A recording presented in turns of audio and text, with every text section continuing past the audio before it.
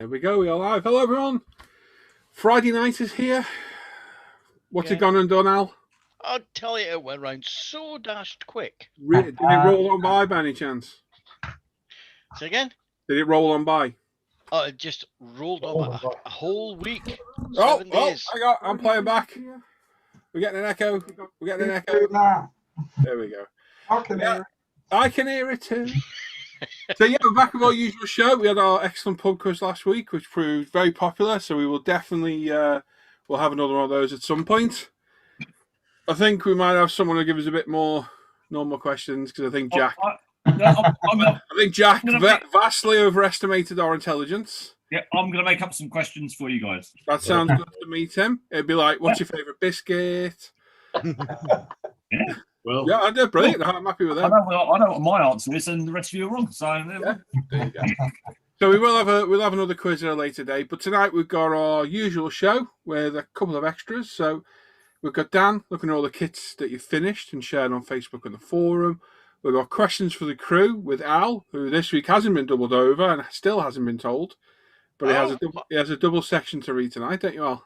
A double. Double. He's now posing as Batman for some reason. Simon's got what we've all been buying as well. And Alan is going to have a look at all the Rally Car Group build entries that were finished, which, believe it or not, I've added mine now as well. It's taken me about 2 months. And Mr. Parker's being interviewed tonight as well. Really looking forward to it, as you can see. Very eager. Our very own Norman will be interviewing him, so make sure you stick around for that as well. And as you can see down the bottom, we've got our friend Mr. Ton Yokochucho, also known as Tony, whose birthday it was last week. He's muted, mate. A couple of days ago. It was a couple of days ago, but we got jibbed off last week, didn't we? For it was Monday. Ecumenical. So he's with us tonight to open his gifts, which we'll do once we're caught up on the chat for the first time. So as usual, we've got Simon, we've got me, we've got Norman, we've got Alan Parker, we've got Dan, we've got Tim, Sam, Luke, Tony, Al McNeish, and Mr. Jim Clark, who's busy stuffing his face. Oh, there he is. He's just put his hand. Have you put your teeth back in, Jim? There we are. And also, we've got a £10. Sorry, it's not. It's a £20 voucher to give away in Dan's section, and a £20 voucher to give away in our free giveaway through the night too. So it's a busy old night tonight. We've got plenty to get through. If you're in the chat, say hello. If you're not subbed to the channel, make sure you sub. Say hello and head on over to Luke's channel and sub there. Make sure you tune in tomorrow at 3 p.m. when he's James Skiffins. So go over there and show Adam Challenger tomorrow. Oh, is it Adam, is it? Adam tomorrow, yeah. Ah, okay. It's Adam Challenger then tomorrow. Yeah, well, he's boring. Yeah, going over there. And Simon also has something to talk about as well, don't you, Simon? Ooh. Do I? 3 p.m. Do I? What do I have to talk about? Have a think. Think about I don't know. Have a think. Even I know, and I'm not you. Involving Lost one me. of your offspring? Yeah. Maybe involving John. Talking about his son already. What about him? Yeah. Well, actually, there could be two things. So the thing on my son is, so Jack, who hosted the quiz for us last week, is going to have his head shaved for Macmillan nurses. So I've put a link on ISM. Thank you, Paul, for letting us do that. If anyone would like to donate, just follow the link and donate. Anything will be great. And a massive thanks to those that have already donated. I recognise a couple of names on there, so that's brilliant. So great for the community to rally round as always. I donated under the name Sam McCord. It's funny. It's not even Sam donated under the name Sam McCord. Oh. Mine's anonymous then. Okay, there's a few of those. I will donate when I get some Spondulix. I will send some money. Cool. And I will say, I was also very honoured to be accepted as a Model for Heroes volunteer this afternoon by Mr. Child. So watch your space. Well done. Do they know what they let themselves in for? No. Are you No, going to be helping? you know the whole point of that is that you have to help people that are. Yeah. Really? Oh, Help. Bring a swear jar. Oh, well done, mate. That's good news. That is. That's good news. no, it's Luke, you'll know, and some of the guys here will know. It's quite pertinent to me, bearing where my son's career is heading. Absolutely. And it is a massive cause and massively worthy cause. And I've got some time on my hands now. I'm very near Colchester Barracks, where some of the events are run. I believe, Luke, you'll know better than me. So I'm more than happy to go along and help out where I can. Good stuff. Very good, Si. Well done, mate. It is very enjoyable doing the session. Yeah, I can imagine it will be. So I only had to stop literally because I couldn't keep taking the time off work. I was running out of time to take off work to do it, because the only time I could do mine was during the weekdays, unfortunately. Yeah. But it was very good. It was very enjoyable while I was doing it. Good to know, Tim. Thanks. I'm looking forward to it. So You'll like it. good. Cool. Right, does anyone want to read that chat? Yes, mate. I'll do. Go on, Luke. We'll get that done, and we'll do you, Tony. Okay. Can I opt out of doing Tony, please? I'll do them. You can clean up then, Tim. First one in tonight is Black Rifle Model Works with an X. Oh, which not is him. what? Hey. Good evening, folks. Who's that? Then Mr. Simon Shaw, evening, Pete. Alan Parker, evening, folks. Claire's with us saying hi all. Good evening, Hi, Claire. Claire. Brian Wimble is with us saying hi all. Hello, Brian. Hi, And Norman Dennison. Hello, Good Brian. evening, Hello. Christopher is with us saying evening. Another Friday here already. They just roll by, don't they? It just rolls on by. Hold on, bye. Du-du-du-du-du. Don't ever do that again, Tim. Sorry. Cameron Miller's with us saying evening all. Richie Lammy saying good evening, fellow Tet sniffers. J.K. Chapman Did say saying Tet, hello, didn't he? Pennsylvania, USA. Yes. Hello, mate. Stuart Scale Model saying good evening, gents. Happy Easter, Pagan Festival. And tomorrow I'll be another year older, if not wiser. Well, happy birthday for tomorrow, mate. That's a good point. Now, for those that celebrate it, happy Easter. Yeah. And for those that don't, happy stuff as many chocolate eggs down your gob as you can weekend. Happy made up holiday. Anyway, Dave Byron saying hello, folks. Gary Ryder Wynn saying hello from down south. Yes, sir. Mr. Mike Tyler's with us. Happy Friday, everyone. Hope you are all well. All good here, Hey, Mike. Mike. Dan Croak is with us. Good evening, gents. Hope everyone is well. And go and check out Dan's latest videos up on his channel. Very good. Joe Bagshire was saying, hey up you lot, looking forward to another good show. Ew. Mountaineer Modeler, hello everyone. Jeff Light, a very good evening, everyone. Hope and trust all is well with everyone. Not bad, mate. Mr. Richie Lammy's with us. He's saying happy birthday for tomorrow, Stuart. And Stuart Tucker is saying, evening, my little model building fluffers. Kiss, kiss. Oh. Oh, Double dear. building what? Fluffers. Oh. The duster. Jan Loftus is saying evening to all. Hope you are all well. Sean White, evening everyone. Steve, good evening one and all. And Banana Man himself, Mr. John Stone, is saying greetings one and all. Have a great show and a great weekend. Model on, indeed. Get Banana Man. Yari T's with us saying hi. All Brian Moran is saying hi guys. Tony is hiding. Yeah, he's got a face for radio, Brian. That's Yeah. Got a face with the dark. Tim's Desk Landon is in saying, hope you lovely bunch of peoples. Well, yeah, I think he means hello, but he's put help. We know what he means. Help. Oh.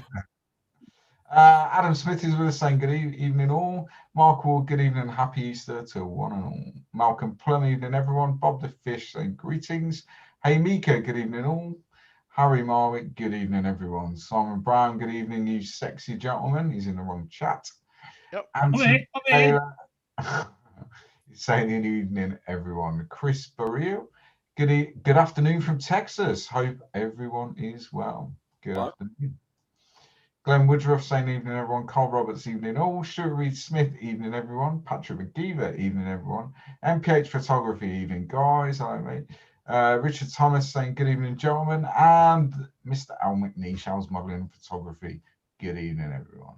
Willie Mack is with us. Good evening, one and all. And Steve Partridge is with us, saying good evening all. Started back to work after 2.5 years. Back as long distance lorry driver now. Made it home in time for the show. Well done, mate. Well done, mate. Good.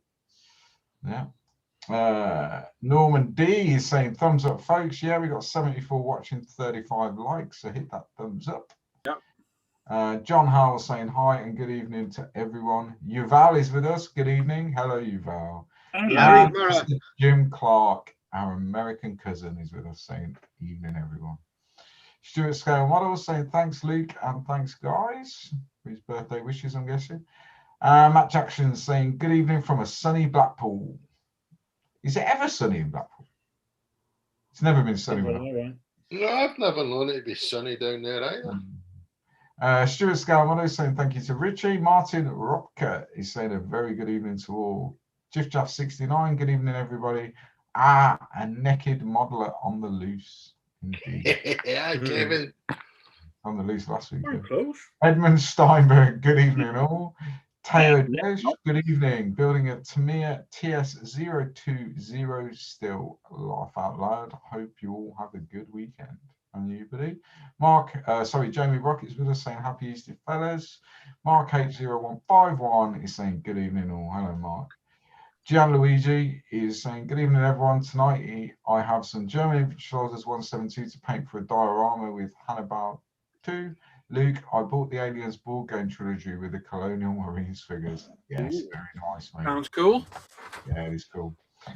Edward Leonard saying good evening, everyone, and happy Easter. And Matt Jackson is saying rarely. I'm not sure what that's about. Just saying he's taking bets on how long till Tony drops a bomb.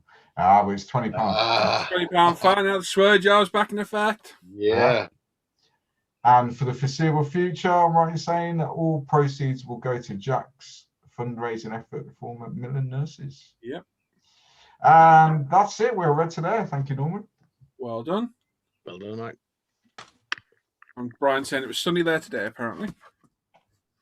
Never been said on Blackpool. Well, there we are. Actually, the last time I went to Blackpool, it was night time. Yeah, it's not normally sunny overnight, is it? No, it's normally not very sunny at night, is it?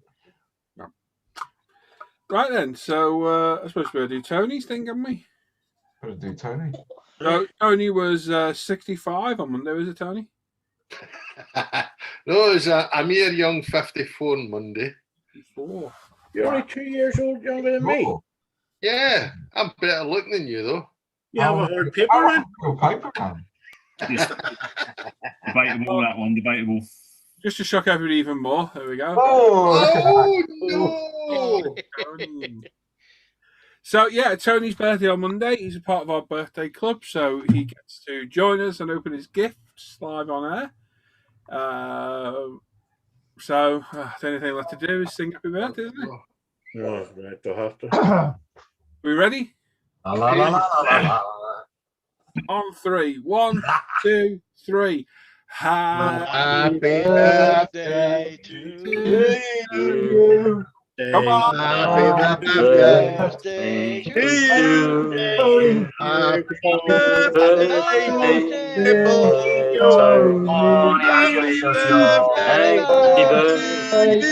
to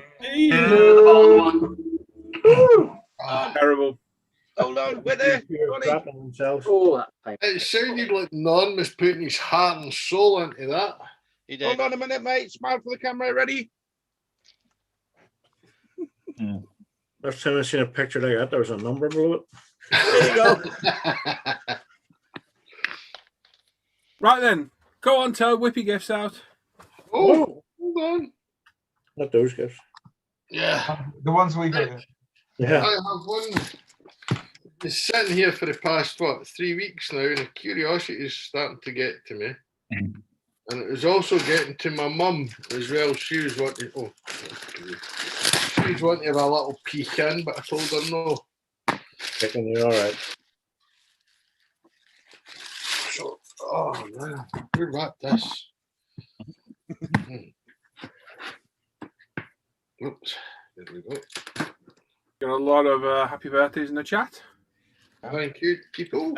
While you were opening that, Claire said, last time I went to Blackpool, I got splitters in my arse. Yeah. Okay.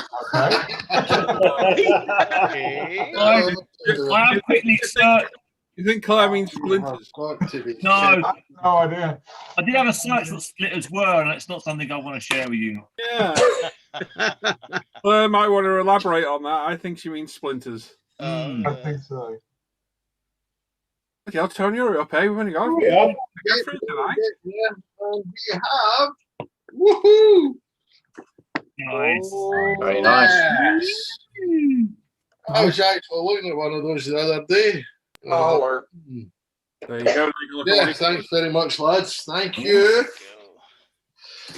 hard kit to find that. Yeah, very hard to find. Don't forget, I thought we only got one thing. Oh no, we got Oh, thank you. Oh, where's that from? it's made out to me. Look at. Hello, Norman. Hey, Oh, how you know? neat. Yes, I look forward to that. Oh, Yeah. Very nice. Very nice. sweet. We can't see the top of the box. I'll be looking forward to that. Yeah, And we, also, we don't need to see the top of the box. also, I got my delivery today, and I got this in the box. Ah, mug Oh, for you. lovely. Ah, yeah. Nice. Nice So mugs. Yeah. if Lee, if you're watching, thanks very much. Much appreciated. I highly doubt he's watching, but I'm. I very much He appreciate doesn't watch it. that. Thank you. But yeah, lads, thanks very much. Much appreciated. No worries, mate. Yeah, Happy birthday. And have a Enjoy your No gift. problemo. Happy birthday, mate. You'll get. Thanks, lads. Who's the next one? No. Jason on the 17th of this month. Oh, Cool. There we go then. So yeah, another birthday out of the way. Happy on the best birthdays. Oh, we still got plenty to go. November's the best month, and it's Absolutely, man. and Alan will agree as well. Hopefully. Who, me? No, Alan. the other Alan. You mean Alan? Oh, That's Alistair. You're Alan. all right. You're Alan. He's Al. I keep calling you Al when he's not there. Excuses me. not confusing at all. I have to go. Al, Alan, McNeish, Parker. Very confusing. So, yeah, there we are then. That's that. So I just want everyone's wishing you happy birthday in the chat. Yes, Claire meant splinters. Excellent. Mike says, good job of listening to you, Tony. Oh, get your tongue out of his thing, Mike. Yeah. Cheers, mate. Right then. What should we do first? Simon, Yes. what should we do? Your best. Let's do, because we're going to be looking at two lots of finished work. Why don't we do the rally build first, or what you've been finishing this week? Split them up. Yeah, good idea. Alan? Right, you want to go on to it? Yeah, we can do that. There is Maybe. some logic applied to that. That's unusual for us. Because of Simon, you see. I need my sunglasses over for that glare. For what? I know what he's talking about. Cheeky devil. Simon's dumb. You got your But slip- yeah, the group of the rally cars ended end of February. It was the 28th of End February. of February. So we've asked everyone who's partaken to put their build up. You've had loads of time. So if you haven't done it by now, you've missed out, sadly. So Alan's going to go through them all and have a quick look at all the builds. Cool. Nice. Lovely. Is that sharing? Yes. Oh, Indeed, mate. I don't know why mine doesn't go full screen like you guys, but there we go. I think it's because So you the- touch yourself. Sorry? I think it's because you touch yourself. Could well be. The first one we've got Antis, and it's a Bell Kicks Opal Manta 400. Nice. Let's do it like that. Yeah, it's a very nice kit. I wanted to build one of those myself as well, to be fair. I think you've got one of you, Si. yep, I did. I have. Elasto grip. Says overall a nice build, nothing major to complain about. Painted mostly with Tamiya acrylics and lacquers and cleared with Gravity 2K. That looks good. And there's another side view. Yeah, it looks like a really good It was kit. a bit weird how we never got those over here, wasn't it? The Vauxhalls. Oh, The we had Manta. loads, yeah. We didn't get them, did we, the Mantas? We did. Yeah, A mate of mine had yeah. one. Yeah, we had the Manta. Not as Yeah. Vauxhalls, we didn't. They were Opals. No, Yeah, we they're had awful mantas. Yeah, none of them were labeled. Cool. we Yeah, had fair enough. Blackfly here. Yeah, the Opal Mantas, weren't they?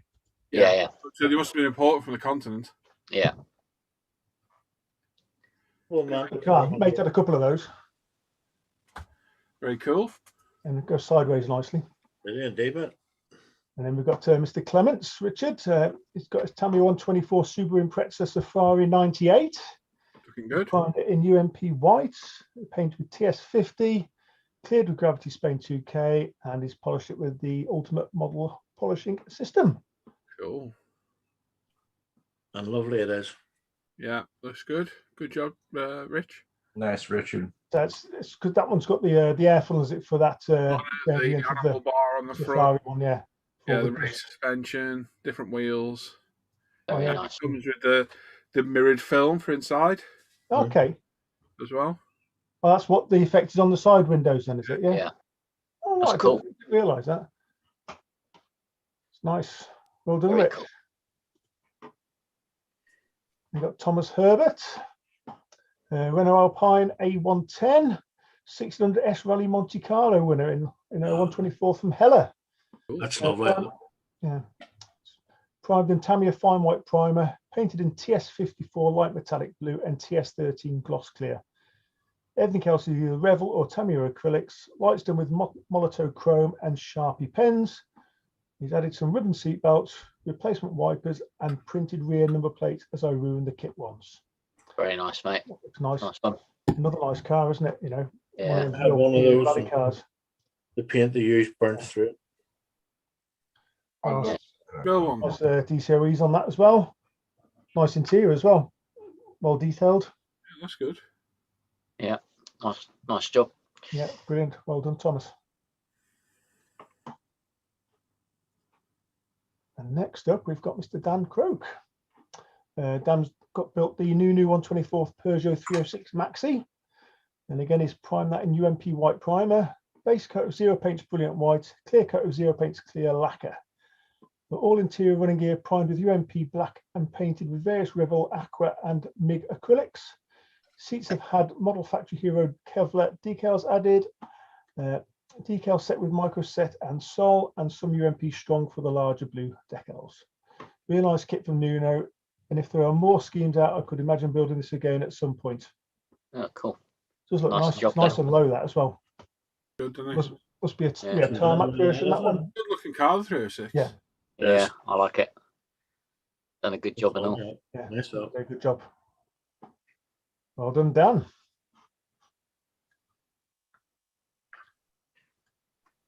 Next up, we've got Bob Case, and he's got a Fujimi Mitsubishi Evo 7 rally car. Fujimi did it. Say again? I never knew Fujimi did one. As a rally car, I mean. I think they do a couple, don't they, Paul? That's got Nicky Hayden's number on the side, isn't it? Yeah. That's Nicky Hayden, it's 69. Couldn't tell you. That's Hayden's number. Sure it is. We sees. I say he's primed it in Tamiya fine primer, body splash paints whitest white and racing red, clear coated with splash paints 2K gloss clear, sanded and polished with Novus 2 and 1, interior paints, interior splash paints and interior black and interior red. Scratch built the interior and converted it to left-hand drive, removed the buckets, back seats, built a custom roll cage and added Sparco Photo Etch seat belts. So I'm assuming it probably was a road car then, and he's converted it to a rally car then, Paul, by the sounds of things. Yeah. Reading that, so you could well be right. I wonder if it's okay. I wonder if it's a proper box rally car or so it mentions nothing about built a roll cage. The roll cage looks good, doesn't it? Yeah, so he's done a good job The with it. road car, I know they do road cars of it, yeah. Okay. That's really Well, well they good. just use spare decals for the scheme then. He must have done, maybe. Yeah. No rally board on the side, is there? No. Yeah, it must be. No, all driver names. Yeah, that's really cool. Yeah, it's really good. Yeah. Nice work, Bob. Excellent. Next up, we've got Stephen Snares. He's built a 124th Hasegawa Lancia 037. Mr. Hobby Surface Primer, Zero Paints exterior, Mr. Hobby UV cut clear. I can't say this. Was on we Renaissance P, is it? I can never say that word. Renaissance. Renaissance, that's the word. Racing decals 43 Bastos decals. Scale Motorsport carbon calvert decal sheet, rear end cut off and hinge fabricated. Rear wheels redrawn and 3D printed by myself to be more faithful to the original. Cool. Very good. Look good. Very Yeah. nice. It's a nice kit. I mean, I saw the one obviously Paul's done as well. You know, the great kits. By Very it, good kit to build. Really nice. Yeah, kit. looks good. The detail on the back's pretty nice as well. Cool build. Well done, Stephen. Next up is Carl Roberts with the Tamiya 124th Mitsubishi Evo, pretty much out of the box, apart from seatbelts, painted with UMP primer, Tamiya LP and Gravity Spain 2K clear. That's an Evo 6, isn't it? That's the Evo 6, yeah. That's good. Good job. Nice, very nice. Yeah, looks nice and clean.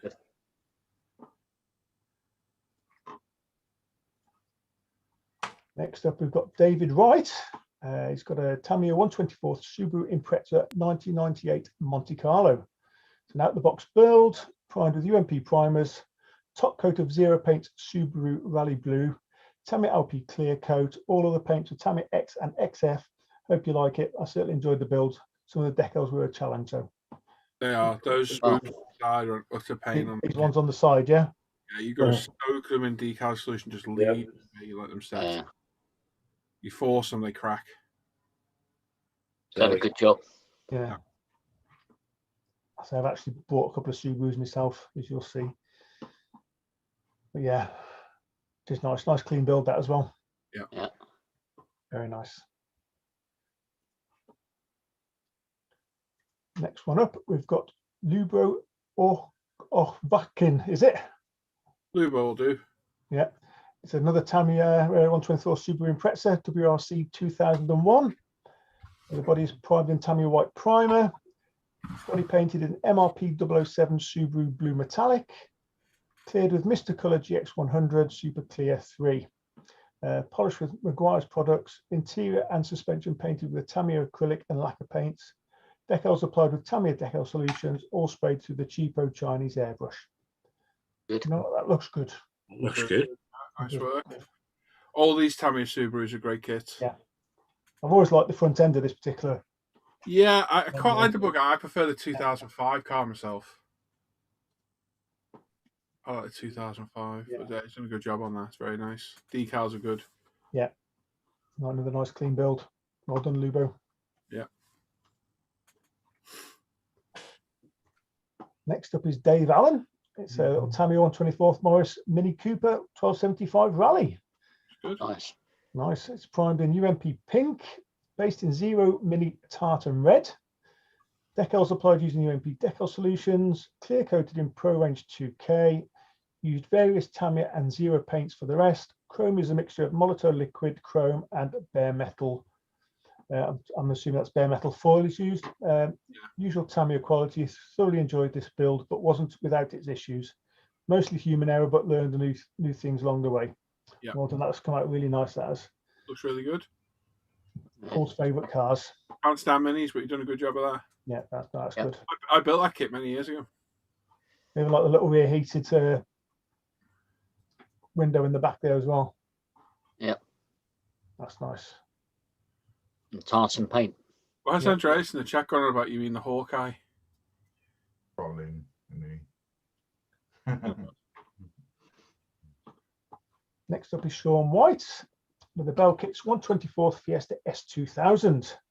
Another out-the-box build, UMP primer, Zero Gloss White and Gravity Spain 2K. UMP decal solutions and polishing system used to finish. Nice little kit that included P and seatbelt material is a nice touch. That's a Nice. nice clean car. I'm gonna have to get me some of these Bellkits as well because they look like good kits. Nice cars, aren't they? Yeah, they're Lots lots of good subjects, yeah. Yeah. They're meant to be bringing out the S2000, aren't they? Was this no the RS200. RS200? Yeah. Done a good job, Sean. Yeah, very good. Nice clean build again. James Barton with the Renault Alpine A110. Monte Carlo 71 by Tamiya. Primer is SMS surfacing primers, white under the body, black everywhere else. Zero paints, Renault Alpine Blue. Clear is SMS Crystal Clear. Metallics are AK Extreme. Miscellaneous is SMS Vallejo and Scale 75. Detail up chrome trim, bare metal foil, and 4-point seat belts from KA Models themselves. Nice kit. Another nice car, another nice build. Yeah. Yeah, lovely job. Those seats are good. I say, yeah, I was going to say, them seats do look really good, don't they? Yeah. Well, the seats and belts, yeah. Andreas meant the Subaru. You got the Bug Eye, the Blob Eye, and the Hawk Eye, apparently they're called. Oh, Yeah. okay. Okay. Gotcha. How are you keeping, Andreas? You okay?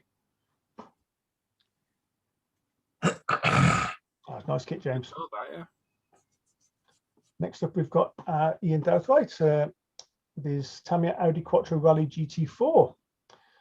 Primed with UMP grey, painted Halford semi-gloss black throughout the Apex airbrush. Regi Decalas 1981 Monte Carlo Rally. I like the way you pronounce the A.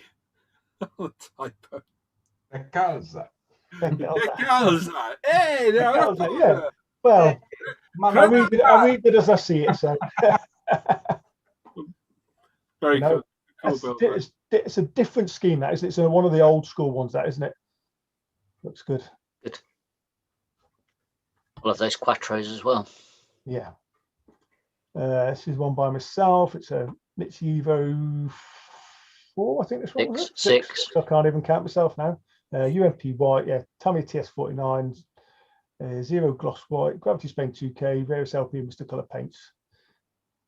Yeah, it's more or less out of the box build. Very nice. Wow. Nice work. They're arguing in the chat now. Well, Gary is telling everyone it's a Blob Eye or a Hawkeye. Ah, lovely. To be fair, though, Gary is normally right. Yes, normally. He- Not all the he's time, though, but master of Google. yeah. Don't say that. You won't. You Next up, proved you wrong the other day. we've got our very own Simon Shorey. Over the Trans Am. Yeah, he was right. Yeah. Yeah, he was, yeah. Never mind, Tim, don't worry. So anyway, so Mr. Shorey's built a Tamiya Gazoo Racing TRD 86 in 1/24. It's primed in UMP black primer, zero silver, Gravity 2K, various LP paints, UMP polishes, and all through his trusted Apex.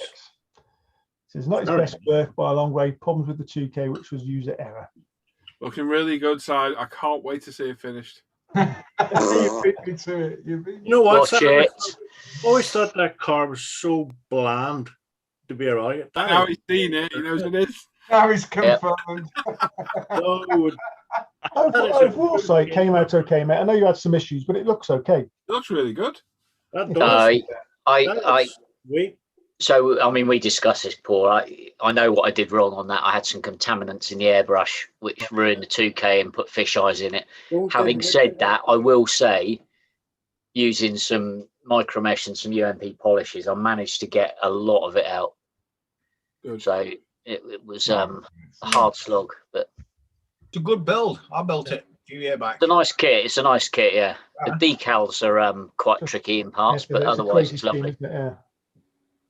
I think mine's still wrapped up in bubble wrap in the loft to keep it protected. Well, it was my first one that I was really pleased, and I didn't make any mess ups. Mess ups. So Kev's in the chat saying in Scotland, it's a Hawkeye the new. Oh, dear. Oh, look at that! Oh, it's Look at this. This is our very own Mr. Paul Britland. Another Hasegawa Lancia 037. It's a great kit, but not his best work. Lots of mistakes and lessons learnt with this. Taking my time more being one. Primed with ultimate white primer. Base painted in zero paints Griffone paint set. Kit cartograph decals. Gravity 2K clear coat. All through the ultimate modeling Apex airbrush. Studio 27 detail upset. Various LP colours used throughout. Micro mesh sanded and ultimate polishing system to finish off. And it come out well, Paul, to be fair. I know you had some issues. Yeah, And a couple of mishaps. it was mainly the 2K. The 2K was just too thick on it. That was It's all right. Sorry to me. But again, it come out, you know, I it did- gets me I the did clarity. The clarity separate of your the- glass always gets me. You know how clear you keep your glass. Just don't touch it. Yeah, it's What's one the advice for that? aspect I really need to improve on. Yeah, but yeah, I did saw the back end off as well. I just completely forgot to get a picture of it with the boot off, with the lid off. Are these hinges supplied in the detail upset, are they, Paul? Yeah. Yeah. That's nice. They Nice don't build, work. Paul. You watch a video build that on the channel if you're really interested. Yeah. Unless you're Tim or Sam, then you won't watch it. No. And next up, we have BAP with a Hella 124th Peugeot 307 WRC 04. UMP pink primer, 0 red paints, dual high gloss 2K, Marlboro aftermarket decals, photo etched seat belts and bonnet pins, and was quite surprised at the quality of the kit. Yeah, that's one of my favourite rally cars. That. I think it's a good-looking car. It is a good looking car, isn't it? It's very purposeful looking. But Yeah. Who'd have thought to take a convertible rallying? Yeah. It's a crap car. Yeah, In a it looks, proper car. it looks good as a rally car. It's an awful car. Oh, awful car on the road. Well, not many Peugeots are good, are they? To be fair, Hey, I drive a Peugeot. Doing a good job of that, though, BAP. Fair play. There's not many manufacturers that can take a car that leaks so badly that it fills up very, very quickly with water. You take it back to the dealer. They say they fixed it. The next time it rains, it fills up with water. I'm sorry, but yeah, Mine's bone dry, man, inside. Mind you, That's it 25. for the rally group build. there we go. Well done, Alan. Well done, Alan. Cool. Some beautiful builds in there. That Yeah. blue Lancia, blue yellow Lancia did it for me. I think. I don't know about that. I think I'll make that one the unofficial winner. Really? the unofficial or the official? The official second place at Evo 6. Yep. Built by not Alan, the other one. Yeah, like, Not by Alan, the other one. Yeah, that was some great work. Well done, everyone. Very, very Yeah. nice. So we've got the German build ended 2 days ago. Tended. Yeah. Oh dear, I never got finished. We might want to put a post up. Something like that, Alan. We might want to put a post up for that. That's I finished. will put a post up Go on. the next couple of days for the finished kits. if you could wait a month, Oh, I meant to say send that it it's little finished. bit, like, The dates are on the original opening post of the dates. Yeah, we haven't put it's finished up post for the other one. So So we started the large scale one and the F1 one, didn't we, on the beginning of March? yes, Is that and right? we've started the road card one started the 1st of April. So the post Hang up on, there's been when a did lot. we start the large scale one? That was before March. Large scale was the 1st of February. 1st of February. Yeah. Was it? Yeah. I really should print out this calendar. Yeah. And then we Other got one the was the 1st of March, and the road cars started. Yeah. So yesterday. So I'm going to miss the F1 build and build Boo.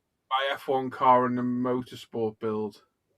Well, unfortunately, I'm video building 2 cars at the minute, so I'm kind of just struggling. One of them being 1/12, which I put a ridiculous amount of detail in, like an idiot, and decide to video build everything. So I don't think I'll get the time to finish it. So I'm going to skip that one, but I really want to do the road car build because I want to do Made Series Beamer in it, I think. So yeah, that's it. Well, so I might be skipping the road cars one. I don't know yet. Oh. But the way it's going, this F1, I'm halfway through this F1 now one already. So Yeah, you started that 12 scale Tyrrell, didn't you? Oh no, Yeah. you didn't. I thought you were going to build that. I was looking forward to that. I know. I was very excited when he told me. Yeah. let down. It's let down the people on the channel. if I had more Oh, time, no. I might have done it. You're off for a fortnight. You'd have had it finished. Take some more time off work. Yeah. You're going to pay me, Tim? Oh no, No. Gary in the chat to put Tim's silly F1 hat is so shiny it's reflected off Simon's head in the grid view. Gary, and yeah, you're I thought right. he'd- Leave, I thought Tim, he'd used his hair there. leave Tim's midlife crisis clothes alone. Hey, Yeah, it's a bit of an F1. We've got an F1 feeling going on, me and Alan. Yeah. I'm supporting Odd Lewis. Yeah. Yeah. Yeah. Mhm. There's no love, is there, Tim? There's no love at all, is No, there? no. Hang on, whoa. I'm all for Lando, thank you. I was just about to say I love F1. I'm just not a Lewis person, if I'm honest. I like him as a driver and as a champion, blah blah blah. But I think Lando's got better chances these days if he gets a nice drive. And How's he driving Cloud City though? I don't get it. Anyway, not to change the subject or nothing, Charles Stanhope says, "Hey everyone," and Ed says, "Road car equals street driven car." Yes, yes, it's kind of in the title. I think. Wow. It's like on a road, which is a street. And what about a field car? What would that be classed as? A what? A field car. What is he on?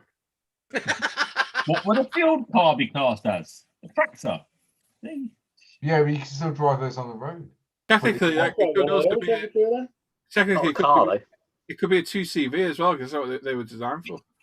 Yeah. There's a flaw in your logic, Tim. Yeah. It's not the 2CVs, though. Most of them rot away.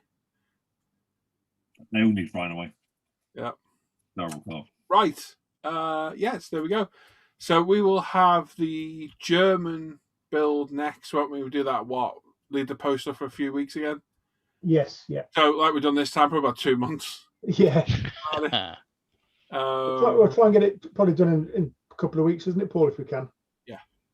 Get a chance to finish mine, hopefully. Yeah.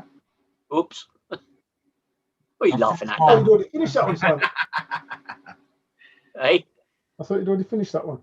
I finished painting it practically. It's all in bits because it's got to be glued together. What? Andy's saying custom cars he was wondering about. If they're road legal, you're fine. Tractors. That's not a car, though, is it? It's a road car. There's the farmer. There's For a the farmer, it's a road car. That's a thingy vehicle, isn't it? Agricultural. That one. Yeah. All right, then I'm not going to bother with that. Right then, Simon. Yes. Let's do your bit there, mate. Okie dokie. Just says most impressed how Lando can drive so fast while wearing a cape. Andrea said the same chat I did. You can hear the people there. Got no idea what I'm talking about at all. But anyway. Oh no. Yeah. I can hear it. I can hear it. Are we sharing? Just thought I didn't put anything in this week. Oh. Is that Hey, I'm sharing, going to folks? postpone this section for half an hour. Yes. Thank you, Al. Go on. I agree You with ready? Al. Yeah. No. Okay. Hang on, give us a minute. Go on, go. I heard him actually take his breath in then. Yeah. Oh, hang on. Wait. There's a comment in the chat. Let's deal with this first. So, Ron Online. Oh, my love. Says, God sent his sinless Son, the Lord Jesus Christ, into the world to save sinners from going to hell after death and give them eternal life and home in on heaven to those who trust in him as their God Savior. Bollocks. Get rid of that out of my chat right now. I prefer Harry Potter. Shove that right up your windpipe. Yeah. See you later. Have fun. Ta-ta. Bye, Ron. I'm under no illusion where I'm going, so I don't give a fuck. Do Ron. Yeah. Do Ron. It's made up. Daryl say, did he build models? Just doing something in that cave over the weekend. Yeah, wooden ones. Anyway, go on, Simon. What? Jesus. You're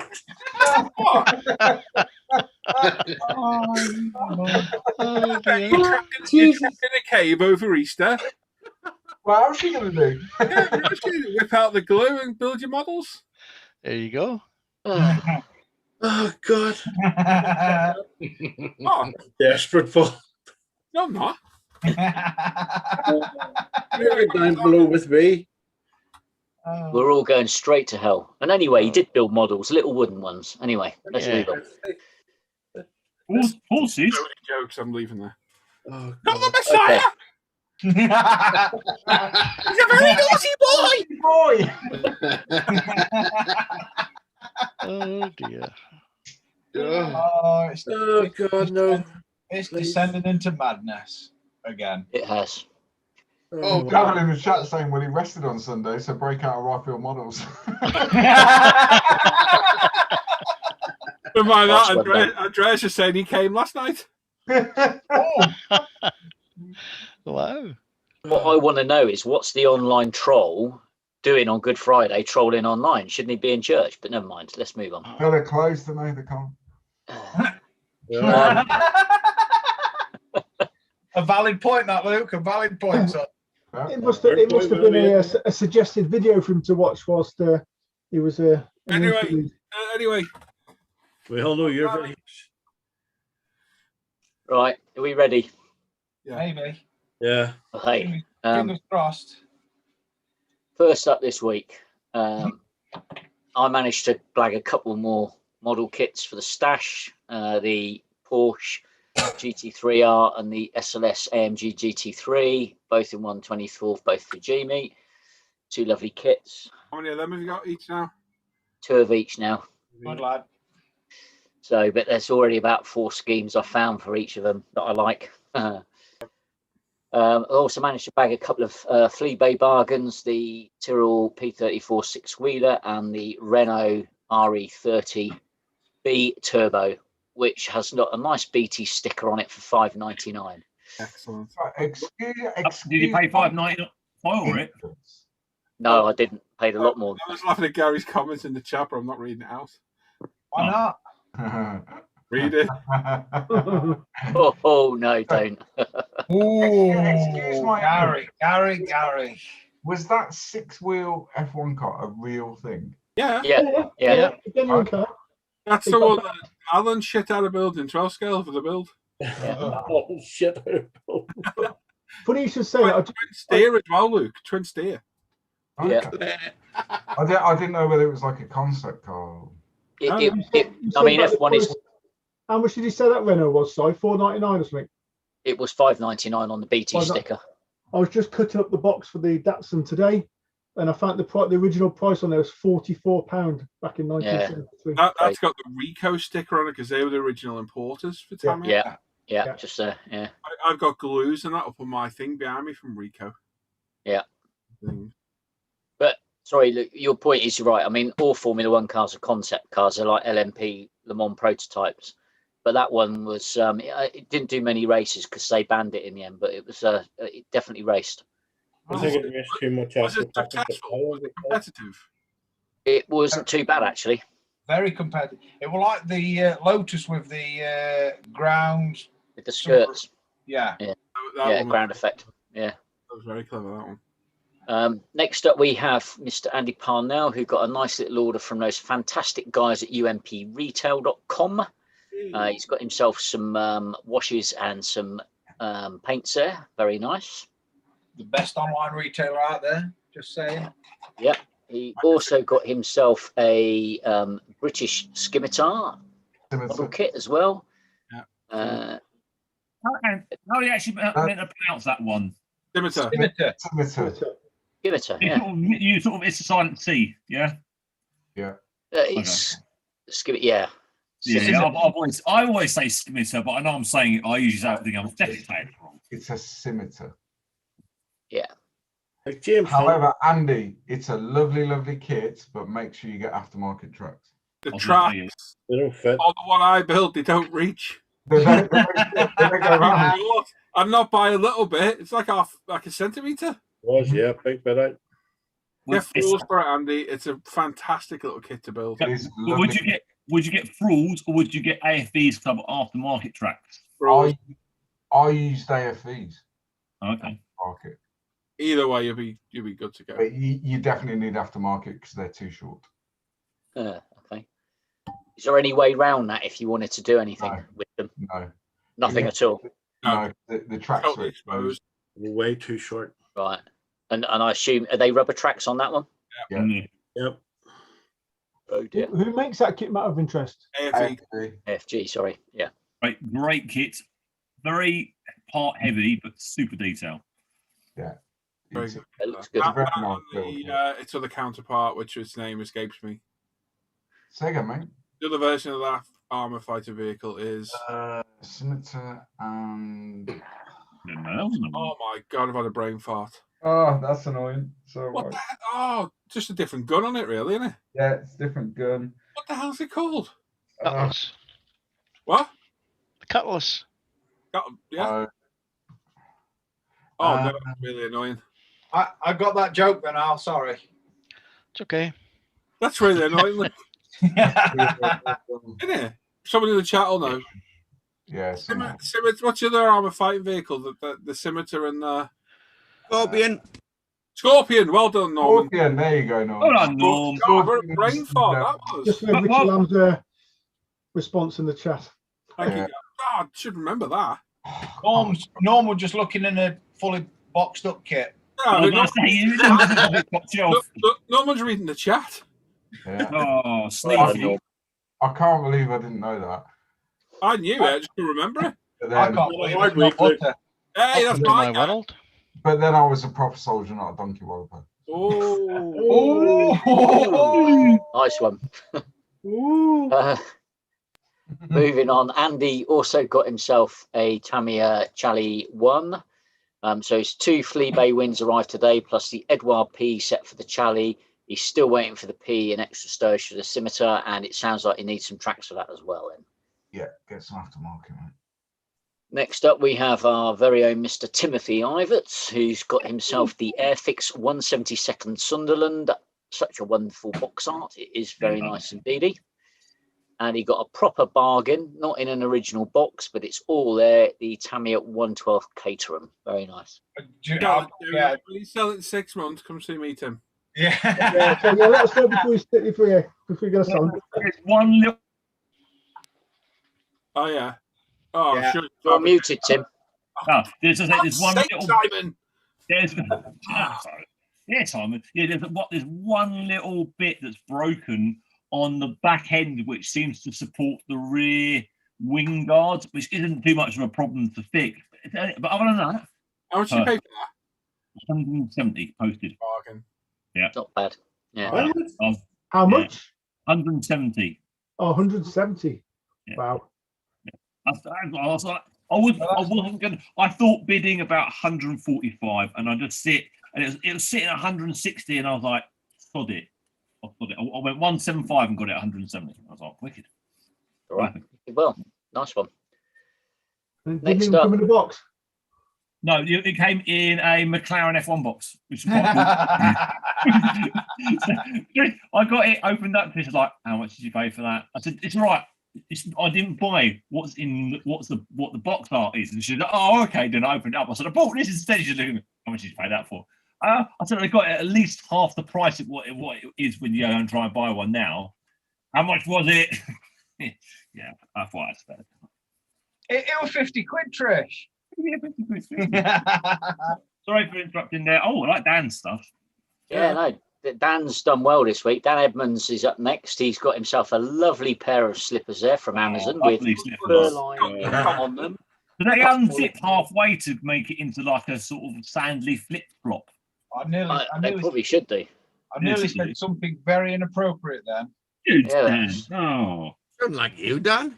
Yeah. No, I know. I am a saint. I was hoping for a fine sort of moment then, but shame. Timothy, not happening, son. Not happening. You say Anyway. that now, Dan. Before someone does, very nice, Dan. Much more luxurious than mine. So I look forward to seeing the. I look forward to seeing the pictures of Dan wearing those at some point. Yeah. He also got himself a Lamborghini Murcielago and a detail upset from Aoshima. Very nice, mate. What makes them more luxurious than yours? Mine aren't fur line, mate. Oh, Not like that. And mine haven't got the detachable strap thing across the front. Next up, we have Mr. Chris Baril, who's picked up an AMT 125th 70 Chevelle SS. Very nice indeed. I like the old box art. Yeah, it looks good, doesn't it? And he also stopped by the craft store and picked up some 1/16 inch ribbon and embossing powder. He's going to try and level up. I'm assuming level up his modelling skills and detail up that Chevelle. Very nice. Next up, we have Daryl Masters, who got a little order from UMP, first set of TS paints to have a go with. Very nice indeedy. Some Vimmer. I think he means LP, yeah, and some Haribo there. Very nice, mate. Daryl in the chat's commenting, has Dan only got one leg? Probably. Because you show one leg. Bit of a personal question. Next up, jeez. Next up, we have Mr. Sean White, who picked up another 124 through Jimmy Porsche 911. Very nice. This is the Carrera 3.8 RSR. Very nice kit. I heard Hitler only had one. Was that the one you was bidding on, Paul? I was looking at one, yeah, but yeah. Now, is this the one with the decal on the bonnet? Yes. Okay. Which is what put me off getting it. Yeah. Okay. And Sean, you're in desperate need for some UMP and ISM stickers. Yeah. They are well worn like that. He also picked up a 125th Revel Dodge Viper for peanuts. Nice one. Traded with an L. And he upgraded his El Cheapo Luck racing chair for a better quality one. Was several times the price of the old one, but so much more comfortable and better made. Nice one, mate. Yeah. So I need to invest in a decent chair. Next up, we have Mr. Andy Parnell. We already seen that, so I shall skip on. Thank you, Tim, for your comments on that one. Yeah. Next up, we had Dave Allen, who got himself a nice little UMP delivery this week, which was the infamous and very hard to find Tamiya LP5 paints. Well done, mate. Yeah, I got there's lots of stock. There's lots of stock in UMP at the moment. Yeah, I get two. There is. Yeah, no, there's loads. Lots of good kits in the Fujimi range as well. I've got to put in an order. Anyway, Dave Allen also picked up a Revel 124th Citroen 2CV. It was his first build, getting back into the hobby last year, and he's always wanted to do another. Nice one, mate. He also grabbed Revel's a 125th 65 Chevy step-side pickup, and he's going to do something special with that one. I look forward to seeing that then, Dave. And he also got something special. He got the something special Life Colors Dust and Rust set. Very nice. Yeah, be very careful of that Life Color dust. Elaborate, Luke. Go, mate. That's the one I had, isn't it? Yeah. Mm-hmm.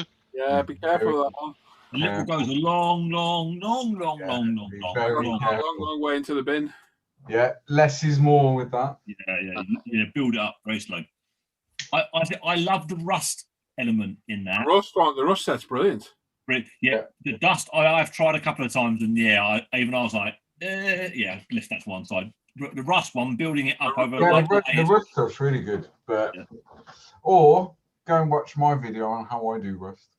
Yeah, that's a good video. Good video. Whatever you do, though, Dave, be good to see some pictures on the ISM Facebook page of how you get on with that. And lastly, he grabbed this for his daughter's 9th birthday. She wanted the Tamiya one, but it is getting this instead, which is the Revel 124th Easy Click System 4 GT. Nice one, mate. Hope she enjoys it for her birthday on all cheers. That's a good way to get her into it as well. Next up, we have Mr. Gary Ride. Sorry, Tim. I was like, if she's 9, she's stuffed. No, that's a good kit to start off with. No, she'll be fine. And actually, the ones I've seen of those, once they're built up, you look all right, yeah. They're not bad. Bad, to be fair. Yeah. You should try one, Ty. Yeah. We'll be fine with that as well. Next up, we had Mr. Gary Ride the Wind, who's got a restock of LP5 and LP1. He's trying out his new CA glue and new spun shanders as well. Very nice, mate. Next up, we have Mr. Malcolm Hall, who's got himself AMT's 125th 67 Chevelle Pro Street. He absolutely hates the cleanup involved with these kits, but he's a real sucker for American nostalgia. He has a few others of these kind of kits that he's managed to make look good. Plus, it comes with a really cool drag slicks. Good one, mate. Nice. Next up, we have our very own Mr. Luke Carswell, who got himself a UMP resupply, which was delivered in quick time, floor service, and as always. Mugs, cleaners, primers, Haribo, and some glue. That's All what the Haribo and bloody stickers he gets as favouritism, that. yeah. Isn't it? I'm gonna have to have a word with Lee. No, I don't get Haribo. I got a load last time, no. Yeah, I do. You got a load off Lee. Yep. Then full he load. gave him some Haribo. That's because Luke's got his address. Anyway, Steve Partridge was up next with a couple of kits. He got himself the Zvezda Russian Typhoon and a Mini Bright SU-33 flanker. Not necessarily in that order. Very interested to see how that Typhoon builds up, Steve, because I've built the Tacon one, and it's a lot more expensive than the Zvezda one. So it'd be interesting to see how that Zvezda one goes together. I'm sure I've seen pictures of it built up, and they're saying it's great. Yeah. Yeah. And you get the light bar and the military police decals in it, which I had to buy aftermarket, and they were another 30 quid when I built it. Yeah. Cool. Well, look forward to seeing that, Steve, post on the site. Nice one. Next up, we have Stuart Reed Smith, who got a couple more for the stash. Need to build some, mate. The Revel Shelby Mustang GT350 and another Tamiya Toyota Supra, both 124th. It'd be good to see you build some kits, mate, when you join the Hangouts. Yeah. We also have Mr. Alan Parker now. This week's purchases are a Subaru WRC 05, nice one, an Impreza 99, and a bit of photo etch for the NSX. Cool. He also got himself a few paints for the current build from his local hobby shop. And for that, this week, that's it. Excellent. Well done, Simon. Yeah. Dave just saying in the chat, cheers, lads. Luke, that vid was what I got me thinking, got it more for the dust and rust. Yeah, just be really careful with it, mate, because we've all had experiences of their dust set. Just very minimal and build it up. I have video evidence. Yeah, there is a Charlie 2 build. On my Challenger build when the whole world fell out my ass. Yeah. On camera, like, I've ruined my model. 2 hours later, with some cleaner and cotton buds, I got it back to where I wanted it. Yeah, you saved it, didn't you? Yeah, luckily. It was the wrong colour. Well, yeah, it was too light when the green was wrong. How we laughed. Oh. I got critiqued for something the other day. I can't think of what it was now. I saw that. I was going to comment on the video, but I didn't have time. I can't think of what it was now. Yeah, it was, wasn't it? It would be much better if you actually knew what you were talking about and where the hose went. Somebody criticising me because I added wiring to the Skyline that went nowhere inside all the inlet manifold, which there is wiring there. I haven't got a clue where it goes once it goes underneath. You're not going to see it anyway. Apparently, I should have better knowledge of the things I'm building to... Yeah, I saw that, yeah. I get a life, huh? Yeah. How many rivets did it have? Not enough. Non-site, it was wiring, mate. No, I was being... Oh. You know what I love best? He answers me, seriously. Yeah. Still doesn't get. And still that tries to answer. You know, I didn't mean... Oh, hang on. Yeah, I realise what you mean now. Yeah, still doesn't get no one gives it. Oh, yeah, that was a good one. That I was like, nearly. And then someone telling me that the colour I did my GT500 wasn't a Ford colour. I was like, yes, it was. Yeah. Anyway. Bless them. Yeah. Let's not even get started on the pencil sharpener. Pencil sharpener. Yeah, fair play on that one. I should have a more professional pencil sharpener. It's been sent away for gold plating, and then once it comes back, it'll be jewel encrusted. I enjoyed the UMP ones in the latest one, Paul. Toothbrush, very important piece of information. Oral B 2 to 6. Sorry, 2 to 4. Number 2, blue-green Mickey Mouse. Yeah. Ooh, yeah. I've had that for 4 years, obviously, because James was 2. So. Yeah. Wow. Here's a question for you then. So, other than tools, what's the oldest thing you've got in there that you use regularly? Ooh. In where?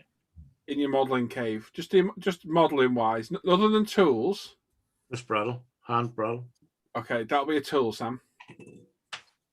Well, I'm a So, tool. so explain what yours is, Paul. Give us an idea.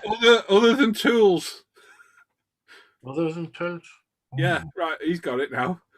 Me? Mine is this razor saw. Yeah, I have a think. Mine, I only realised the other day, and this is the kind of thing I'm hinting at, is in my spray booth, I have a pot which I ditch away all my excess. Yeah, fluid. yeah, I've seen that. Yeah, And that pot, when I thought back, I bought 10 years ago with my first ever airbrush cleaning pot.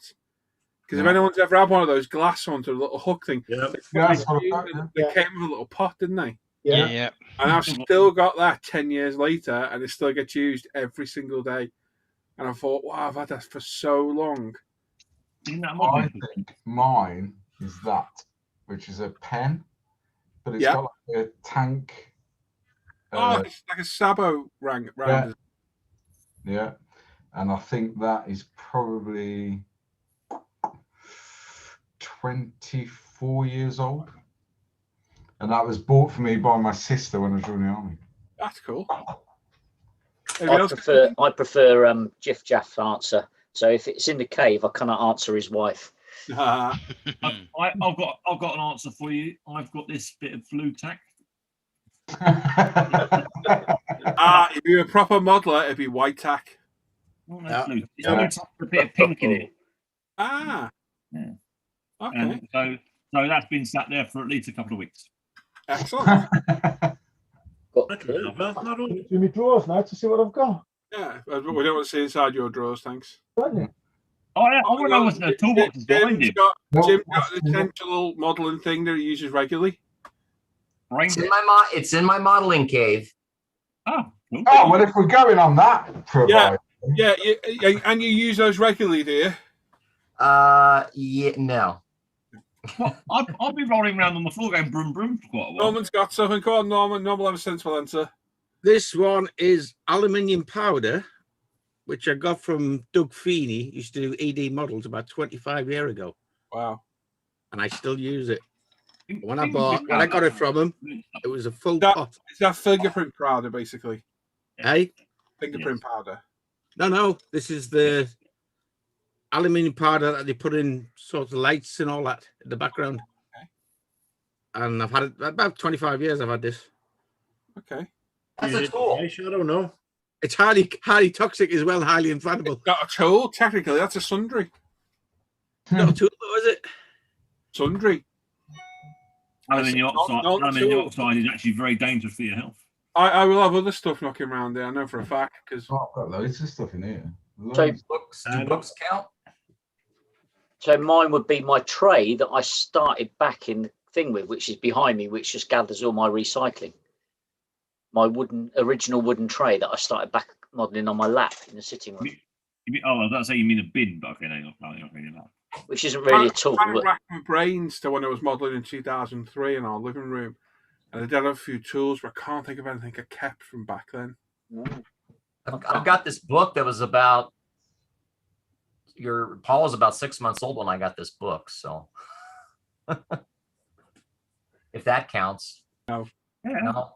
Shoot, it's in the that, which is a shell casing, a genuine shell casing from the first time I ever called in artillery support. Oh, cool. Right. Ooh, that's And cool. that was the That is cool. first shell they fired. That is cool. That is a cool souvenir. Burnt his fingers when he was picking it up, though. I can trump that one, but mine doesn't have it. I've got a big one behind there, haven't I? From privately, I've got I think that one over there stands about 2.5 foot tall. It's from the 4-inch gun on a Type 23 frigate because a mate of mine was in the Navy years ago. And, yeah, they're not small. He smuggled me one off ship. I know Harris smuggled to get through customs. I know Harris. I probably know Harris smuggled it if you're in the Navy. Just saying. He walks funny. It's over by my cave door, and it's been in the same spot since the very day I built this cave. Yeah, and Richie, yeah, you're absolutely right, mate. 105mm howitzer. There you go. Do you remember a while ago when my grandma passed away? I was given a Japanese bayonet. Yes. Rifle. So no, I don't know. I don't think I heard that. Don't think I heard that. It's in here. So 2 seconds. There you are. So I've got. Don't fall into your chair. I've got World War II Japanese bayonet, and it's still greased. My God. It keeps it by the door just in case. Yeah, you never know. You never know. I'd say that would let me know. It's still as sharp. I don't think it's ever been used. I don't think it's ever been used. But anyway, so I got given this, and we were never too sure where it really came from. So we found the paperwork from when my granddad was over in the Far East, and he was in Japan, and we've now found the paperwork that's allowed him to bring this back as a souvenir of the war. So Tim, if I was you, I'd chuck that in some bleach because there's a blue flashing light behind you. Will do. Perfectly legal to have in your house. Yeah, technically, yeah. it is legal to have in your house. Yeah. As long as, like Tim said, you've got the paperwork that says it was allowed to be brought back as a trophy. Yeah. If it goes rushing across the green just outside his house, then that's a different. Then they're going to get a very swift 5.56 to the chest. If we're paying top trumps, then you're going to have to give Andreas your card here, because Andreas has got a car 98 that his grandfather took off a German. That's quite cool. Nice. Very cool. Anybody else got anything in their... I remember Tracy. I checked the stamps, and it was dated to like 1930 something. It was great, which was quite cool. Well, nice little thing to keep hold of, Tim. Yeah. But great to have found the history. But not worth a lot of money. No. Well, keep it as a sentimental. Yeah, it's more. I think with the history where it came from and everything would probably give it a bit more value. But yeah, I think the top out are about 150 quid. Yeah, they're not worth massive amounts of money, but for the family, it's priceless. Yeah, it's actually a proper war, a bit of item from the war, which is really quite cool. Really cool. Yeah, it is cool. Like that shell casing that's up there, that's worth nothing apart from melted down brass. No, they're not, mate. They're worth money. But they are worth money.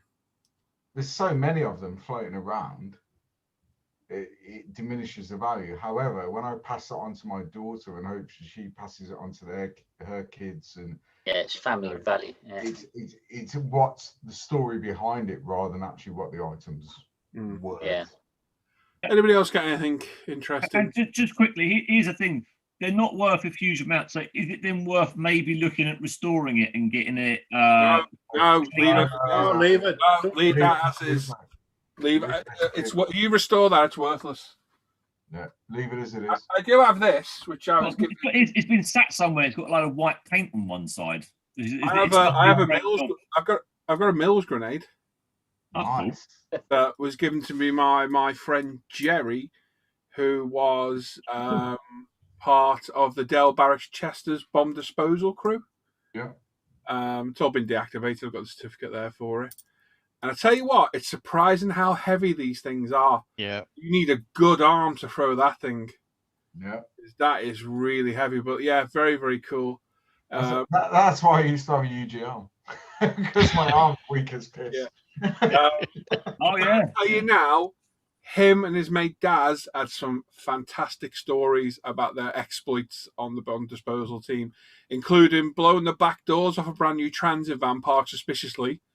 That there was nothing wrong with it, and pulling up on several jobs with the brakes on fire on the truck because it's driven it that hard to get to jobs. And he had very interesting videos of their exploits on camp, which I'm not going to show. I'm not going to explore. Funny story about bomb disposal. Years and years ago, before I joined the military, I think it was 95 or 96, in Birmingham, they held the G8 summit.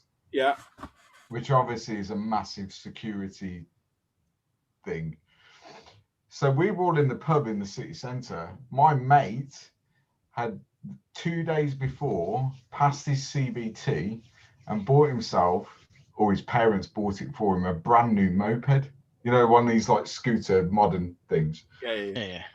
So he decided to meet us at the pub on his new moped, parked it in the city centre, got drunk and decided he couldn't ride it home. I think it was the day before or 2 days before the G8 summit, so the city centre was just locked down. Essentially, you couldn't get anywhere near it.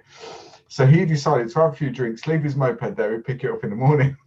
When he went back in the morning, bomb disposal blew it up. Oh, nice. Those guys don't muck around. Yeah, blew it up. That's quite a brave job, that one. It's a very brave job. Because you got that suit on, and from what the guys told me, that won't stop you getting blown up. All that does is keep your body together. Yeah, just keep it together. It just makes it easier for the medics to sort out. Yeah, some of the stuff they told me about, yeah, very good. They are. That poor truck was way overweighted for what it did and the way they drove that thing. Yeah, there's two types. You've got bomb disposal and you've got EOD. Yeah. Essentially, they do the same thing, which they're all nuts to do what they do. But EOD are the guys on operations dealing with the IEDs and stuff. Yeah, so that's a whole different thing, isn't it? We would get to a certain point and we go, that doesn't look right.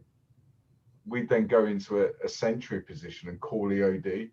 And these are the guys that literally walk down with a Leatherman, pretty much, in the suit and go and have a look. Not for me. Not for me. I'll be honest. If that thing goes off, there's nothing within 200 meters that's going to survive. You know? They were good. I used to shoot with them, and they were cracking blokes. But some of the videos from their exploits on Dale Barracks, where they've been mucking around with stuff they shouldn't have been mucking around with. Yeah, it was quite funny. They were good lads. Yeah. They're a certain breed of man. Yeah. Yeah. Very cool. Anybody else got anything knocking around? No. Dan? No. I would say any spray booth, but you know, it never gets used. Okay, that's Al's having a look around. Sorry, no, he's looking for his teeth. Nothing, zero, zilch. Everything in here, pretty much, apart from obviously tools and whatnot, is brand spanking. Richie Lamb saying in the chat, and that's something special. He's got his granddad's royal warrant from the time he was a sergeant major during World War II. Nice. That's impressive. I've got my granddad's. It's World War II medals that everyone got. What were they called? Service medals. Service medals. Yeah, GSM. They're framed on the wall over there. Yeah, absolutely. And MPH photography. Totally get your sentiment. Yeah.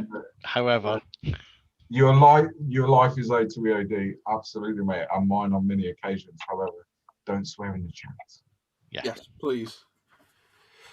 Yeah. Okay. Well, there you go. Interesting little offshoot there. Yeah. So yeah, very cool, Tim. Keep that. Don't touch that thing. Leave it as is. It has never been looked after, so the outside of it's just covered in rust, and it's got some paint where it's been left on one side. It's a handle. Yeah. You could restore a handle. It's a wooden handle, isn't it? Yeah. Take it to a military affair or an antique dealer that knows what they're talking about, and then get them to say what you should and shouldn't do to it. That's the best. I would leave that totally. See, I'm not too worried about the cost side of it. It just doesn't look. I don't want it like brand spanking new polished shiny. You know what you need to do? Have you seen that show on BBC One, The Repair Shop? Oh yeah. Right to them. They'll do it for you. That is a great idea. And we would love to see you on telly in your. I would love to be on telly. Oh, they'd love you on BBC. Luke, can I bring you along as my friend? Absolutely. I suspect that might not meet the BBC's criteria for valid repairs somehow. What, the British Biased Broadcasting? Oh, no, it's got a great story behind it. It's that would be great Yeah, to see. yeah. It's a good idea. Actually, I'll look into that. There you go. I've taken my AK-47 then. Yeah. Hello, Dad. Do you think they'll let me take my MP4 with them at UGL? Right. I don't know, if you take headphones as well, you'll be fine. Headphones and a funny looking jacket. That'd be funny. You'll be right through the door. Anyway, moving on. Right then. I reckon we should do.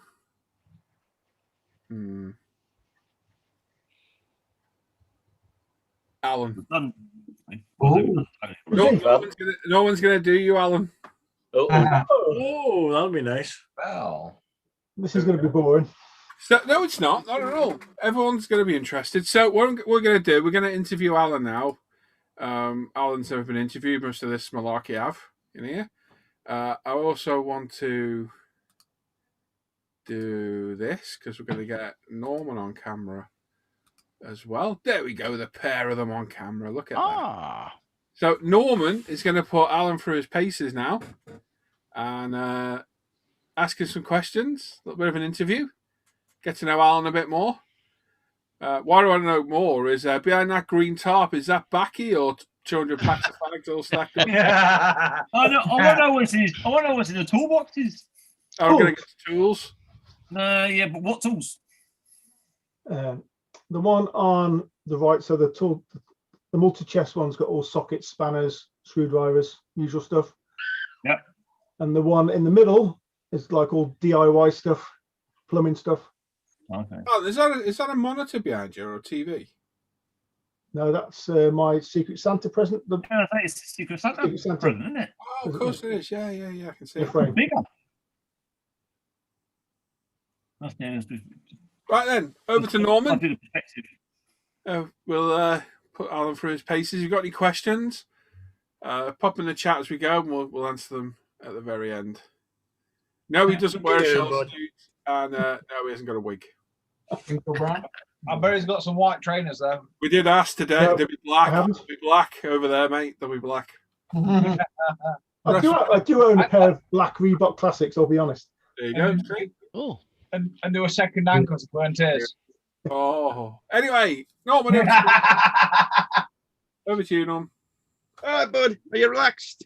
I'm relaxed. Are we ready? Well, we should start with the first age-old question is, do you own a shell suit? No. When did you first get interested in modelling, mate? Oh, it's something. I mean, I remember modelling back to sort of being 5-6 years old because it's something my father was a prolific modeler. For as long as I can remember. So yeah, it was just something to keep me quiet, stick me in the corner with a model, and it shut me up. Can you remember your first model you ever got, or was it? I can't remember exactly. I remember it was an ocean liner of some description. Because I remember I used to go to my nan's of a Sunday. We'd have Sunday dinner at my nan's every Sunday, and it was in a box underneath the couch. So it used to get pulled out, and I used to sit there and say, "What's that sorry for?" What? Your dinner was? Yeah, in a box under the couch. Yeah. Oh, sorry. Yeah, and it's just something that I built with my dad and my granddad as it was then.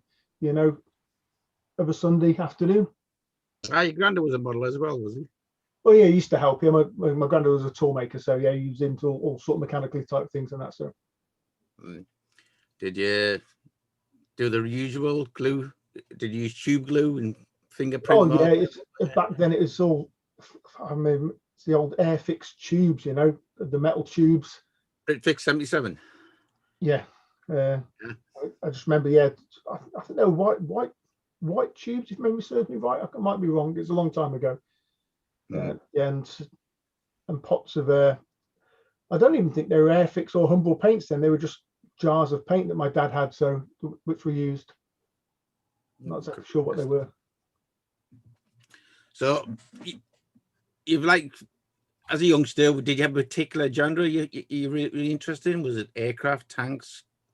I mean, as I progressed and got a little bit older and started building by myself, I mainly built aeroplanes, I suppose, and some armor. The very early sort of I remember the Airfix kits, they were in plastic bags and the like, you know, so they were sort of glue bombs and brush painted with, as it was then, the old Airfix paints, when they brought out their enamel paints and stuff, sort of moving on when I was sort of 7, 8 years old, you know, and that's what I did then up until probably about 10, 11 years of age. And then I stopped modeling for quite some time then. Was there, did you ever know of any other children in your school who actually modeled? No, to be fair. Or was it just so shush, was it? No, not that I can remember. It's just that everybody was into different things, you know, back then. I mean, you know, video games and stuff had just started, then you had all the Atari sort of consoles and stuff coming out. So a lot of kids were sort of into starting video gaming and stuff then, which really wasn't my thing. So. So you obviously, you're taking a break, you've discovered women and all this, and no, I discovered RC. RC. Yeah. So I started. You went radio controlled. Yeah, into radio controlled stuff then. So I built a lot of Tamiya's early RC cars and stuff back in the day. Did you do either, like, was it just built for pure pleasure, fun of your own, or did you do it for competition? Originally it's for pleasure, but then in later years, in my sort of early 30s, then I started competing in a 10th touring car electric racing, and then 8th buggy racing, off-road racing with nitro engines and stuff for a few years. Do you still continue that, or did you actually give that up due to escalating costs? I know costs of no, I gave that up when I moved to Liverpool, because there wasn't much around this area. So that's when I gave that up, and that's when I got back into, I suppose, into this in some ways. And how did you originally start? Was it, like you say, did you model on a desk, or was it on the floor, or the old tea tray? Yeah, tea tray basically, or when I was at my nan's, it was on the dining room table, you know, on a tray, so I didn't make a mess on the table, and then it could be put away ready in time for dinner and stuff, you know. Were you like to use scalpels, or? Yeah, I mean, I seem to remember like there were a little red plastic handled knife. Again, I'm not even sure if they're like, did Airfix used to make knives, like little red handled knives? Yeah, like a disposable scalpel, wasn't it? Yeah, so I remember having those and stuff, you know, my own paint brushes and things. Did you do the usual trick of using a matchbox, the sand on the side for the sandpaper? Yeah. And scrape the model parts with the knife, you know, to remove the seams and stuff as best as you could back then. Moving on to you. About a new UMP product. Hang on, matchboxes. Moving on for your RC, did you progress from your RC from the cars to flying? Which I know you did. I mean, I did a lot of fixed wing and helicopters and stuff. I got quite heavily into all of that, to be honest. For many years, I used to fly RC planes and helicopters. Still have quite a number of them up in the loft. You still got them, have you? Yeah. You ever thought about bringing them back out on occasion? And I have, but again, it's because they're nitro engines and stuff. They're very antisocial these days, and it's frowned upon. And certainly in built areas like Liverpool and the like, there's not many places you can fly. You know, so it's just difficult. Right. So I would say from that you got married and you took taking a break from actual plastic modeling. Yeah. What drew you back?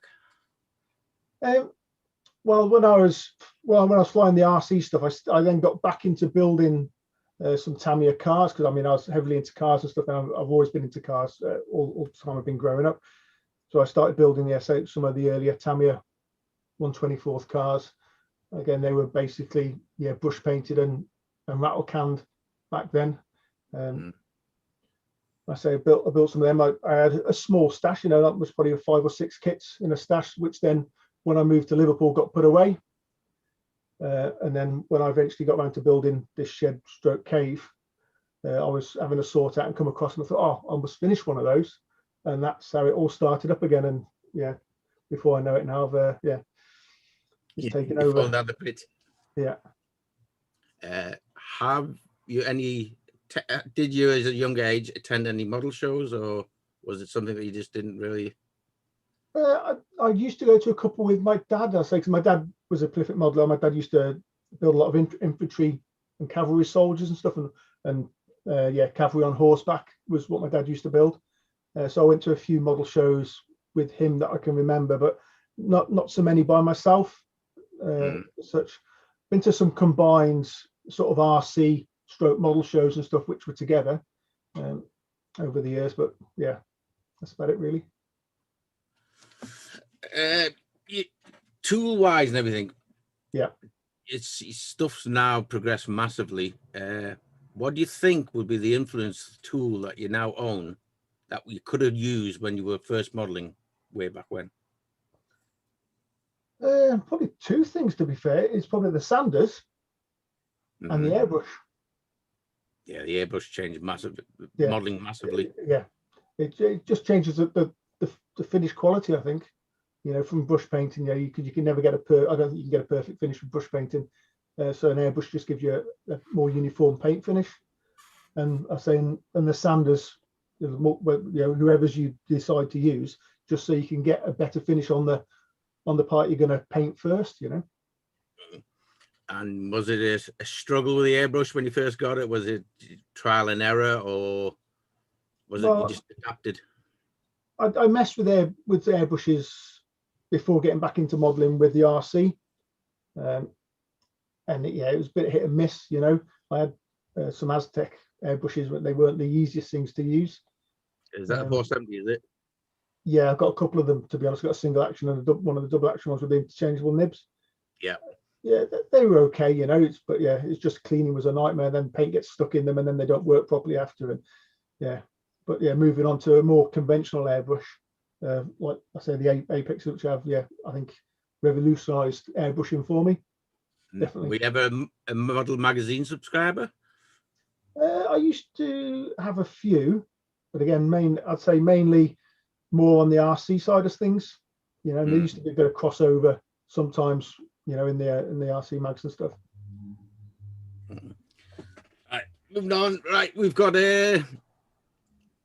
well, kits have changed dramatically from the olden days. You know, we were limited pretty much Airfix, Revell, Matchbox, and what would you?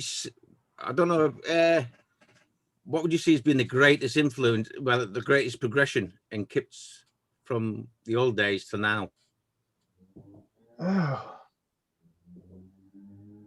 Probably the actual fit of parts, to be honest. I mean, as you know, I tend to build a lot of older kits, which are sort of the same age as me. I'm sort of coming on for 50-year-old. So I'm still back there, if that makes sense. But yeah, the newer kits, things just fit better. The actual final fit of the parts and certainly clarity of glass and all that sort of thing these days is much better compared to what it used to be. Slide mold injection and all sorts of massive. Yes, yeah. I said I don't understand the ins and outs of how the kits are made, but so the quality is certainly better these days. Has there ever been a kit that you bought that you've really enthused about, which totally disappointed you?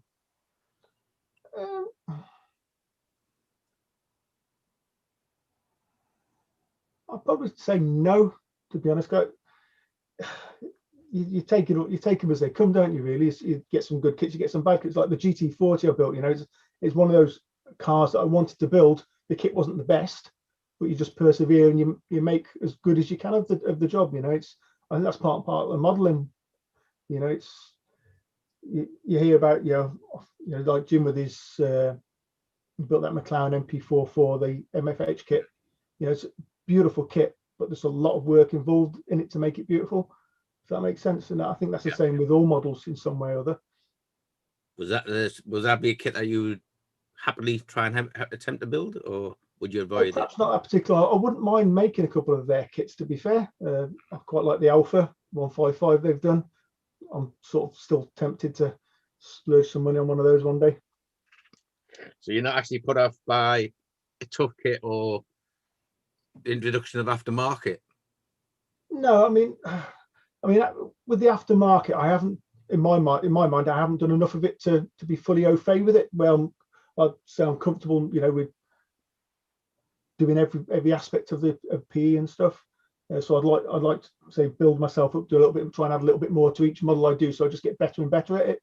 And then, as you know, I've got an MP4 6 McLaren, the Tamiya McLaren there in 1/12 with all the PE kits, which I'm itching to get going, but I just want to learn the little bits extra that I need to learn so that I can, get on with it really.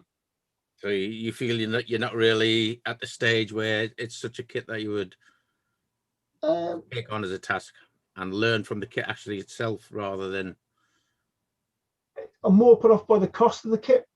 That if I do mess it up, it's expensive to replace the parts you mess up. If you mess it up beyond repair, whereas I'd much rather sort of build that knowledge on the cheaper kits with cheaper parts if I can, so that when I do come to do that one with the more expensive parts, I stand a better chance of having success with it, if that makes sense. It's not that I'm daunted by it. I just want to, yeah. Right. You've bought yourself a kit. You've got it home. What's the first thing you do with that kit once you open the box? To be honest, I tend not to open the boxes. I'm bad. Oh, you know. But Paul's had a go at me. So you buy kits, he says you always get them and check them, make sure all the parts are there, because it has bitten me once or twice. But yeah, I tend not to open the boxes, no, to be honest with you. They just get stuck on the you've shelf. got to do that, mate. You have to do it. I'm starting to now.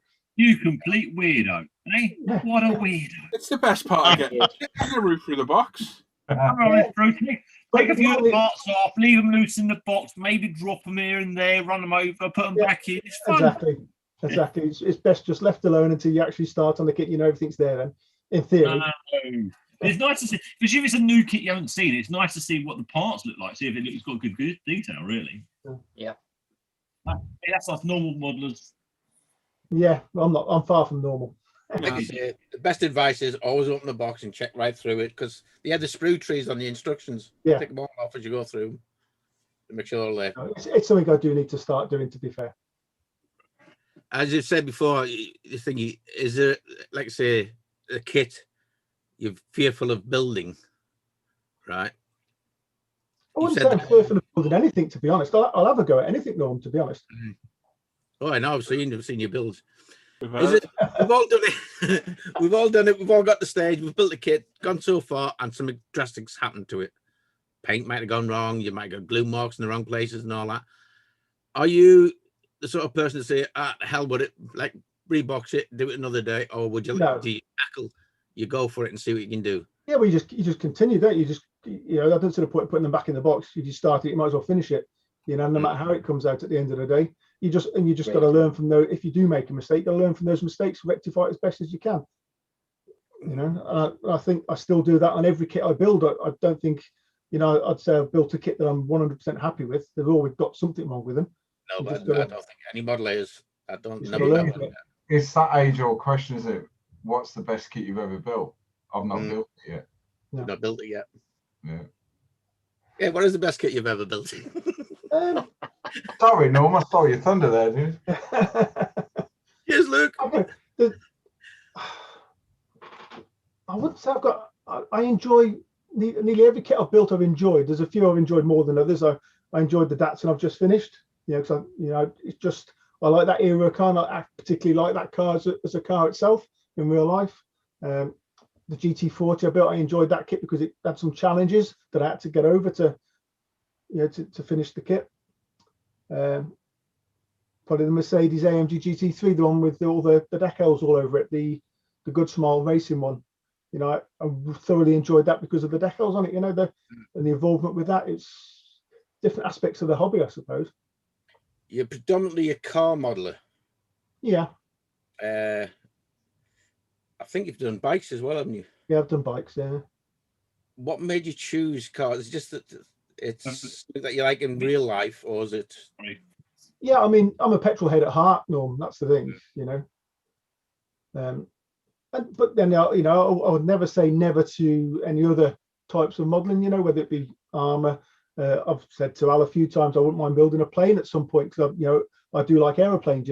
Hence flying RC planes and the like. I do like planes, so there's a couple of those I would like to build at some point. Have you ever done an old bike, Alan? Sorry? Hey, you ever done an old bike? Or would like to do an old bike? Yeah, I probably would at some point. Oh, Tim.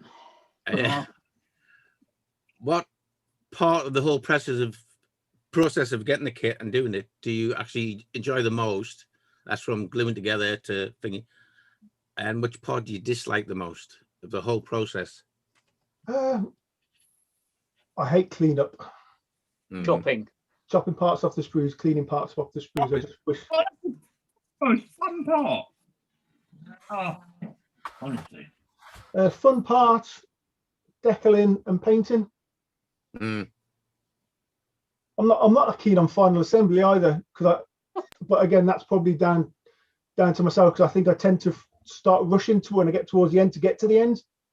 And yeah, and that's when, if mistakes are made, that's when they're normally made. So I need to try and slow myself down a little bit.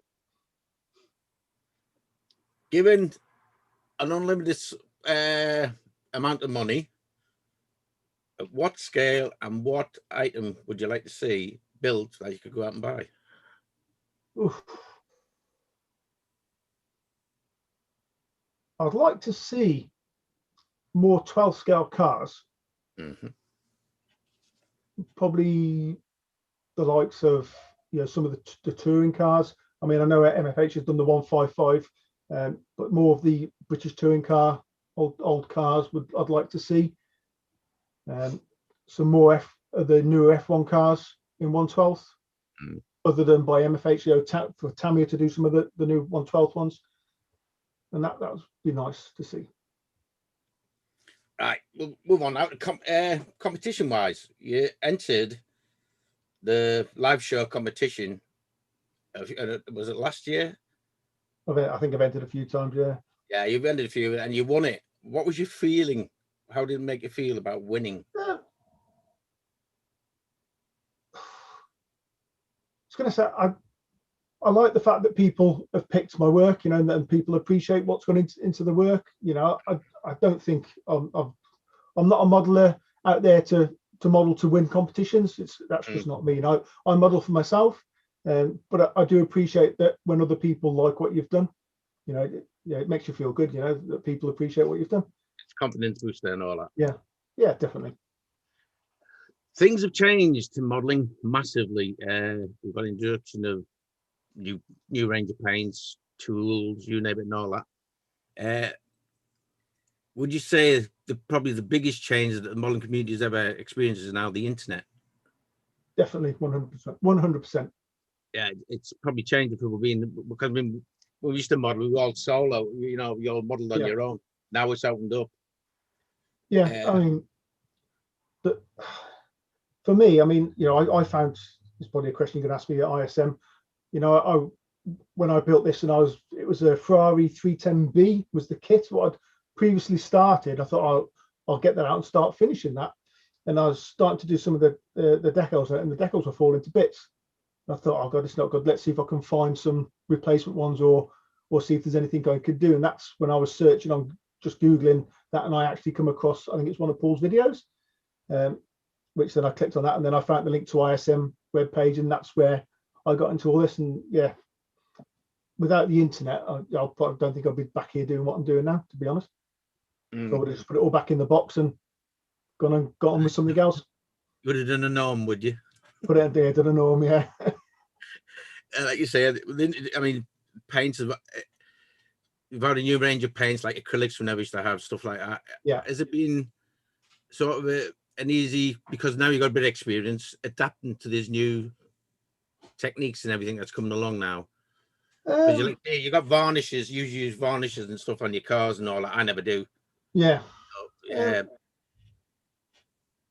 I mean, there's a lot of crossover from my past in, you know, working on real cars and things, you know, with paints and stuff and spraying and stuff with real cars, that sort of does come across. You know, I've used 2K paints and things before in the past on real cars, so you know, I wasn't so much afraid of using them as, so to speak. I mean, I had a lot of the old Tamiya X range and XF range previously from when I was building models. I mean, I've still got paints on the rack there that are in pots that are 15, 16, 17 years old, you know. The LP paints are a huge improvement. Yeah, it's just the drying times are just amazing, and you can handle the stuff after without leaving fingerprints and not fingerprints but finger indentations in the acrylics. If you hold them for too long, they still go soft and mark up. So I think that's a huge improvement.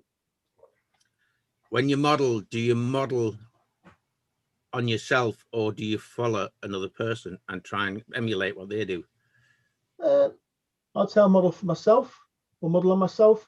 I certainly look to people for ideas and methods of doing things, without a doubt. Saying that's where the internet comes in. Watching videos, YouTube's a big thing. Yeah, you can read up and the way people's methods and the like. But it's you want to suck it and see. Yeah, like say you joined the Hangouts, and what was that like your first time in a Hangout? Yeah, it's a bit daunting, new people you don't know. So I say it was just come in, basically listen, not say a lot, until you get to. I'm terrible person with names anyway, and not everybody had the name. I was like, I don't know if people consider the names are up on here, but not everybody had the proper name up, so it was a bit difficult to start with. But yeah, friendly bunch, and I can honestly say it's one of the best things I've done. Because you've just met a whole different bunch of people you wouldn't meet otherwise, and become good friends, I think. And you can get your questions, you can ask questions, you get them answered straight away. You can ask questions, Get the mick taken out of you, whatever. All the usual stuff. But no, I mean, if somebody can help and they've done something, they'll give you advice, which is, has helped no end many a time. Would you consider entering a competition with you at the stage you're at now at a model club or a model show? Would you consider actually going there and being happy to enter a competition and not feel daunted or intimidated by it? I don't model to enter competitions, though, Norm. That's the thing. I mean, I don't think I'd have an issue putting a model out for people to look at. If somebody wanted to judge it, then rock on, judge it. But it wouldn't bother me either way, to be honest. Would you ever judge a competition? Would you be happy to do that? Again, I don't think I know enough about modeling to be able to do that. I still consider myself relatively new to modeling, as daft as it sounds, but I do. I don't think I'm placed enough to really judge other people's models. It's a difficult thing. I think you are, actually. I think you don't give yourself much credit that you should do, because you are a really damn good modeler. I mean, some of the stuff you produced lately is real nice, and I'm not a car modeler. I mean, I know Paul and Simon and all that, they'll produce good stuff. Luke does armor and all that, and you're probably like most modelers. You don't give yourself the praise that you actually require. You're good at what you do. I think everybody, certainly I think I'm my own worst critic, to be honest. But yeah, I mean, it is what it is. It's just not something I don't think I'd be happy doing. It's not something I'm looking to do. So yeah. We were good to get years ago. Modeling was dying and all this. Do you think that's the case? I'd say no. I think it's going from strength to strength, to be honest. Certainly with the current situation within the world at the moment, where people are having to stay at home, so people have looked to other things to entertain themselves. And I think this has been a very good thing for modeling. And hopefully going forward, people will stick with what they've started doing, which can only be a good thing. Because there's going to be big changes, because now you've got like resin printer, 3D printers and stuff like that, which has, in my opinion, got a place in modeling. Definitely. I think it's going to make it a lot easier on us later down the line, because like I say, unfortunately, a lot of model shops are now going to the wall because they haven't gone online, which I think the vast majority of buy from is online purchases. Oh God, I mean, 99% of the stuff I buy is online. 100%. It's easily. I mean, I bought some paints from a local model shop this week purely because it was easier than wait. I didn't have the time to wait for them to come in. If I was to order them, so they had them in the shop, phone them up, yeah, can go and pick and collect. But yeah, online's the way to go, isn't it? You get better deals, you can shop around. Oh yeah, I mean, you can go online, buy something, get it delivered the next day. Yeah. If you're lucky, you can get it the same day. Yeah, in some cases. Where do you see yourself in 10 years' time? Hopefully sat in a better shed in a nicer seat. No, I mean, I've got no real aspirations to do anything different to what I'm doing. I enjoy the hobby for what it is, you know. It's my escape, if you like. Yeah. And as long as, you know, I'm still escaping, I'll be happy. Yeah. That's another, like you say, another thing that a lot of modelers do is I use this as my escape from reality. There's, you know, in this is my world. Do you feel the same when you're there? Like you just said it, like, but yeah, I do. Yeah, I mean, yeah, this is my little part of the world, you know, where when I'm here, people tend to leave me alone, you know, which is a good thing. So, you know, you have a bad day at work, you come in here, you do a bit of modeling, and then you forget about all that other stuff, you know. It's a switch off for me. it's everybody needs it. I believe everybody, you know, a hobby, doesn't matter what it is, everybody should find a hobby of some sort and just escape a little bit, even if it's for half an hour. Half an hour is better than, you know. Let's have a look. Let's see. I was trying to find a difficult question, but your stash. Well, on your stash, shall we? You originally said you had something like 5. Cars, like kits in the stash. That's what. Yeah, when I got back into it. Yeah. Yeah, and when you got in the stash this time? It's not as big as some people's. I've probably somewhere in the order of probably about 45, maybe 50 kits. I wouldn't have an exact number. Some people will claim that as being excessive, though. What do you say to that? Yeah, the missus would probably agree. It's one of those. I've been lucky. I've managed to land on a lot of bargains. Let's say, you know, you're right place, right time, and the too good opportunity to let up. So you just got to buy them, you know. No, like I said, you know, you might find a kit at a bargain now and build it 10 years down the line. Exactly. You ain't going to find that again at that price 10 years down the line because it'll rocket it up. I mean, I've bought some kits purely with the intention of not building them. You know, you buy them, that's cheap. I'll buy that because I might be able to make a bit of money on that to fund something else that I do want. But then you have it and think, oh, I've got it now. Well, you know, that was cheap, but there's no real point selling it now. I might as well just keep it. And that's how some of my stash has accumulated, let's say. That's how it grows, doesn't it? Yeah.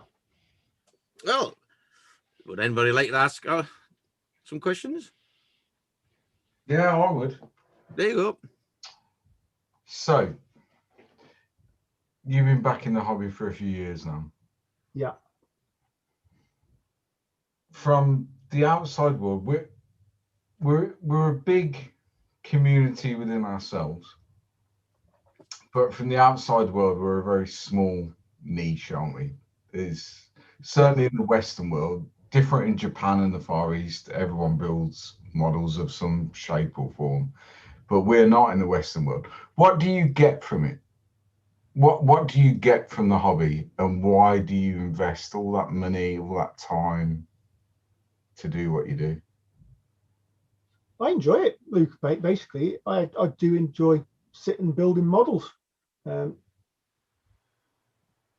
It keeps the mind active a little bit as well in a strange sort of way. It's a different type of active to what I do at work.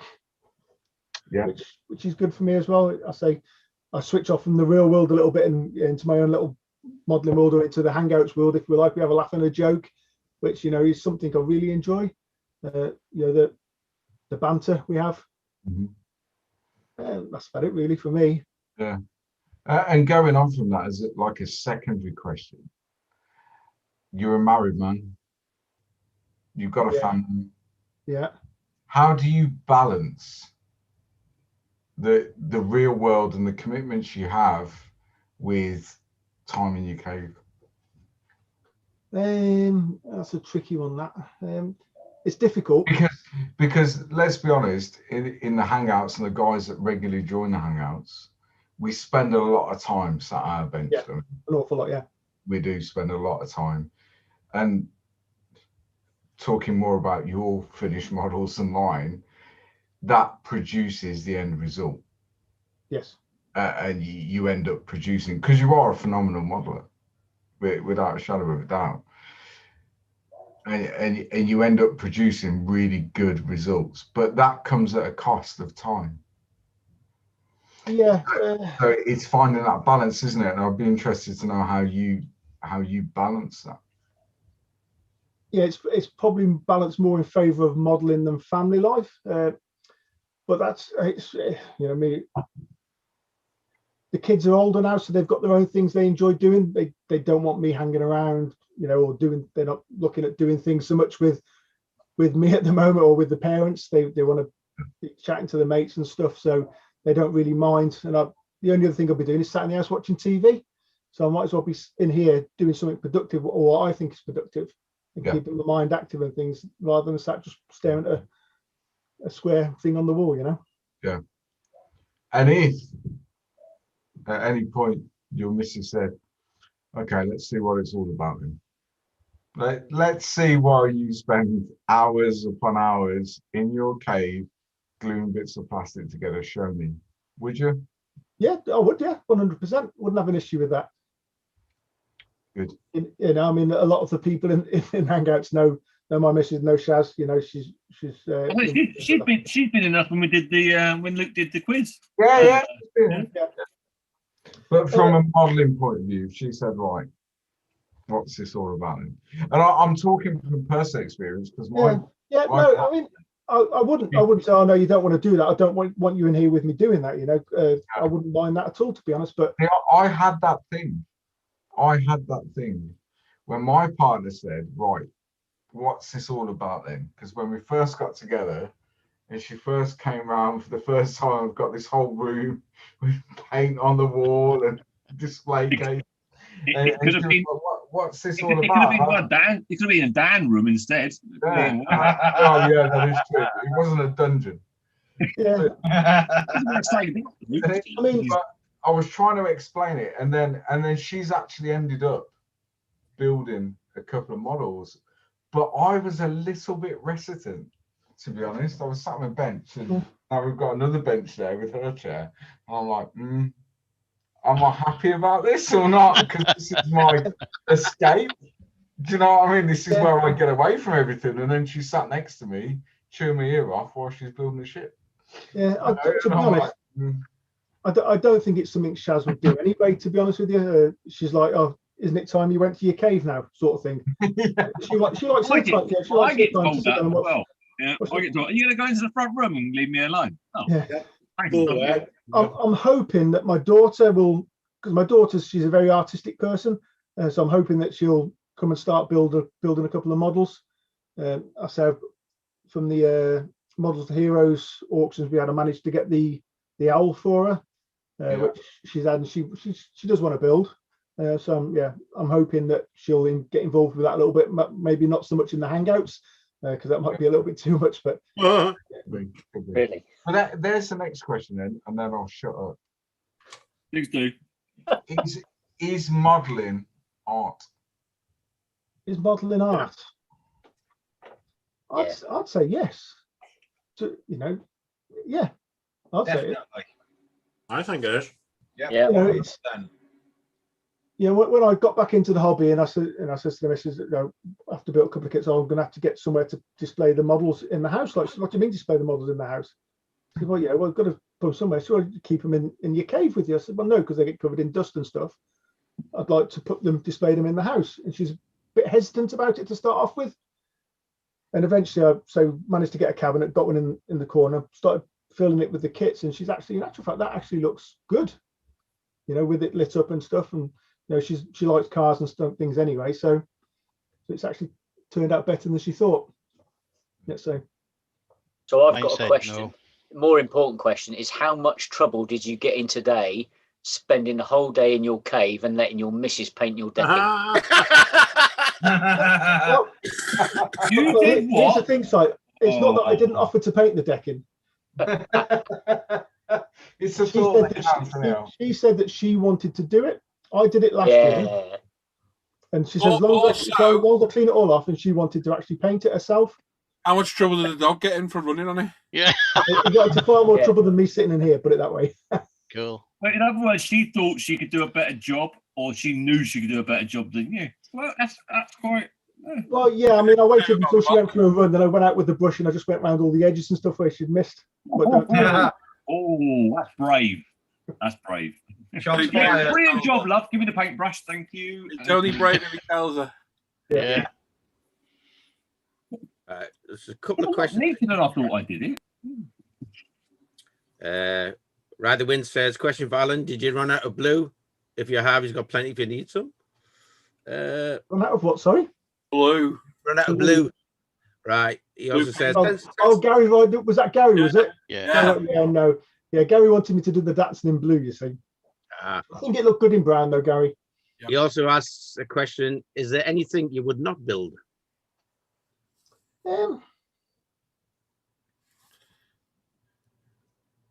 But never say never, is there, you know? I see aspects of all different modeling, you know, that whether it's the figures, you know, the armor, planes, I think, oh, that looks good, you know, I wouldn't mind having a go at that at some point. But yeah, it's getting out of my comfort zone then. I mean, cars and bikes are my comfort zone at the moment. So I will Warhammer. at some point. Warhammer, Al, that's what you need. Again, you know, I've seen the stuff Luke's been doing, you know, and some of it is really interesting. You know, I don't think I'd be wanting to play the game, but certainly some of the figures and stuff that Luke's painted are pretty impressive. So, Richie Lamb asks, what would be your dream kit? I think we covered that one. yeah, I already have that, which is the MP4-6. Tammy has always been a kit, you know, since it got released when I was a younger kid. Yeah, it's one of the ones I've always wanted. And then, yeah, some of the MFH, certainly the Alpha 155 has probably got to be up there, one of the ones I want. Dalmaster says, for Alan, what is the stash size? And what are the percentage of the collection versus I want to build? I probably want to build them all now. I say stash size there between 45 and 50 kits. I think probably ranging, I've probably got 10 of those are 1/12 scale left, and probably 40 of them are 1/24 or 1/20. Andreas asks, do you have a favorite brand of kit? I mean, it's Tamiya all day long, isn't it, really? It's just nobody makes kits like Tamiya. Sprue Glue Addict says, Alan, how many airbrushes do you own? I have 4 Apexes and 2 of the other Aztecs. So that'll be elitist then. The elitist station, yeah. Oh. Joe Bagshaw asks, what's the longest you've had a kit in your stash for? That probably would have been 15 years, which is when I stopped modeling back before I moved to Liverpool. I had the Ferrari 310.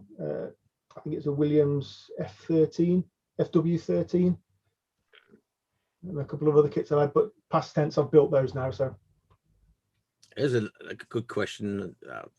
Should have asked was John Stone says, I'm sometimes very hesitant to post pictures of my models due to backlash I've had in the past. Would this put you off?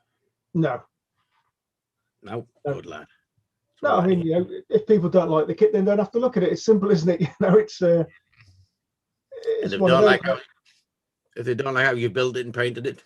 Exactly. Yeah, you get a lot of people say, "Oh, that's not the right color, or they're the wrong wheels, or you know, the ride height's too high or too low." At the end of the day, I've built it how I perceive to want it to look. Mm-hmm. You know, you either if you like it, that's grand. If you don't, tough. Yep. And Mike Channing asks, what has been your favorite build to date? Again, yeah, it's probably 3 kits. I wouldn't say I've got an absolute favorite, but there's different aspects of the AMG GT3, which I absolutely really enjoyed because of all the decals on it. Really enjoyed building that.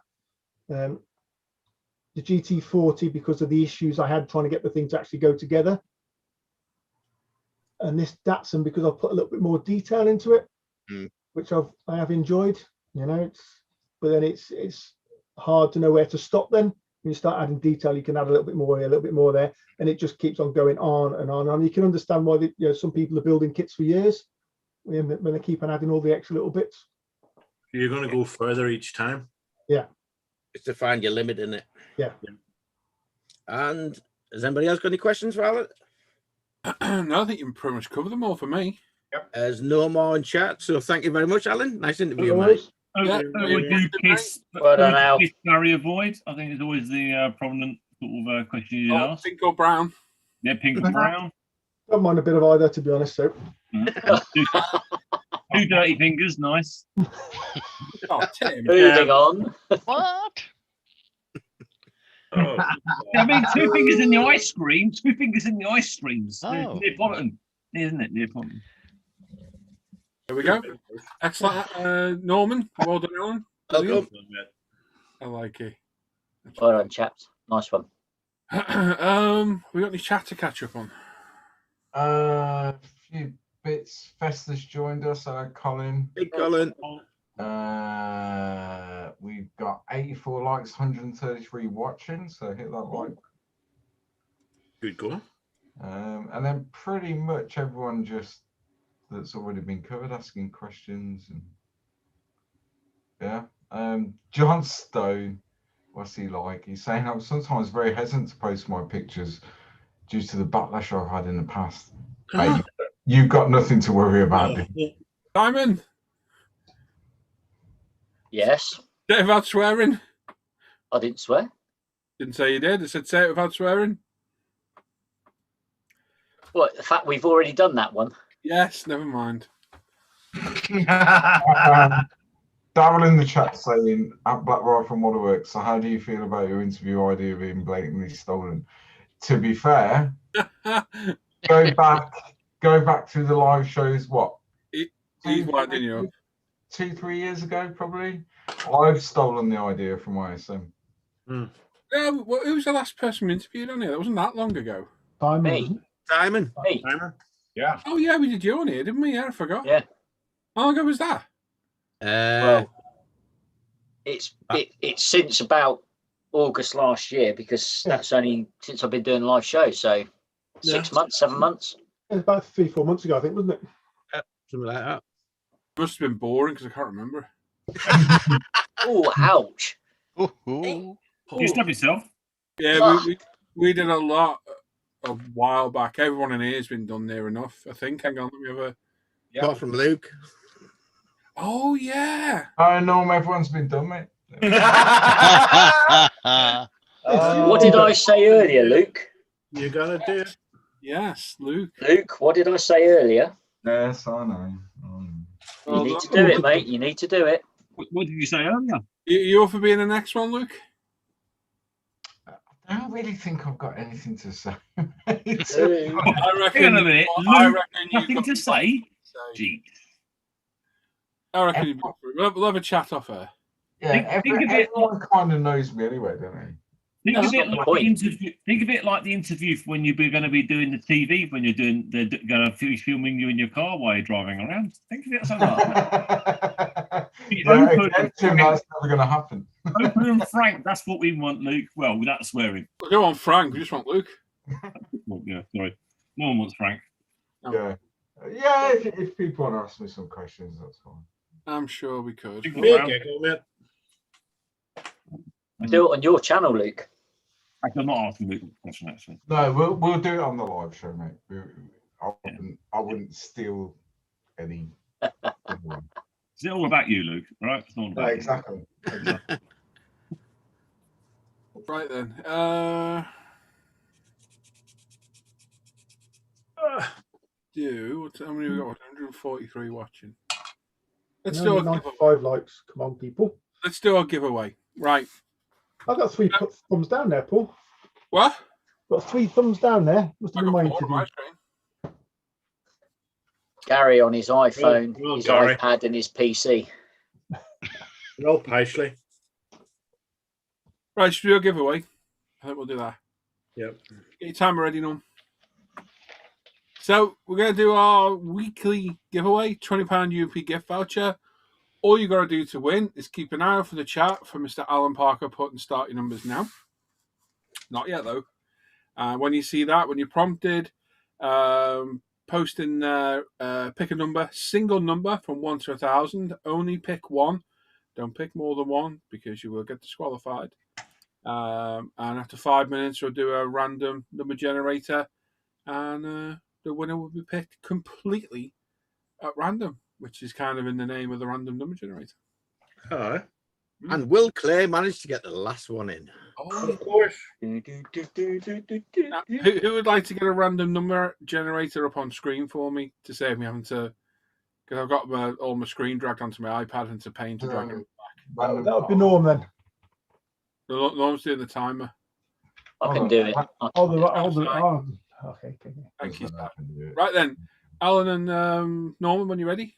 I am ready. I'm ready. We'll begin in 3, 2, 1. Start your numbers. Don't forget, one number between 1 and 1,000. And Francis there saying, great interview, nice to know everyone. Yeah, you see, that's it. You get to know people better. You do. Yeah. We're all very nice in here. Yep. Hey? Even Dan. Yep. What? What? Since when's Dan been nice? Oh, it's I'm been always very nice. nice man. You You do know the below. numbers again in the chat. It's 10 past 9, Tony. Oh my God. I forgot Tony was here. We haven't opened his gift. Oh, yeah, we have. What am I about? We did it earlier on. Ah, Oh, the brain fart there. I forgot Tony was here. It's like, oh my God, I forgot about it. Yes, we opened your gift. Sorry. Sure, would have coughed earlier. mhm. I should have fur coughed. Oh. 4 minutes, folks. You got 4 You're minutes. still here, Tony. You okay? Yeah, I'm fine. I'm just Yeah. doing my thing. Quiet as we're knowing you, Tony. We had a nice lunch today, didn't we? Me and you. Yeah, we did actually. Aye, it's been going. Gary's turn up and thing. Yeah, they did. My talking of Greg's sausage rolls, which Hannah was out for a walk with James. I said if you go past Greg's, grab some sausage rolls. If you've got a Greg's, you know how good the sausage rolls are from Greg's. Yeah. How many more times can I say Greg's? With that, Tony ventured out to get a Greg's. Yeah. I found out via Hannah our Greg's was shut. So I consoled myself by Uber eating, ordering Uber Eats. McDonald's. Feast you had. I had a fantastic double quarter pounder of cheese, fries, and 9 chicken nuggets, which was a very good lunch, which then prompted Gary to go and buy some Burger King. 3 minutes, folks. You got 3 minutes. A Oh, simple was that a Whopper he had? chat about sausage rolls escalated into us spending God knows how much money. But by the looks of it, Tony enjoyed his sausage rolls and his yum yums. Oh yeah. And by the pig noises and the rattling round of his trough, Gary enjoyed his Burger King. By the sound of it, can't choose another number, Paul. If he does that, he get disqualified. Yeah. Well, I hope you get the 2 bobs. First person to pick the number wins, mate. It's as simple as that. So if you're in there first, yeah, you can't change your number though because you get disqualified. It's only one number. Steak bakes are good from Darren. Yeah. Greg's. Don't start. Oh. Peppered steak bakes as well, if you get them. Cheese and bean melt. Hey, boys. Stay. What's a sausage Minutes, roll? folks. You got 2 minutes. Sausage roll is sausage meat wrapped in pastry. Puff pastry. They are very, very good, Jim. Although speaking of sausage rolls, today in our co-op that we were working at, other shops are available. They were doing a hot dog that was a hot dog sausage wrapped in potato and then deep fried. Oh my God, they were so nice. Sounds good. Well, we were talking about this the other day. Me and Hannah, we're allowed out of area now, obviously because the lockdown's stinking a bit. And we're going to go back to that place we found in Chester that does the roast dinner in the York. Remember that? It's still open, so you get a flat Yorkshire pudding, nice thin flat Yorkshire pudding, and then that you get roast beef, roasties, stuffing, carrots, gravy, and they roll it up into a sandwich. It is amazing. Yummy. And you get a little pot of roasties on the side. 1 minute, folks. You're down to 1 minute. Don't know about everybody else, but my mouth's watering now. I'm going to say there's going to be no viewers in a minute. Everybody's going to be cooking. Everyone's popped into the kitchen to make a bacon sarnie. That's right, Ian. They do. Iceland do frozen cook at home. Greg's sausage rolls. Yeah, they do. Yeah, Not the Yeah, same. bad. Not Not the same. bad. they are the same. They're exactly the same. They are, honestly, Tim. They are the same. Although I had Sarah Do make you want to some. know an interesting fact? No. Okay. 30 seconds, folks. You're down to Go 30 quick, seconds. you got 30 seconds, Luke. So when you go into Greg's and stuff's warm, it's because it's just come out the oven. Yeah. If you go in there and it's not just come out the oven, it goes a bit cold. The reason why is you don't pay VAT because they don't have heated cabinets. Right. Ah. Where's the interesting fact? Yeah. I'm thinking about And without the ding-a-ling time in 3, 2, 1. Wait for it. Claire got No, me sorry, a Oh, Claire was bit Early. earlier. Does that mean you get them cheaper if they're cold then, Luke? No, because you don't No. put tea on them anyway. I will say, Greg's do really nice donuts as well. Yeah. I think near enough anything you buy. I think near enough anything you buy in Greg's is good. Not good for you. Yeah. But it's I've good. I've got a weird feeling my waistline's going to get bigger tomorrow. Hey. Well, Right. Yours gets bigger every day. yeah, of course it does. Right then, should we have a bit of fun? Who wants to do this? Timothy! No. Somebody's never done it Nah. before because I think Who's doing the number? Who's got the number generator screen up? Simon. Me. Oh, Simon ought to do the spiel then. Because he'll do it really well because I know Simon. I No, think you do the spiel. I'll just press the button. I reckon Tony should do it. No, no. You're a guest. Come on, Tony, you can do it. You can do it, you've heard this more than enough. You've heard this more than enough. Oh, Tony will explain the outcome of the number and is in charge of when the number gets called for. Go on, Tony. You can do no, it. I'm sorry, but definitely not, because half this lot are watching the show. We're probably trying to get some sort of translator to understand what I'm saying at the moment. I would love to see Well, don't say YouTube it. translator at this. How about Mr. McNeish then? Oh, yeah. Go on, Al. What? Come on, Al. Step up to Come the on, Al. plate. Okay, what's this all about? Right, okay.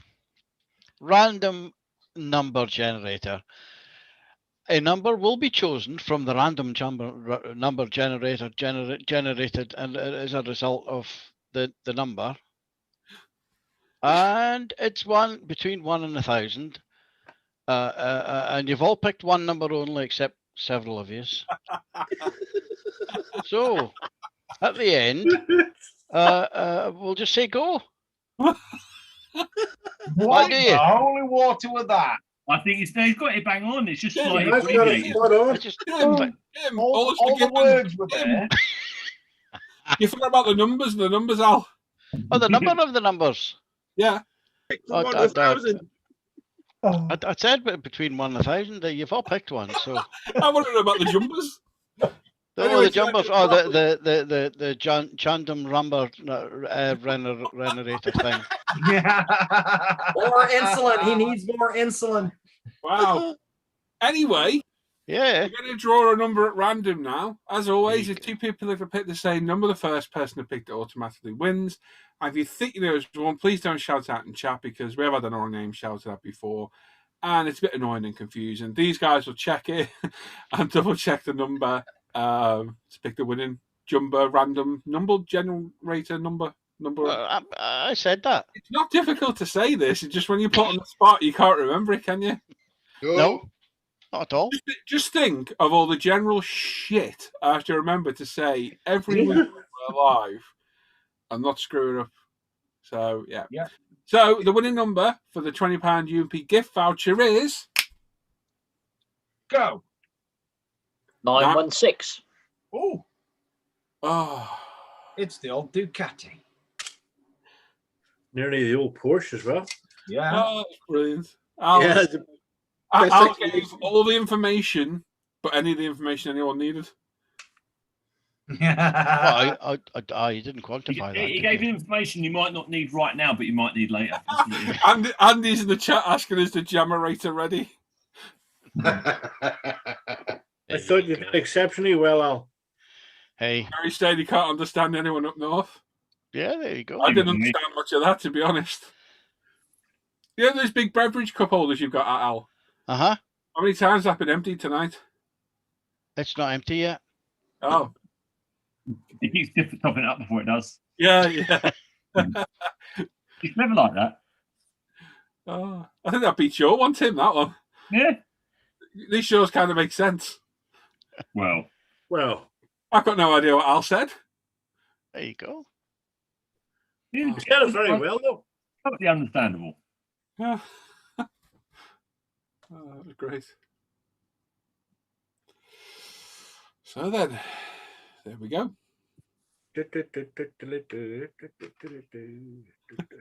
Someone's asking, Spruger's asking, is Al pissed again? Gareth saying, job done. I understood the random genie thingy. Dave says lots of very high, very low numbers. Totally at random, Dave. That's literally totally at random. Paul says, did a jock win it? We don't know yet, mate. We'll find out in a bit, eh? Paul says he can't understand him. Well, if you can't understand him, Paul, we're screwed. Well, unless he's talking about Tony. Which, yeah, everyone's screwed. Yeah, probably me. Yeah. There doesn't seem too much of a delay today, Claire. I thought that as well. And I think our pitch looks a bit clearer on YouTube as well. Just clear. Right. Much better today. Yeah, maybe they've upped their game with the servers. You can see my true beauty now. Yeah, you just turn your camera off. What, I think we have a winner. You got it, yeah? Yeah, In I think so. agreement, yeah? Are we sure we've done the maths right? I've done the maths. I've just took my shoes and socks off and everything. It's one difference. Yeah. Why by one? Yeah, exactly. Yeah. Yeah. Who's announcing it then? Sorry, I thought you had something else to say. Yeah, I'm ready to announce if everybody's happy, yeah? Yeah. Okay, so today's winner. Hang on, I'm not happy. I'm not happy. Okay. What do you want to debate, Dan? I just wanted you to toad it up. Not wrong. Price of bread. You sure? Dan, if you're going to hold it up, get your tweezers. My And rubber. the microscope. Don't forget the microscope. But yeah, I'll tell you what. Let's announce it at the end of the show and let everyone wait in suspense. Oh, that's cruel, Simon. Oh, that's a bit mean, isn't it? Yeah, but they'll have to keep watching. I haven't got suspenders on though. But they'll just go back through the chat and anyway. Yeah, they'll just go back and look themselves. But just announce it. Yeah, so today's winner is, with a winning number of 929, is Claire Smith again. Really? No, She's nailed it again. There we go. You won a £20 UP gift voucher. Well done. It was Claire won by one. Wow. Yeah, 1 out. Favour. Well done. My charger from the outside, and the charger and the lead, please. I send you Yes. 20 points. Don't forget the lead. Very important. Don't forget the lead. Pronto. Crucial. It's outside. Yeah, do it. Do it. Claire said the usual as well in the chat. Oh, thank you. Yeah, Model Heroes. Brilliant, Claire. Oh, Well done, Claire. Claire's Nice name one. Norman, in the good book. Hey, Put Claire's name in the book. it is right there. What's our winning total now? 190, I believe. Excellent. Nice. That's Well done, Claire. Nice one. awesome Well stuff. done, everyone. Fantastic generosity. Yep. Yeah.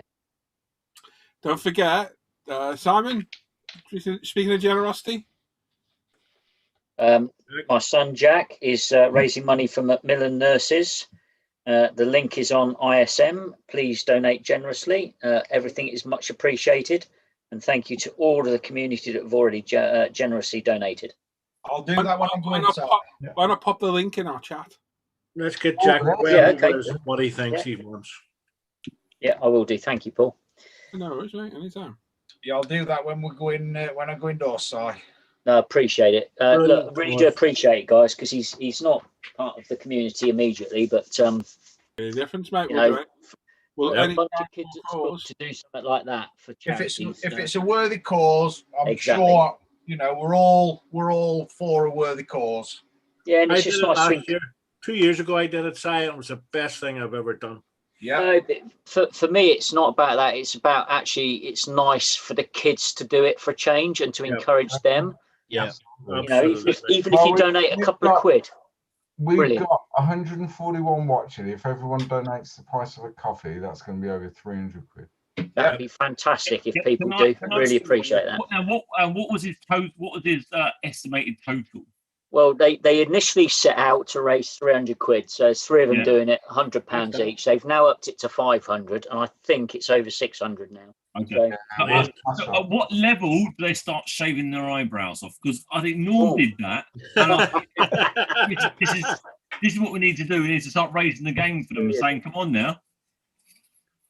Norman said he would do it again. Yeah. I think Norman should do it again. What? And we get Maria to cut them off again. Right. That right there is one of the most brutal things I've ever seen on live TV. That day that no one's missing shit. Yeah, that was painful. There was no compassion in that whatsoever. She had a gleam in her eye. Yeah. He loved every second of that. She did. She loved that. It's in the chat. Thanks, guys. Excellent. Well done. Yeah, worthy cause. Yeah, one of those things everyone's been or will be, sadly. And I just think it's worth saying that given the last year that a lot of charities have had, anything that anyone can give to any charity is well valued by the charity. You're right there. They've all gone through a lot of hardship just lately, haven't they? Because they can't go out. Exactly, yeah. Charity shops can't open, etc., etc., etc. So.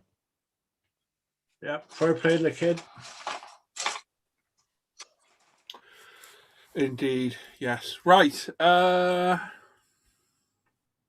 What we got left to do? Me. Is it just Dan's section? That's it. We're done. Yes, Tim next week. No, Al as well.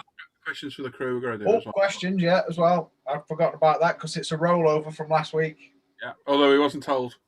No. As he put in his post. It was sprung on him. He's got up. He's got up. Oh, I got him down. I lost a bit. Oh, no. No, it's all right. I found it. Right then. Dan, do you want to do your section, mate? Yes, mate. Okay. I shall mash some Bootons. Okay. Well, I'm going to hand you over to Dan. He's going to look for all your work on the Facebook page and forum. And I need to disappear in the house for a minute, so I will leave you in. Uh-oh. Big flash, I was picking the bed. I'm just going to maybe drop the kids off. Oh, God. Toilet break. Pause the live stream, Paul, if I was you. Oh, don't worry. I'll be taking my phone and watching this. Don't you worry about that. Al, McNeish, you're in charge. Yeah. Okay, boss. All right. I'll be back in a minute. Is that sharing? It is, Dan. It's quite possibly. Cool. It is indeed, buddy. Oh my, 23 inches of pure gold. Really? Oh. The screen. Oh. What? Bad things went through my head then, Sam. I bought a new desktop today, and the screen is enormous. That's great. Yep. As it solved, mind you, it's only going to solve it till you ruin that hard drive as well, eh? Hey, less of that. It was never proven. It was never proven, was it? Righty. Good evening, everybody. We're going to start on the forum as always. The first one out the gate this evening is Ranger Neil. He says, "Oh well, someone has to be the first. Might as well be me. First to be declared finished this week is the Zvezda offering of the ZSU 23/4 Shilka. This may very well be a rebox of another manufacturer's kit, as it did not go together well as other Zvezda kits have done. Built more or less out of the box. The only additions are metal gun barrels on the fore cannon and full metal tracks. He's painted it with Vallejo colours and finished with ultimate sand, wash and Humboldt acrylic silk varnish. Tracks were done in Ultimate's burning fluid, burnishing fluid. Cleaning and drilling the track links was a pain in the butt, but worth it as they sit just right on the drive sprocket, road wheels and idler. Finish and markings are of a vehicle of the Soviet 40th Army based in Afghanistan in the summer of '87. See what I did there? Like that. Well done. That's really good. I love the colour. Yeah. Those tracks are sitting lovely, aren't they? Yep. They just, yeah. Nice. Sometimes you've just got to bite the bullet and just buy metal. Sometimes only metal will do. That's cool. I like that. This is Bifford next, Matt, or other name, if you want to call him that. It says this is the True Details 1/10 scale Martin Baker Mark 7 ejection seat. The Mark 7 was used in several fighter aircraft, most notably the F-4 Phantom and F-14 Tomcat. He's primed the seat with grey Steinel res and brush painted the colour elements with Vallejo model colour. The metal colours are either Mr. Metal colour or Molotow Chrome. He's used Citadel Necron compound for the dry brushing. It's sealed in the paint work with Alclad Aqua Gloss and used Tamiya panel liners for edge accents. The yellow striping on the ejection handles and seat release handle were done with Azu tape. The final clear coat is Tester's dual coat overall, pardon me. This was a joy to build and paint. The only hiccup was losing the ejection handles, which was remedied by his Piopoly resin 3D printer and a bit of trial and error. But I do like that. Really? I really like that. That is really nice. That a lot of work done there. Whoever owns the files for that are keeping them very. No. True Details is a resin company. I know it is, but yeah, there's I've seen one file out there that you can buy to print that, and it's quite expensive. Well, I know a man that works at the ejection seat people down the road, and you might be able to get some CAD files. Then you've got to design it yourself. Because I would quite like to have a. Well, I think I can build. Yeah, I reckon I could get an 140mm one off my Photon. Oh, that'd be cool. That'd be quite a nice phone stand. Although I keep my phone on one of my racing seats that I printed, but yeah, that would be like a really nice phone stand. Yeah, I'd go for one of them. Yeah. Well, really nice. Yeah. I've not finished trawling the Tinternet yet. It is a big old place. Mr. Dan Edmonds is next. He says, "Hi, Dan. Last week he finished his 24 scale Fujima Mercedes SLS AMG GT3 with SK decals, Team Erebus livery. The kit was built out of the box, bar the decals, some PE bonnet catches from Profile 24 and the seat belts. It's a great kit and the decals were great, bar the chrome ones, which in hindsight he should have painted on. He 2K cleared the whole car, then master chrome decals, then matte cleared and with Tamiya LP23 to give the desired finish. Have a great show, everyone. He'll watch on catch up when he gets home from work. He's used Ultimate Primers, Tamiya LP paints, SK decals, Gravity Spain 2K, Ultimate Decal Solutions, Ultimate Polishing System, Tamiya LP23 matte clear, PE out of the box, and Profil 24 bonnet catchers, zero textured paint and 2mm black ribbon, and he's used his Ultimate Apex throughout. But that is Done a good job of that. fantabulous. Good price on the SLS. That's Yeah, superb. I like it a lot. I like that nice. This is Ranger Neil. This is his second one. This is just to fill forum up and keep it active, let's say. This is Zvezda's 1942 T3476. It's primed in Ultimate Grey Primer, then finished in Vallejo's 4BO Russian Green system. Whether with Ultimate's mud wash, the plastic tracks in the kit were replaced with full metal links, and like on the Shilka, were both worth the effort as they sit just right. Ultimate's burnishing fluid was also used to weather the tracks VMS Smart Mod is used for the base, which was an offcut from an ages ago home DIY project. First time in trainer's hand at a diorama of any kind. No, I think you've succeeded there. Yeah, no, wrong with that. Yeah. You gotta love a T34. You gotta love them. Wouldn't like you've been standing in front of one though. No. This is Pete 75 next. And this is his 1/24th scale Audi Quattro. The base kit is Italieri 1981 World Rally car, but built as a custom street car for a disguised race car.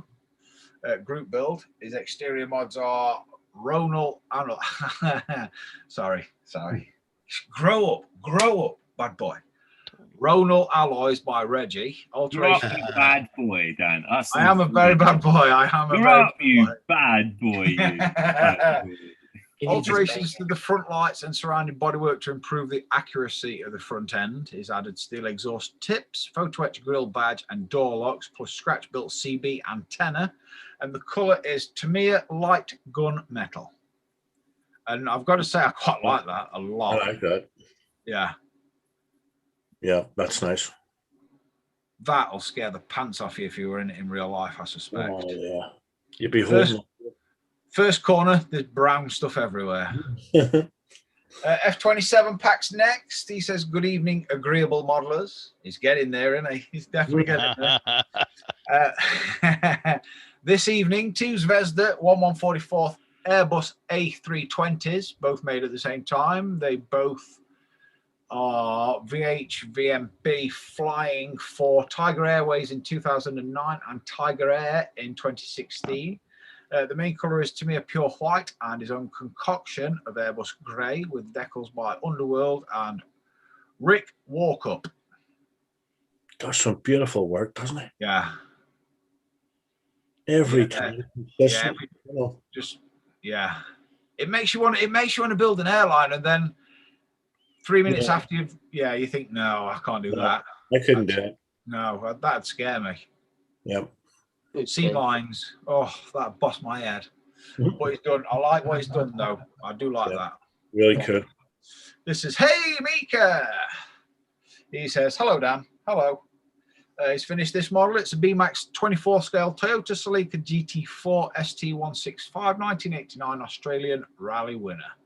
He's used Tamiya Grey primer, Tamiya TS7 Racing White, and Tamiya TS13 lacquer spray cans. Yeah, I like that one as well. Now, odd question. What for are those? Are they just air vents that pop up? Yes. Because I know the Subaru has one that's pretty much open and it's on a flap on inside. I didn't know if that were just like an early version of the. As far as I know, they just pop up for her. Mini sunroofs, Dan. Mini sunroofs. It's so as it can fit. No. Stop it. That's a nice build. That. No, he's done really Very well nice. with that. I do like that one a lot. Yeah, I like it a lot. We're going to swiftly scroll back to the top and then slide straight into Face Ache. Or as we call it, Bake Book. Or other words. But I'm not saying them words because cost you 20 quid. It cost me 20 quid and each word. Yeah, my wallet's quite light this week, if I'm To honest. be fair, Facebook is better than InstaSnap.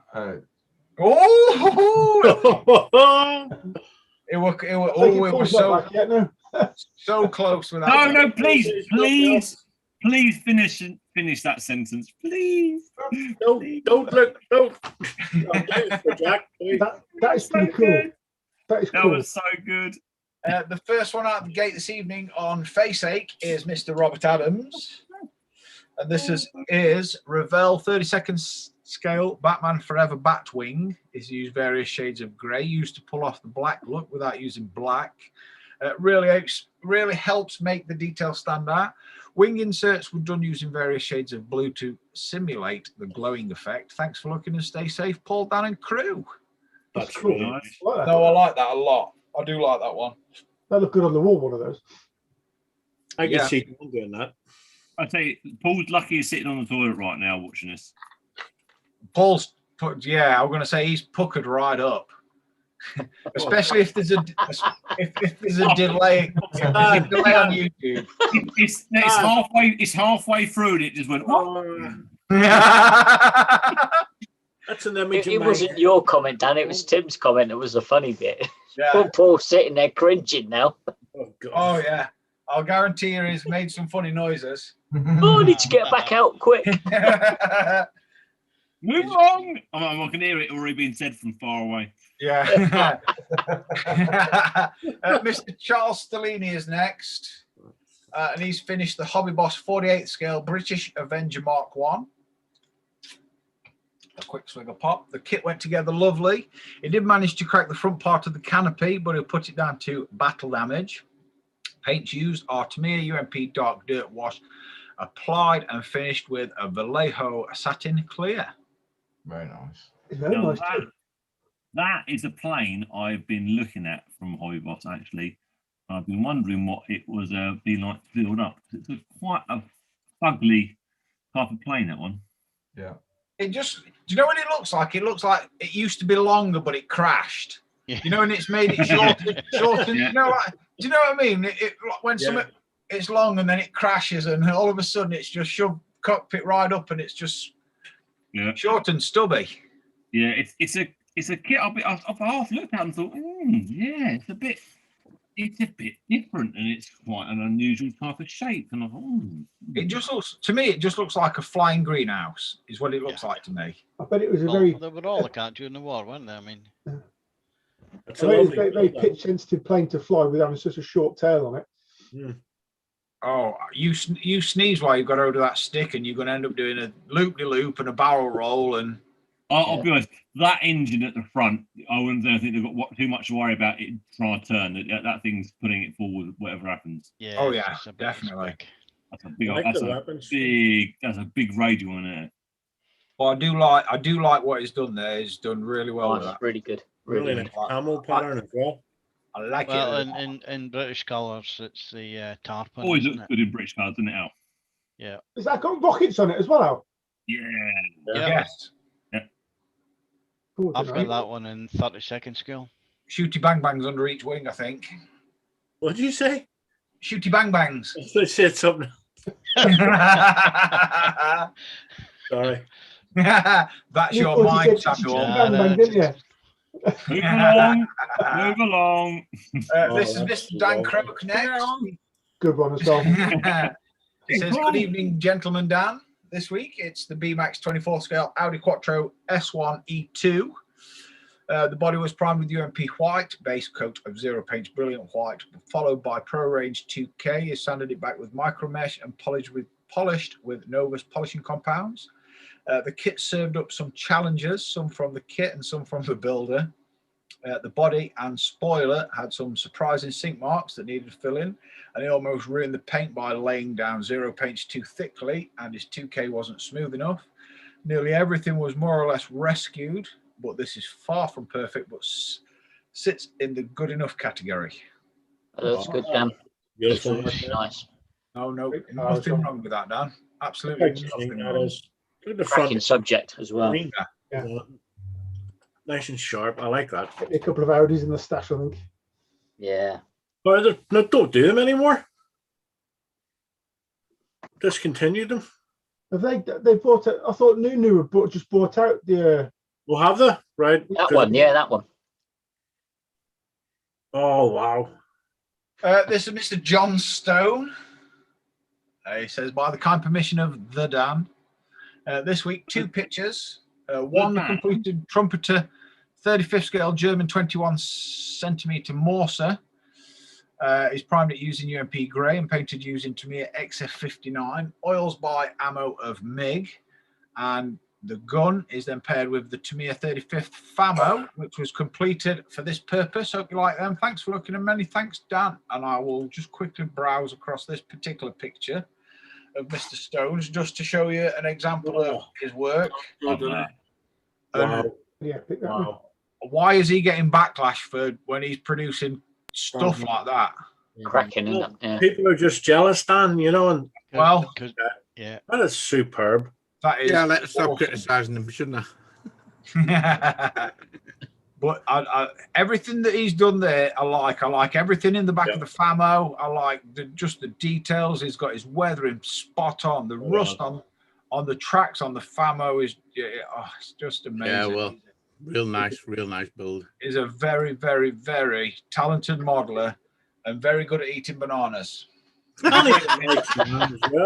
He's also a very, very nice man. He is a very nice man. He is a very, very nice man. Oh, I like this one as well. Paul, did you hear what Luke nearly said? I heard something, yeah. I was listening. Shame you caught that. That's a shame. I was here. Oh, you were here? Oh, I didn't know you. I thought you were all. Oh, that's nice. Luke's just applying ointment to his bus tread that he's got across him now. This is Mr. Joe Buxton next. And this is his Tamiya 24 scale 4GT. He's used Zero Paint's light grey primer. Splash Paint's 2-part liquid red. It's out of the box build, and he's finished it with U-Pulp 2K clear. Like that red. I like that red a lot. Isn't it? Very nice. I'd call that more maroon. Do you know? I'd have said that. I'd have said Brandywine red, if I'm honest. I'd have said Brandywine, sort of Rioja type burgundy red. Well, snob. No bargain bin rubbish there. That's a lot of words. That's a lot of words to describe maroon. Yeah, oh, exactly. Bill Hickox, is it? No. No, it's Malcolm's. Cool, isn't it? This is Mr. Malcolm Hall next. He says, evening, gents. Here is his scale 75 millimeter US Marshall. He's painted it using Vallejo model color. Also, he just wants to say, I promise I build models to just can't use his airbrush at the moment. So brush painting these will do. Very nice. No, you carry on brush painting, son. Carry on, mate. Carry on. Yeah, that's awesome. That the denim on his jeans and his waistcoat is very, very, very well done. I like that a lot. All good. And I like it. I like his holster on his leg as well. This is going to be a nightmare this week trying to pick them out here. Oh shit! Yeah, really is. But yeah, Mr. Malcolm Hall, you carry on brush painting, son. You just carry on. Nice. Oh, I like this one as well. This is Mr. Gary Ride the Wind. Come on, face ache. Come on. I'm rooting for you. I have pressed the button. Oh, look at that. Come on. Dun, dun, There we dun. go. Hey. Oh. Yes, this is a micro scale, RE 124 scale, 1975 BMW 3.5 CSL. He's finished it in Gravity Honda Graphite CG250 and Gravity 2K. Not much to the kit really, and it was a quick, enjoyable week's build. Second attempt at bare metal foil. It's not great, but if you don't do it, you don't learn. That's true. Have a good evening, everyone. Oh man, That right there is an awesome looking jam jar. Yeah, beautiful. And the bits, do you know the bits that tickle me the most is them little bits right there on the wings. They just tickle my tickly bit. those alloys are perfect too. Yes. What a tickly bit you have. It's a very small tickly bit, Timothy. Oh. I need to put the heating on. Oh. Uh-oh, Mr. Carswell. Oh no. Yeah. No. Naughty boy, stop it.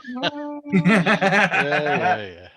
This is our very own Luke Carswell. Paging Dr. Carswell. Says, so this week he's finished the 35th scale Meng pickup. It's a great little kit. Mr. Alan Parker printed him some custom decals so they could finish it in Afghan National Army livery. All painted in Tamiya LP and XF over UMP grey primer. All sprayed through his Ultimate Apex and clear coated in Winsor & Newton acrylic matte. Light weathering using UMP pigments. Happy Friday and happy modelling. I have to say though, it doesn't look dirty enough. No. Oh, it is a bit cleaner. The windows. I'm joking. Somebody said it to Luke. Oh. That's brilliant, Luke. No, there's say you're not a car builder, you're a secret closet car builder. Yeah, I aren't think you have to. We'll find that out soon, won't we, Luke? Actually, Cracking work as usual. Luke. Yeah, it's Yeah, good. real nice, bud. And can just remind people it's Thursday for general chit chat. Yeah, do not. Yeah, it's not for general. You tell them, Dan. You tell them. Oh, Gotta watch that car as well. yeah. Troublemaker.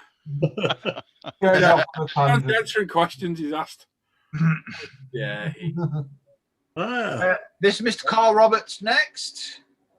He says that's the German build finished. It's a Revell 24 scale Golf GTI. It's not the best of kits, fitting issues and bad clear parts, but turned out not too bad. UMP primers and a mixture of Tamiya LP and XF paints, finished in Gravity 2K and ultimate polishing system. He's used 2mm ribbon added for the seatbelts. Very nice. Nice. You built one of those, Tim, didn't you? No, he did. I know he lost. What did he lose? Were it the mirror or the windscreen wiper? It lost the mirror. And then you know what? For its age, it wasn't a bad kit. And then it's quite an old kit now. But did you not have an issue? Did you have an issue with bonnet with paint as well? No, yeah. I painted. I did. Unfortunately, I followed Dan's advice and I painted it black primer and then painted it white primer, which wasn't a bad idea, except when you don't paint two parts at the same time. Yes. You can never match them two parts. No.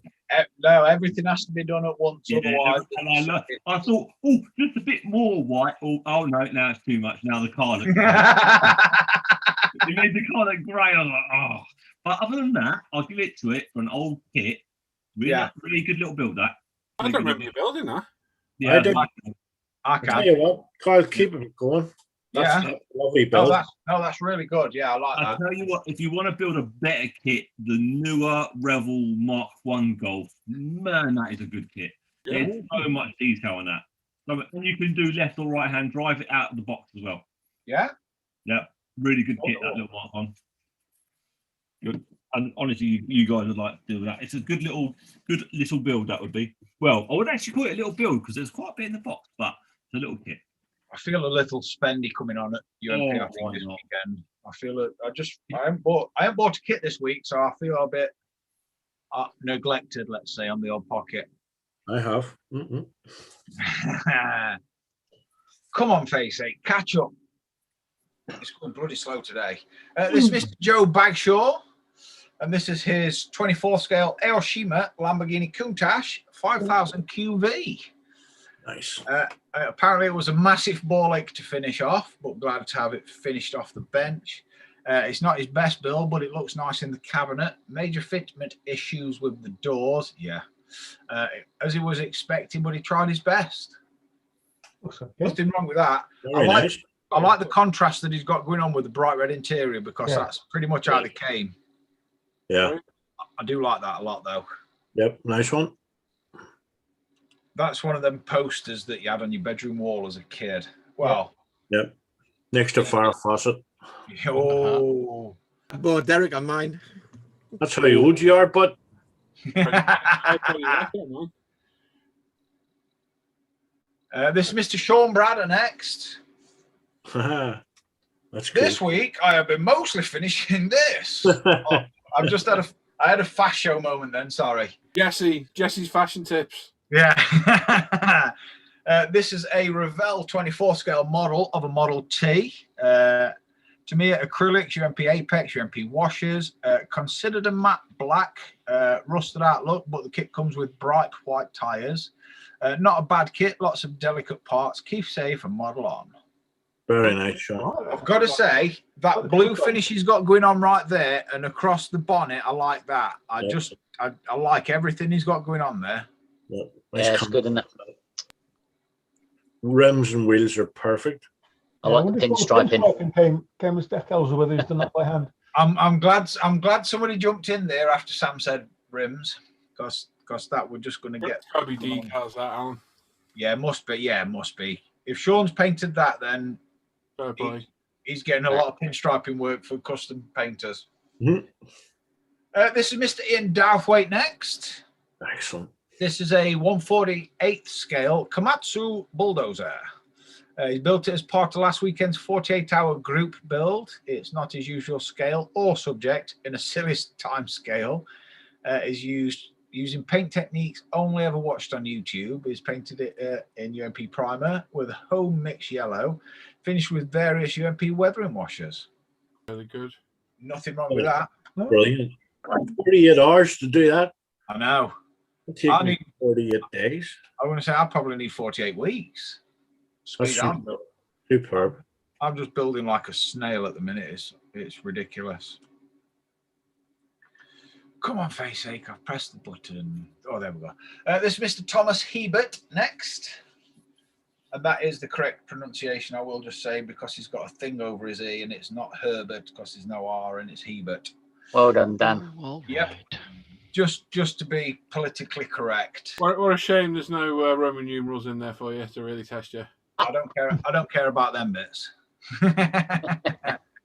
He says, evening, Dan. Last night he finished the new Jaguar E-Type in 24th scale from Revell. The kit is completely out of the box, except he didn't use the number plates. He's painted it in TS43 Racing Green with interior in Revell Ochre. He's also used some aluminium tape for some of the chrome. Tamiya black panel liner made the kit wheels look really good in his opinion, which they do. It's not perfect, but he's learnt a lot, especially how important light is when wet sanding and polishing to get a good finish. Thank you all. Good build series on YouTube he's put as well. Yeah, I just like an E-Type Jag, if I'm honest. Yeah, it's a beautiful car. Yeah. Yep. Very nice. I'm happily having these type. They're not the most comfortable cars to actually be No. in, though. They are I very, would say, very look- tight. Looking at that seat, my fat ass would. Oh, honestly, It I don't think you'd have a problem struggle in that, Dan. It's a very, very tight car, and it's not just the seat; it's where your feet go because the pedals are in between the tunnel and where the wheel goes and battery and stuff. And you've got such a small pedal box area. It's a tight little car. If you're over 6 foot tall, you're stuffed getting into one of those. Yeah, no, it's you've got the seals all covered in leather, so you've got to try not to scratch it all up when you get in and out. It's a car you're quite happy to sit there and look at in the garage. Do you know what I was just about to say? If I could afford it, I'd probably buy one and then just have it displayed, not drive it.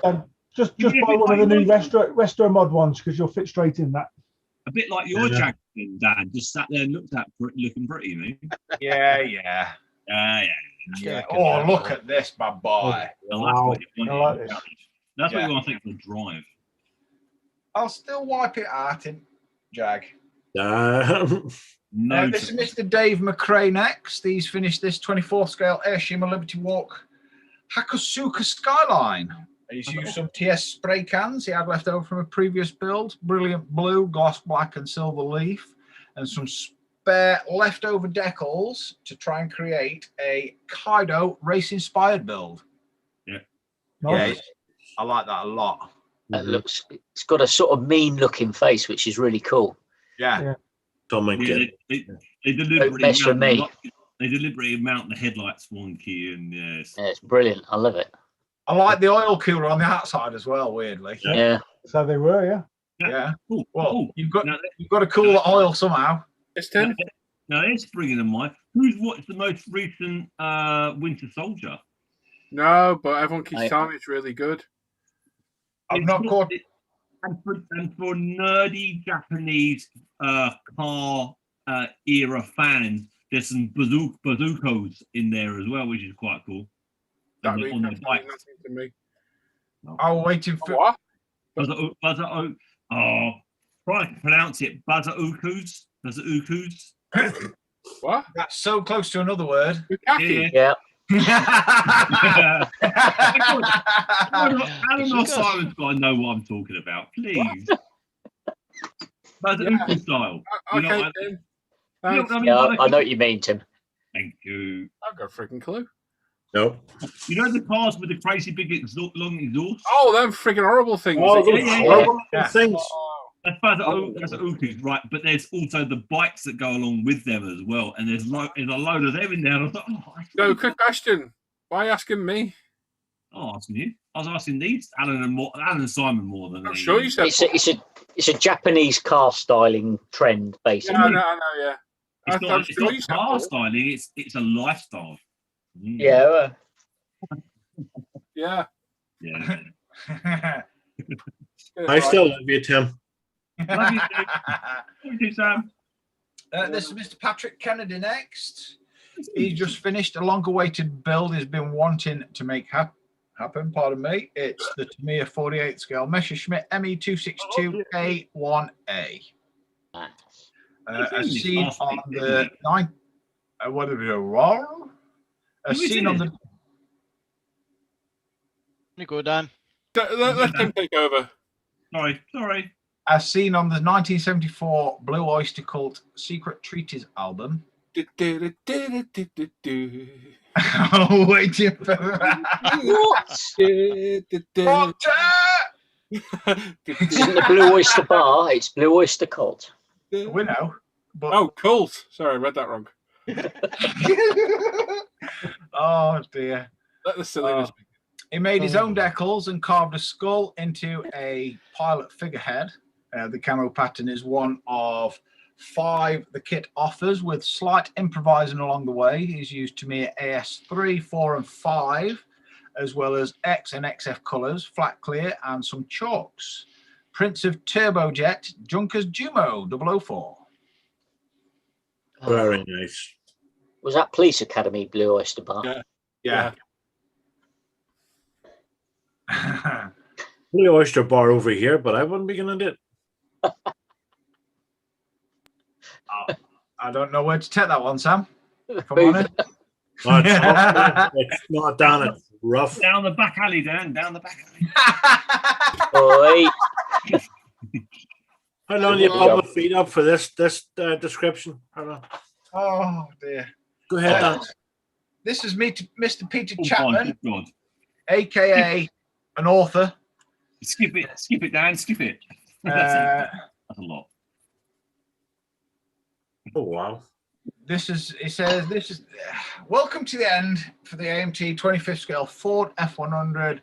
This very enjoyable first attempt at painting, rusting, and doing a small dio. Step 1, he started off with that and made it into that, and then that, and then wow. He's used some Vallejo rust colors, and he's painted it matte black and some other bits and bobs. I apologize if I'm just abbreviating your thing. And the wheels and hubcaps chrome for the same treatment as the body with the sponge work. The kit can build 3 different styles, which leaves lots of spares, which you can see came to good use. 2 months of enjoyable modeling. The only thing you would gripe about are the instructions, which are very misleading in some parts. Hope you like it. Yep, love it. Nice, mate. Very nice. Nicely weathered, that. No, I do like it. I do like it a lot. I can't read, but I do like it. Very nice. Come on, face ache. You do. I like. Very nice. Oh, Mr. Parker. Yes, lady. This is our very own Mr. Alan Parker. Let me move. More pictures. Why has it got the carbon effect down the background? I don't know. Different, to detract from the model. Yes. Yeah, good idea. It could be a good point. You've got me sus, Mr. McNish. Is there any carbon on the car? No. There's 2 cables there going nowhere. I was going to vote for that. Change your vote now. What are you joking, Alan? What are you joking? That's stunning work, mate. This is our pipeline. Maybe. This is our very own Mr. Alan Parker with his Tamiya 1/12 scale Datsun 240 ZG. He's calling this one finished. For a 1973 kit, it didn't turn out too bad. Only real issues with the kit being the clear parts and the final fit of the bonnet and tailgate. That's called a boot. He's added a little extra detail, brake lines, fuel lines, resin wheels from Studio Rosso, and some extra cabling, etc. It's primed in UMP primers, black, grey, and white. Its base colour is Grande. No, that how it's spelled? That is how it's spelled. That is how it's spelled. Well, it's a moron. No, it's Grand Prix Marron. Maroon? Which is a bad translation from Maroon. Japanese for chestnut, apparently. Ah, really?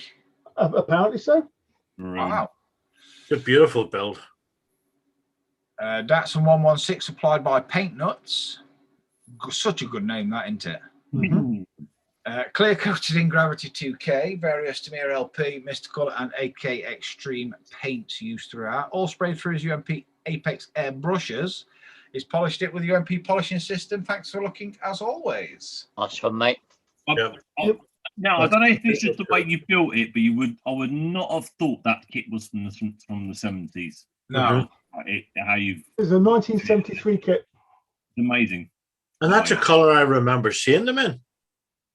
I know that you were questioning the color, whether or not to do it that color, but I remember them. It was a special order colour, apparently, that particular one. I would say most at 70s car are either dog shit brown, baby puke, or baby nappy brown. I was like, I would have called it Palmer Brown, but yeah, baby nappy brown's quite about right. Give away my words, Dan. Well, do you know, you're the second person to say that today, because I wanted to drive my DeWalt radio through somebody's nostrils this dinner time. And yeah. What's that got to do with way of words? Because it was the way I worded it to the fella, and then he looked at me with disgust, and I had to be ushered off quite quickly because he was just literally about to get it. I was very, very, very angry. And anywho, we're going to gloss over that, and I'll mellow out a little bit. And this is Matty J. Jackson. He says, "Evening, gents. This week he's managed to complete his attempt for the German group build. It's a Volkswagen Golf VR6. Always loved a VR6. In 24 scale from Fujimi. It's a relatively simple kit, but he enjoyed building it as not too demanding for the 2-month timescale given. He's primed it in white Tamiya Fine Surface Primer and base colour of Tamiya TS9 British Green, straight from the can. Mixture of matte satin and gloss black Auto Extreme spray paints used for the interior and small details, brush painted in Tamiya X and XF acrylics. No clear coat, as he had some issues when he put the first coat down. TS13, yeah, that's a warm paint, yeah. So he just sanded it back, gave it another coat of green. Time to put a new kit on the bench and get in some more experience. Tell you what, you've done something which I always admire. I looked at that top left picture and I thought that was a real car. Yeah, it does look quite real. 1 second. Doesn't it? It's because it's on the gravel. It just looked real. Yeah. That is really nice. Love you, Chubbly. Now, I really like the Mark III. It's got a bit of a bad rap over the years. I've always liked the Mark III. I've always liked the Mark III. The only thing with Mark III is you've only got to look at some damp weather and one of the wings has fallen off. They did the VR6 and the G60 and that as well, didn't they? Yes. Now, I've always quite liked the idea of getting a VR6 Mark III. And it's just something about them. They're really quite a nice. My mate. I've got to say though, the rear plastic arches on that rear wing, I've never remember them being that thick and chunky. And Fujimi have got a bit of a record with making cars look a bit clunky, just like odd shape, odd dimensions. Yeah, odd dimensions. It looks a bit weird from the back, but it looks fine from the front.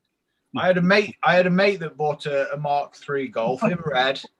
We got it from a salvage yard. Essentially, it was a stolen, recovered thing.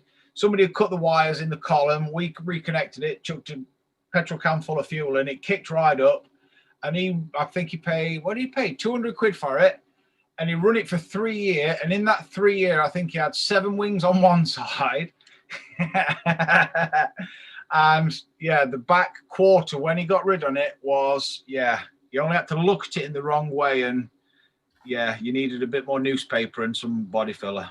Only thing with the Golf Mark III, the Corrado is a better looking car.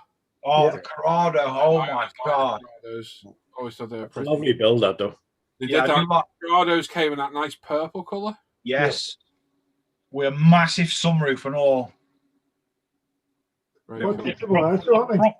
Yeah, that era had proper sunroofs. I got in a brand spanky new, I think it was an Audi, something like that. It had a panoramic roof, and I was like, "Oh, this is brilliant, massive panoramic." And you opened it up, and it slid open about like that much. And it was tiny, yeah. Point in having all this glass and it moving for it to open. Yeah, and it moves 2 inches. Look, anyway, so carry on. This is Mr. Andrew Taylor next. He says, here's his build of Tamiya's 35th scale KB1. Typical for Tamiya, it pretty much fell together. So even though it was only 4 days start to finish, it left him plenty of time to play around with the paint effect and some light weathering. Paints have mostly missed the colour with AK acrylics for the figure. Very nice. Nice I paint like, effects. I'm going to say he's got some nice green going on there, hasn't he? Yeah, his green's looking superb for that. Yeah, that's good. Nice, Andrew. Come on, face ache. Weirdly, I like this one. I'm not an aeroplane person, but I do like this one. It's always good. This is Mr. Glenn Woodruff next. He says, "Hi all, here's his newly finished 72nd Revell Fleet Air Arm Voigt Corsair Mark II. Didn't think that was 172. He's built it from the box with just a set of homemade seat straps added, plus aerial cable. He's painted it with extra colour enamels and extra acrylic varnish with decals from Extra Deco." I thought that was at least 140th. Yeah, that's I didn't think that was going to be 72nd then. They're really nice. But he's done a fabulous job with that. I don't know what the paint job and the effects that he's got going on there just really floated my boat. The Fleet Air Arms really do suit the Corsair as well. Yeah. Here's a question: why is there no red in the Rhinos? I mean, I'm not an aircraft builder. I don't know nothing about it. It's Navy in it. All right. Ah, yes. It's Navy, not RAF. With you now. They flew off the ships. Oh. This is Mr. Rancher Studley Moore Blair. Mr. Daniel Blair next. He says, "Good Friday to you all." No pun intended. I bet they were. That's going to be one of his crappy jokes that's just fell good, just right for Good Friday. He's finished the Revell 69 Mustang GT500 convertible Cobra. The base is Tamiya Grey Primer, topped with Model Masters Emerald Green Metallic and cleared in Model Masters Wet Look Clear Lacquer. He's used aftermarket Pegasus rims, Gopher Racing pre-made spark wires and fabricated brake lines for the master cylinder and fuel lines for the dual carbs. Finally, he spit shined it with UMP number 3 wax. Have a wonderful weekend all. Very nice. He's definitely getting a hold of this modelling malarkey, isn't he? Absolutely. Good. You know, next thing what he'll be building a great big monster truck. Or ban one. He's intending to. Oh, I like this one as well. This is Richard A. Clements next. I've not seen Rich for a long. Mind, I ain't been in hangouts in daytime for a long time neither. Wow, that's lovely. He says, "Happy Friday, everyone." This is his build of a Acura.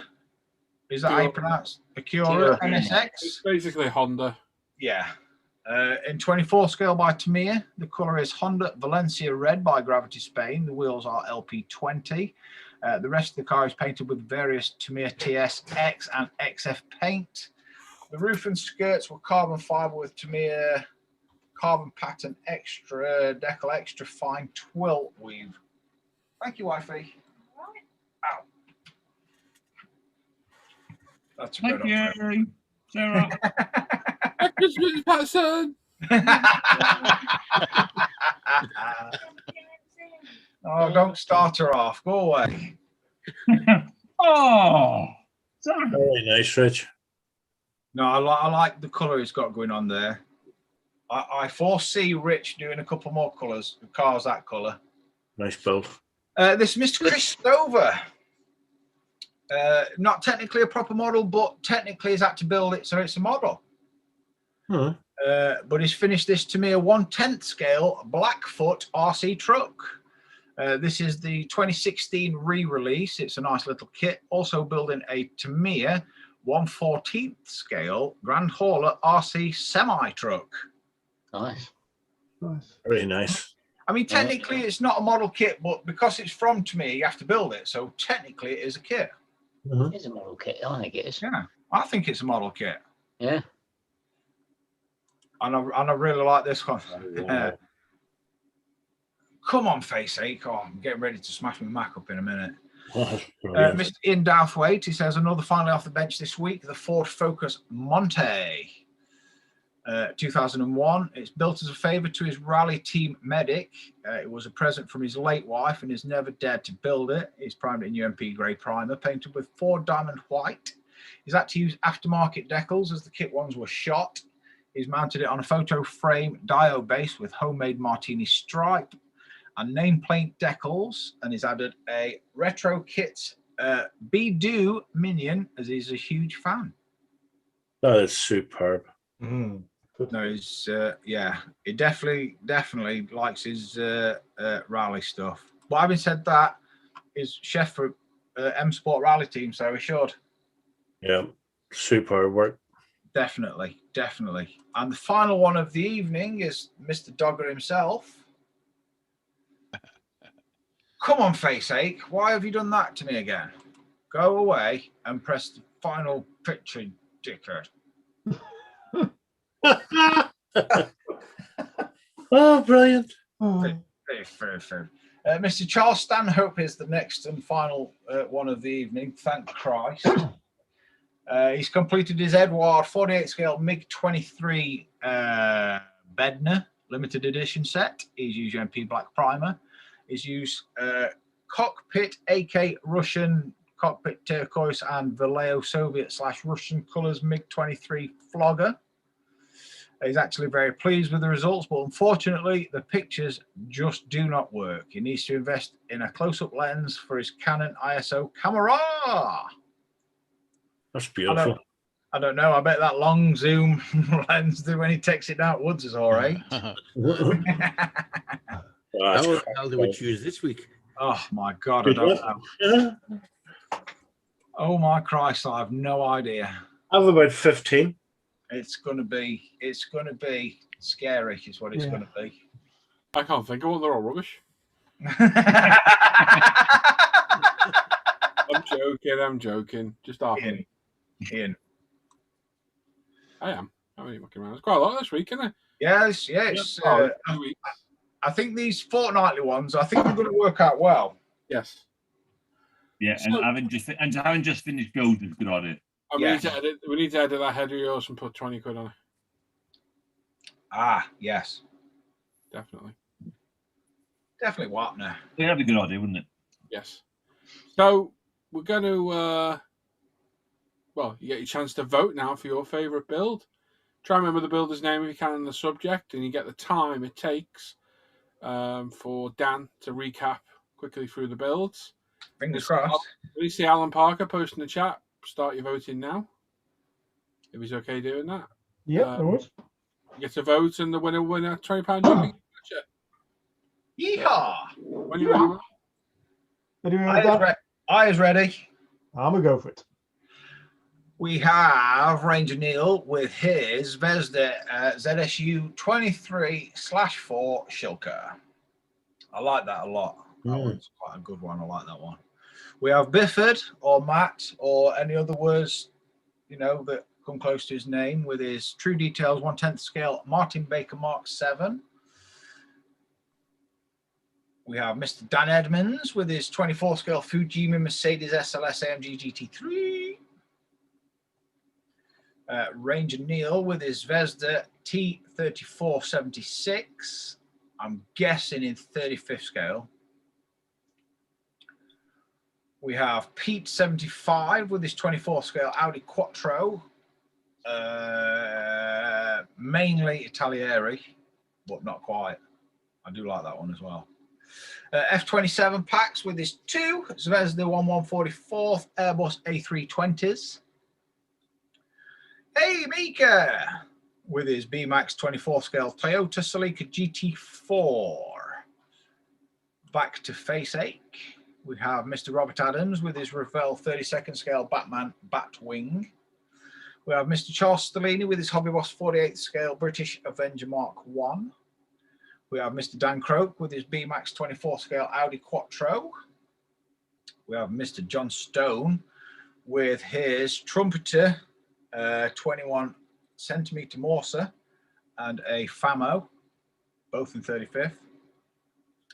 Mr. Joe Buxton with his Tamiya 24 scale Ford GT. Mr. Malcolm Hall with his scale 75 US Marshall. We have Mr. Gary Ride the Wind with his micro scale 24th scale BMW CSL. Mr. Luke Carswell, paging Dr. Carswell with his 35th scale Meng pickup. Pick up, Mr. B. That's another crap joke that somebody told years ago. Yeah. Mr. Carl Roberts with his Revell 24th scale Golf GTI. I knew you'd get that reference. Booyakasha! Booyakasha! Mr. Joe Bagshaw with his 24 scale Aoshima Lamborghini Countach. Mr. Sean Bradder with his Revell 24 scale model of a Model T. Mr. Ian Douthwaite with his 48 scale Komatsu Bulldozer. Mr. Thomas Hebert with his Jaguar E-Type in 24th scale from Revell. Mr. Dave McRae with his 24th scale Aoshima Liberty Walk Hakosuka Skyline. Mr. Patrick Kennedy with his Tamiya 48 scale Messerschmitt ME 262A1A. Mr. Peter Chapman with his AMT 25th scale Ford F100. Mr. Alan Parker with his Tamiya 112th scale Datsun 240ZG. Mr. Matthew Matty J. Jackson with his Volkswagen Golf VR6 in 24th scale from Fujimi. Mr. Andrew Taylor with his Tamiya 35th scale KV1. Mr. Glenn Woodruff with his 72nd scale Revell Fleet Air Arms Voigt Corsair Mark II. Mr. Daniel Blair with his Revell 69 Mustang GT500. Mr. Richard A. Clements with his NSX in 24 scale by Tamiya. Pardon me again. Mr. Chris. I keep having a gobful of tea and it's giving me bad wind. Mr. Chris Stover with his Tamiya 1/10th scale Blackfoot RC truck. Mr. Ian Douthwaite with his Ford Focus Monte, I'm guessing Monte Carlo, 2001 Raleigh car. I'm guessing also it's a Tamiya kit. Yeah. Good guesses. And Mr. Charles, I'm in the Woods Stanhope with his Edward 48 scale MiG-23. Thank you. Nice one, Dan. Just Dan. Some belting work. I'm going to click that button right there. Some absolutely cracking belting work. Brilliant builds again. Brilliant builds. This is going to be good. Right then. So first off, who's on the top of my screen? It'll be Paul this week. Oh God. I better put my camera on. Is that moving by any chance? No, that's just black. That is, mate. My camera's not working. Oh no. Oh no. Yeah, okay, we'll leave that off then. Oh God. I am absolutely stuck. Same here, mate. I'm gonna go for Ian Douthwaite's Focus. Oh, good call. Good call. Okay, Si. I'm like Paul this week. I've got 7 on my short list and I'm really struggling. But I'm going to have to go with your brown turd of a Datsun, mate. We will book it, yeah. Okay, Norman. Oh, God, man.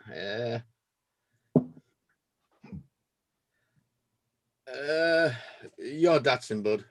I like that. Thank you. Al McNish. I didn't get a bloody thank you, toe rag. Hey. Thank you, Simon. I did say thank you. I'm going to Always go grateful. for Sean Brader's Model T. Yeah, nice. It's nice. Got that one down as well. Sam.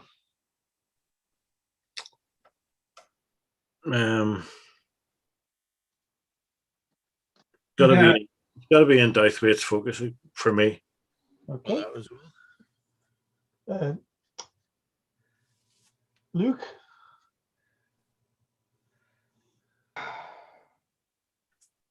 I don't know. Tough this week, really tough. Really tough. Ian Darthwaite's focus. Okay, Coakley. Tony? Does Tony get to vote? Yes. Yeah. Okay. Yeah. Tony? I'm like usual. There's so many good ones, but I'm actually going to go with the little figure of the Marshall. Malcolm Holt Marshall, yeah. Malcolm Holt, yeah. Okay. It was really nicely done. Brilliant. Mr. Clark? Yeah, there's two. Yours is one of them, Al, but I'm gonna go with Mr. John Stone's Big Gun. Mr. John Stone, the Morse here. Okay, Dan?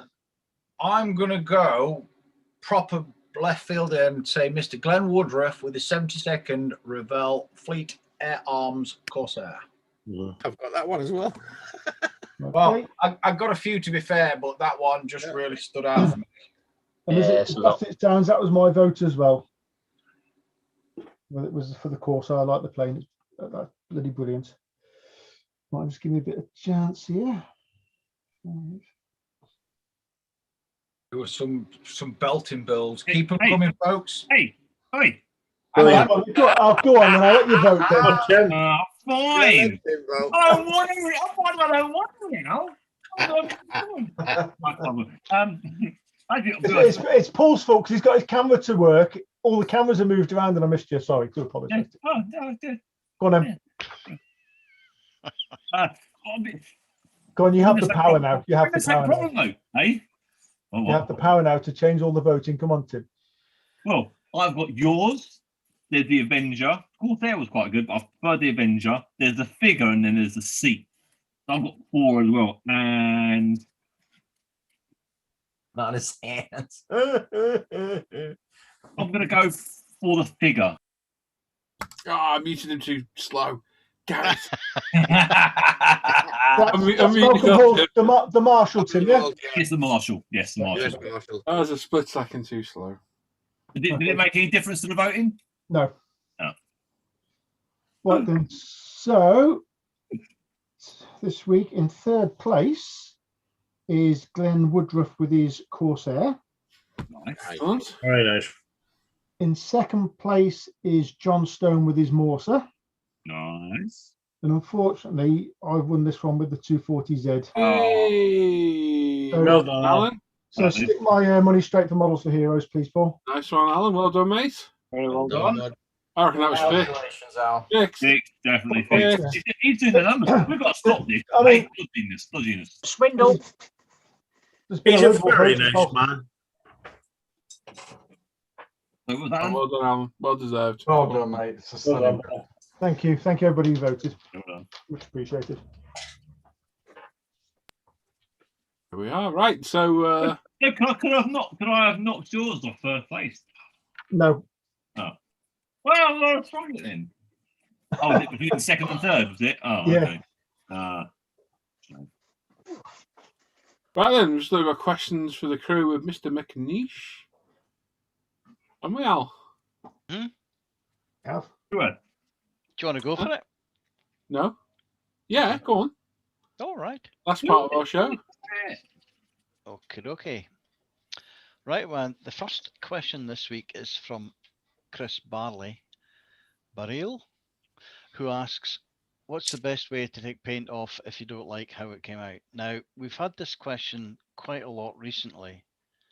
And I think I'll just refer you back to either the previous shows or very quickly say the MLT. There's a video on the channel. If you go through the channel, I've got a video on strip and paint using Mr. Hobby Level and Thinner. Oh, you have, right? Okay. Yeah, and, it's very quick and easy to use. Yeah, and, absolutely. It's just come up quite a lot recently. Or you can use brake fluid, .3 or 4, I think it is. Isn't it? .4 brake fluid, yeah. 3 or 4, no more. That's all can work, but only on certain things. That's all, yeah. The thing with brake fluid, it's probably a slightly cheaper option as well because you can use it a few times. Pause the MLT. Once it's gone, isn't it? It's we don't use a lot of it. No. MLT. So swings and roundabouts really. Yeah. It's quick. MLT is quicker. It's instant. Yeah. First wings myself. Messy. I think swing for Messi. If you fall off there, Oh yeah. we get frightened. Okay, the next question is from Dave Allen, who asks, what would you guys recommend for a matte clear coat? I've seen single stage matte lacquer and 2K matte lacquer. And if using 2K, can you flat it back? I think it means for cars, and we talk about 2K. Yeah. I would imagine so. Probably one of your better options, isn't it, to get a nice smooth finish? Or you could 2K it normally and matte coat it with a matte instead. I used on my Mercedes AMG GT3, I use 0 2K matte. I didn't try flatting it back, to be honest. Lucky enough to get a decent go at the airbrush first time, but it is a good clear coat. Is there a 2K matte then? Yeah. Yeah, you can get matte and satin. Yeah. Oh, okay. 2K, yeah. Because as an armor builder, you're always searching for that flat finish. Yeah. I didn't know there was a 2K. Yeah, I don't think I'd go for it on armor, mate. Don't think it No, was. I mean, I use that stuff. Yeah, that's Wings good of stuff. Newton, but I didn't know you could. I thought 2K was strictly. No. 2K is just a paint component.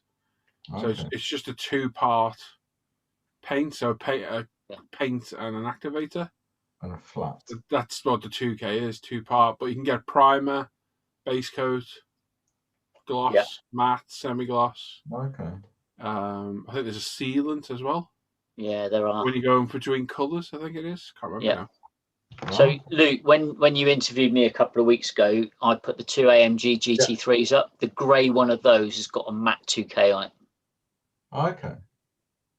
And then the decals on top because I wanted to keep them glossy, which is how they would be. But yeah, there are 2Ks. And if you use gravity, it's an additive.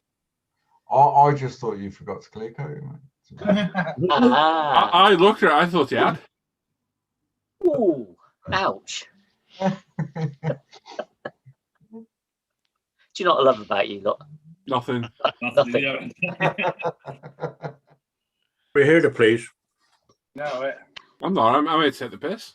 Well, here's the question. If you use a matte 2K then and you've got dirt or grit or bits of fluff and whatever it is you get in the 2K, can you still sand it after? I mean, I've never used it. I've never used the matte 2K. I don't, can you still sand it and do you polish it back but it stays matte, if that makes sense? I don't know.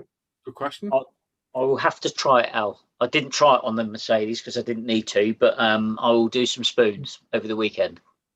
Oh, it's spooning. Do some spooning. Logging and spooning. This spooning thing's catching on. Someone must just experiment with spoons over the weekend. Oh, could you imagine the flick off it under a spoon? Is that like using the shell dishes to wipe your backside from that film? Is that the same sort of thing you use them for? What? Anyone can come up with a random comment. It's Tim. Is that like what? Demolition Man. I know it means, but yeah. You mean the shell for wiping your ass? Yeah. What I just said. The shell thing is for wiping your backside. Yeah, well, we didn't understand the word you said. Well, that's not my fault. That's the alcohol. Is that what? Oh, is that what that is, Tim? It's not a Timism, is it? Oh, nothing to do with me. The alcohol. Absolutely nothing to do with Timothy. Nothing to do with me.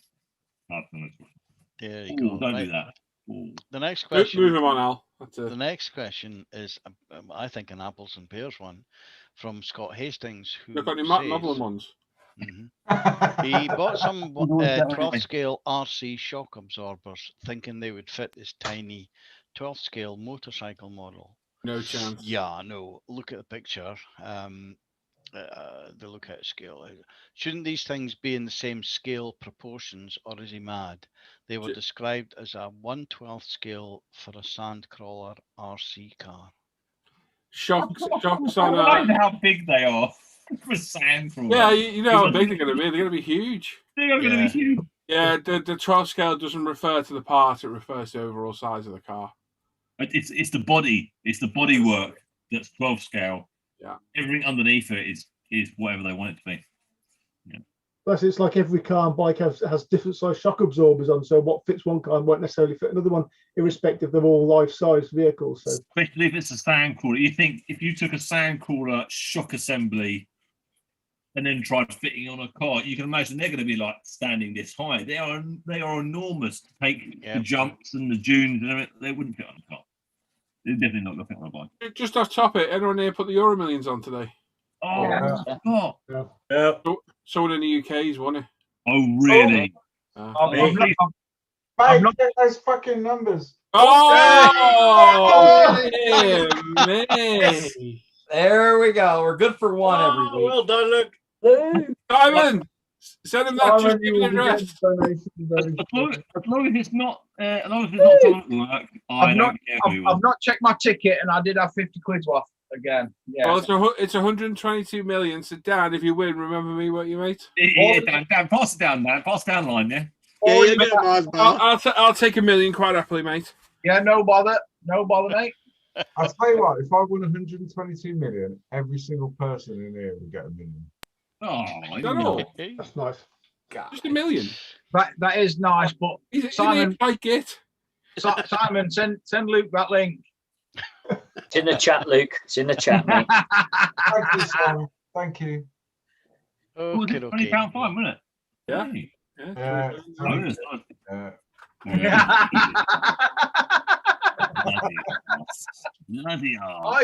I suspect a lot of Luke's anger now is all fueled by Budweiser. I was going to say, I think Luke. No. We can't blame Luke. We've got to blame the alcohol. It's the alcohol. Well, what I'm going to say is, if you lads can't handle your ale, maybe you need to calm down a little bit. Yeah, Luke. Oh, dear. You can't handle your ale. Yeah. Unlucky, mate. Unlucky. Okay, next question is from Gary Ride the Wind. Okay. Dan, what? Has anyone noticed what? That Tony's keeping quiet. You noticed that? Yeah. I forgot he was here again, to be honest. I keep forgetting he's with us. I think he's keeping quiet because his wallet is not as full as his mouth is. It's twitching. It's twitching. Anyway, Al. Next question is from Gary Ride the Wind, who says, "Good evening, everyone. He's used resin parts before on a kit, but he's never built an actual resin kit. Are there any tips, do's, don'ts, precautions one must take when building a complete resin build?" Right, number one, put gloves on, wear a dust mask, because if you're allergic to that stuff, you'll know about it very, very fast. Yeah. Because it'll burn the living crap out of your skin. Try not inhaling the dust. Work on a work surface whenever you're cutting or sanding on some moist, terrible word, moist, isn't it? As bad as gusset. Yeah. Wet, moist kitchen paper so the dust gets absorbed by it. And wash your hands when you're done. Before you paint, give it a wipe over some IPA or airbrush cleaner, or go with hot soapy water, because it will have mold release on the resin. Yeah. Always does. And test fit every single part before you commit to glue. Small caveat with that, unless it's a 3D printed piece, and then there'll be no mold release whatsoever. There is that too, yeah. Just a small bit. Alan's just built one recently, haven't you? It depends. A lot of it depends on the manufacturer as well. Yeah. Because, like Accurate Armor, their full resin kits, the instructions are lacking, really. So you've really got to do your research with Accurate Armor kit and look at reference photos, and they've got all the bits there and the detail is amazing, but the instructions are lacking a lot of the time. So you've really got to do your research, and like Paul said, test fit every single part before you commit to glue. Test fit every single bit of it, I think it's the same with the car kits as well, that the instructions are very lacking. It just seems to be part and parcel with the resin kits, because they're low run numbers, they don't put the effort into the instructions so much, do they? No, it's really talked on. Yeah, and I think a lot of it, certainly with Accurate Armour, which is a great manufacturer, and they pick subjects, particularly British subjects, that you can't get anywhere else. And they're catering more to the real armour enthusiasts and the real armour buffs. So their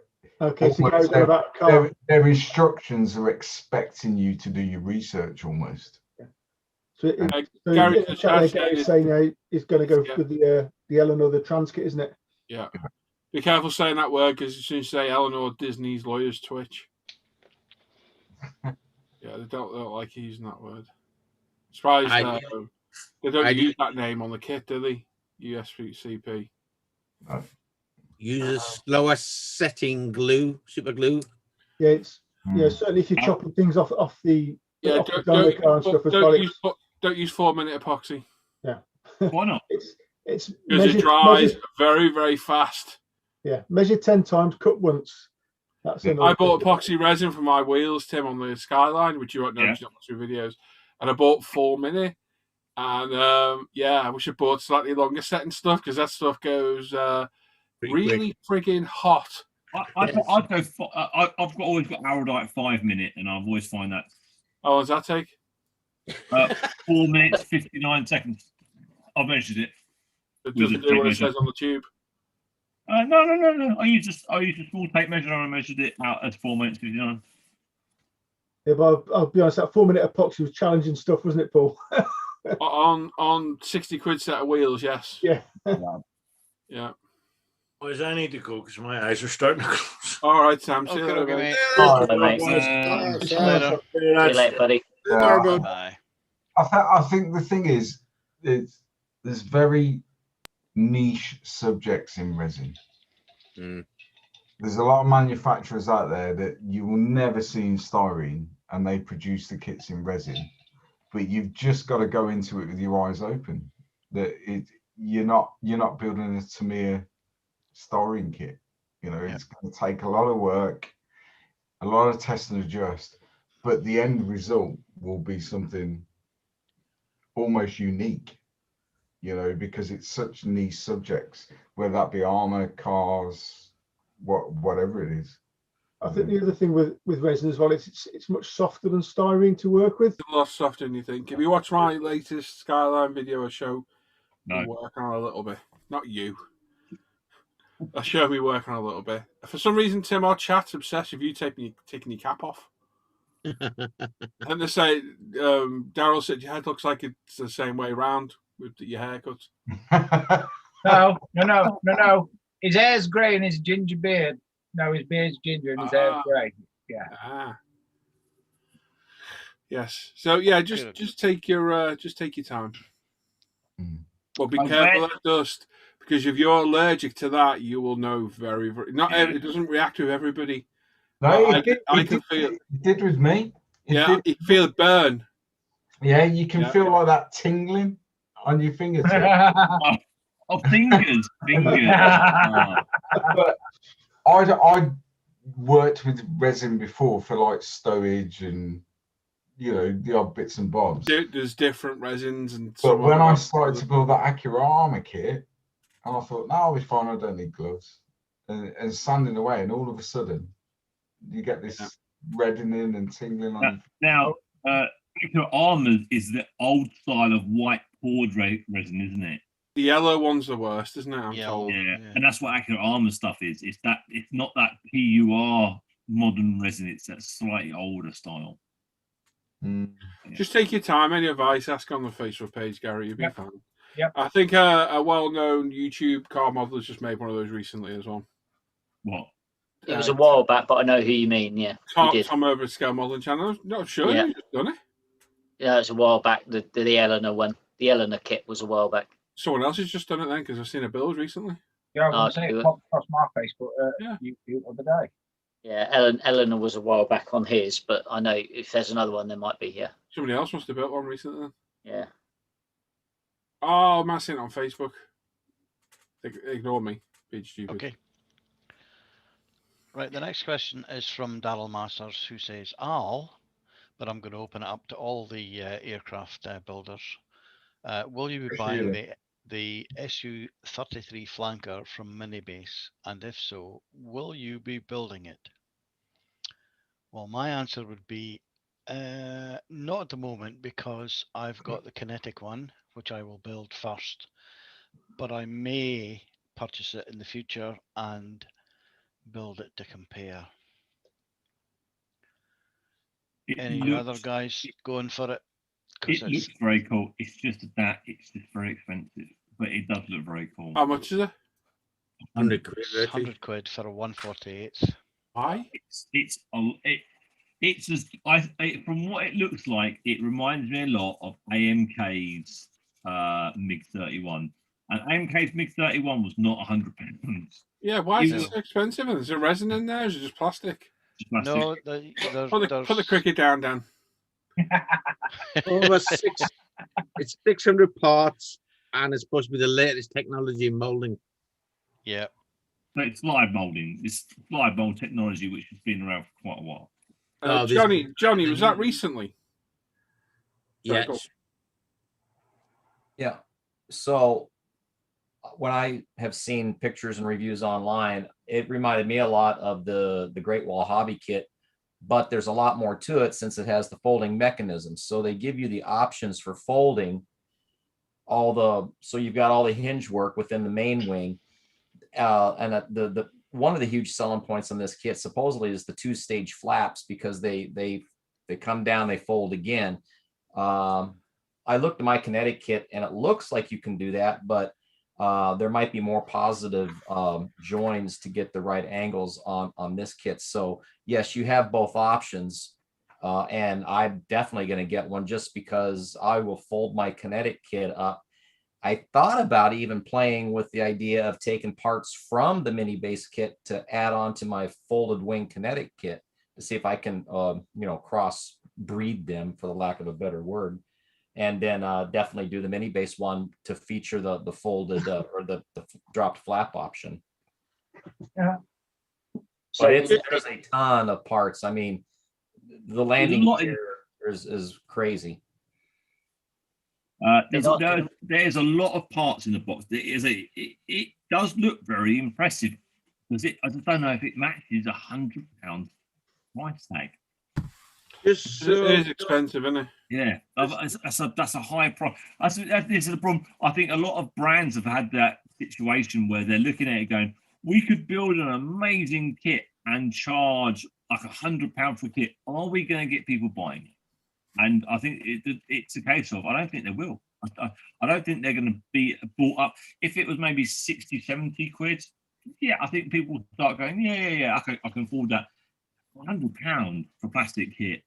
It all depends on how it goes together, I think, because usually in the long run, that I think that's going to be the mark of a good kit.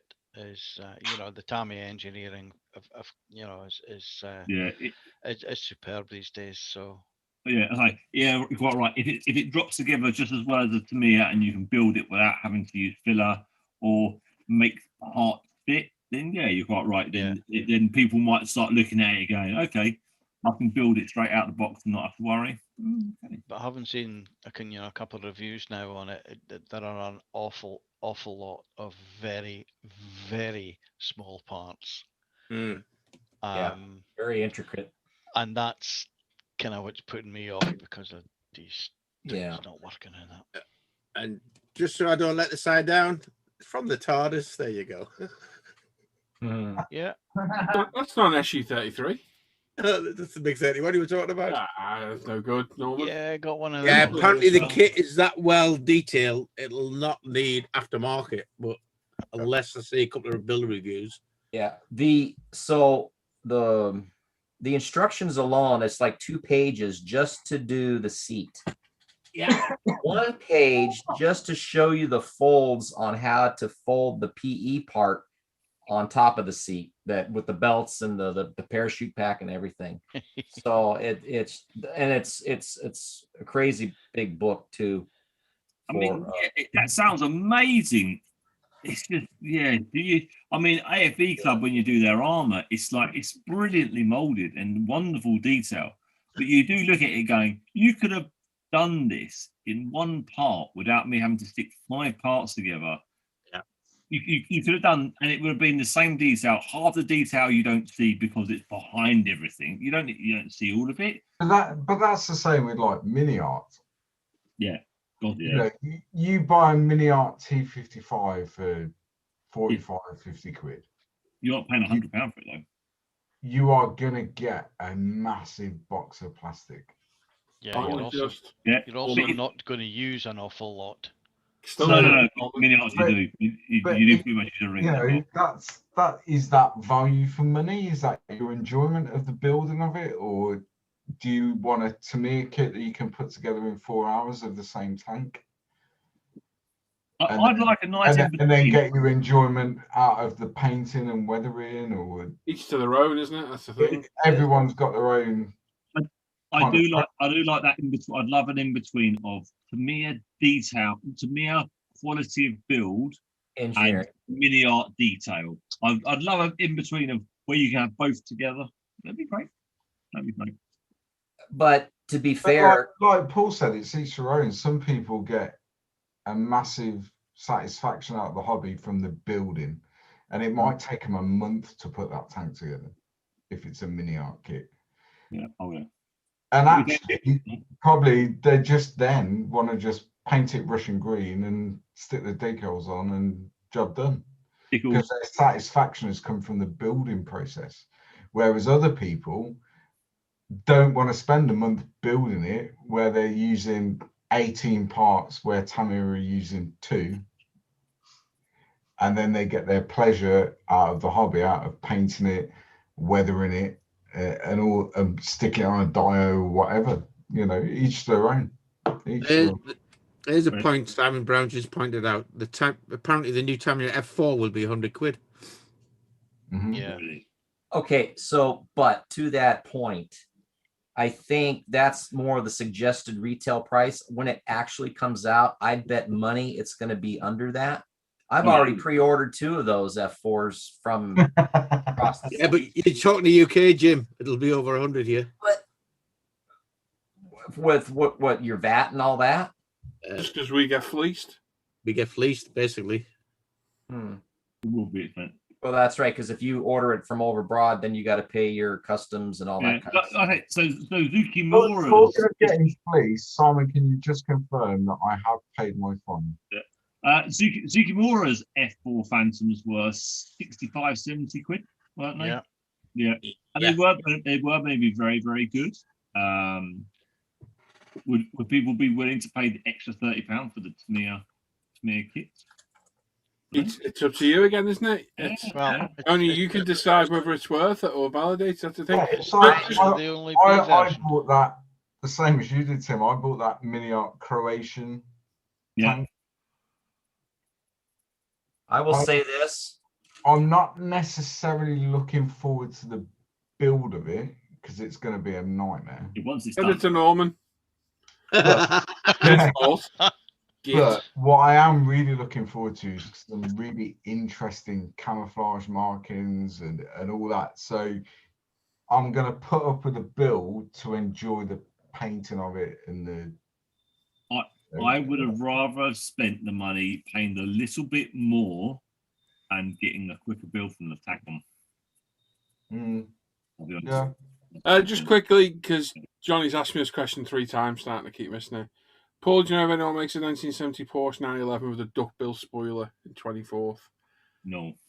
I don't know, mate, off the top of my head. You have to go to USC. Is it? Yeah, but Simon's saying Fujimi might do one. I don't know. Have a look. And coincidentally, Tom at Scale Modeling Channel has just recently finished at Illinois. He's built another one. No, just to be split hairs, he built an Eleanor a while ago. He's just completed a GT 500 Shelby, which is a slightly different kit. And yes, Luke, you have paid your fine, Thank you. You get another free one as well if you want. No, I'm not going to do that. I'm not going to do that. Not off me, he doesn't. No, No, it's not another Eleanor. It's not a USCP Eleanor trans kit he's used. he's used a Shelby GT500 trans kit on. It's very similar, but they're slightly different. Okay. So originally he did an Eleanor and he did it in all the proper colour and everything. He's just done the GT500, the Shelby GT500. Okay.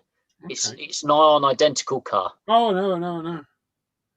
I'm convinced it was the other one. That same company does at USCP. I'm pretty sure they do a load of Porsche parts and they do a duck bill boot lid for the 911s. I think Sure they do. might be a Fujimi one though as well. I'm just in. Yeah, there is a few G, but you might find it Well, hard to get Simon. hold of that. To Digsby and to Simon, look at your screens briefly. Ready? Dun, dun, dun, dun, dun, dun. Wow, that is a Oh, look at that. Look at that. What am I looking at? There's the cockpit. No one likes to show off. No one likes to show off. There's your cockpit. What about you, Jim? Right? It all falls together. I mean, I didn't think they could get any better than the F-14, but wow. It's all right. He'll muck up paint job anyway. So I will. I'm sure. Yeah. It'll look like a melted welly by the time it's finished. You know it'll a melted welly at its best. 88, 911. One final thing on the flanker. Although it's very detailed, I'd be interested to see if there's any aftermarket coming out, because the cockpit seems to be just your standard panels and decals for the instrument panel. So that's interesting. Might see Quinta do a cockpit set for it, but yeah, you might see some wheels. You might see us. It'd be Well, nice already to have see seats out if there. someone did those 3D decals for the cockpit. Yeah, the Quinta Studio stuff. If an aftermarket company is, their whole process is to try and pick fault in a kit that may not actually have fault and make you buy a load of photo etch, which you don't really need because it just adds a load of aggro. Yeah. Big headsets. Yeah. They're great. Loads of stuff you might never use. But there's loads of stuff in that set. Some of it's great. When I built the Lynx, the Airfix 48th Lynx, I bought the big headset for it, and I probably used maybe a third of the photo etch that was in that, because actually when you look at it, you know, it's not actually much better than what the styling is doing. So you just choose what you want to use, don't you? There's always one thing.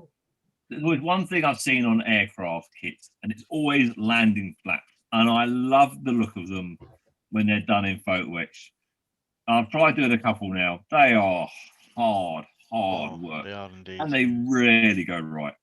I did a set on something, but I can't think of what they're on now. When I say you're vegan, I was going to say the vegan, but maybe not.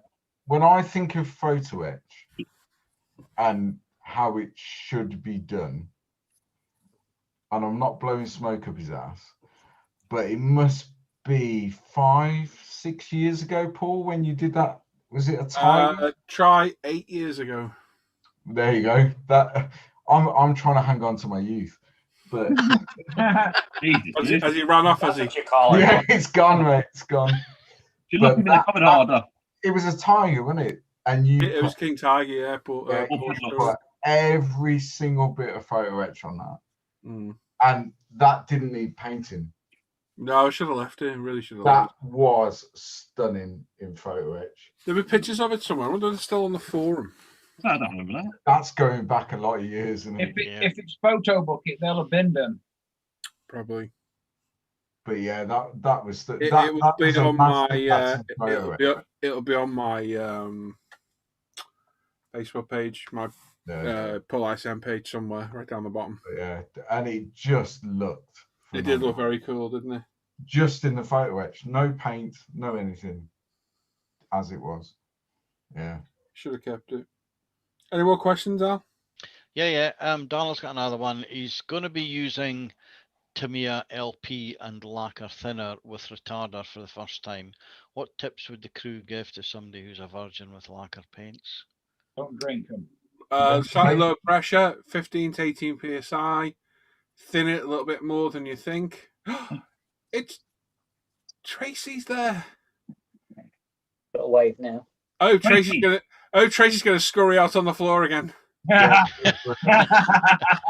in these. Scurry out on the floor. Yeah, lower ventilation.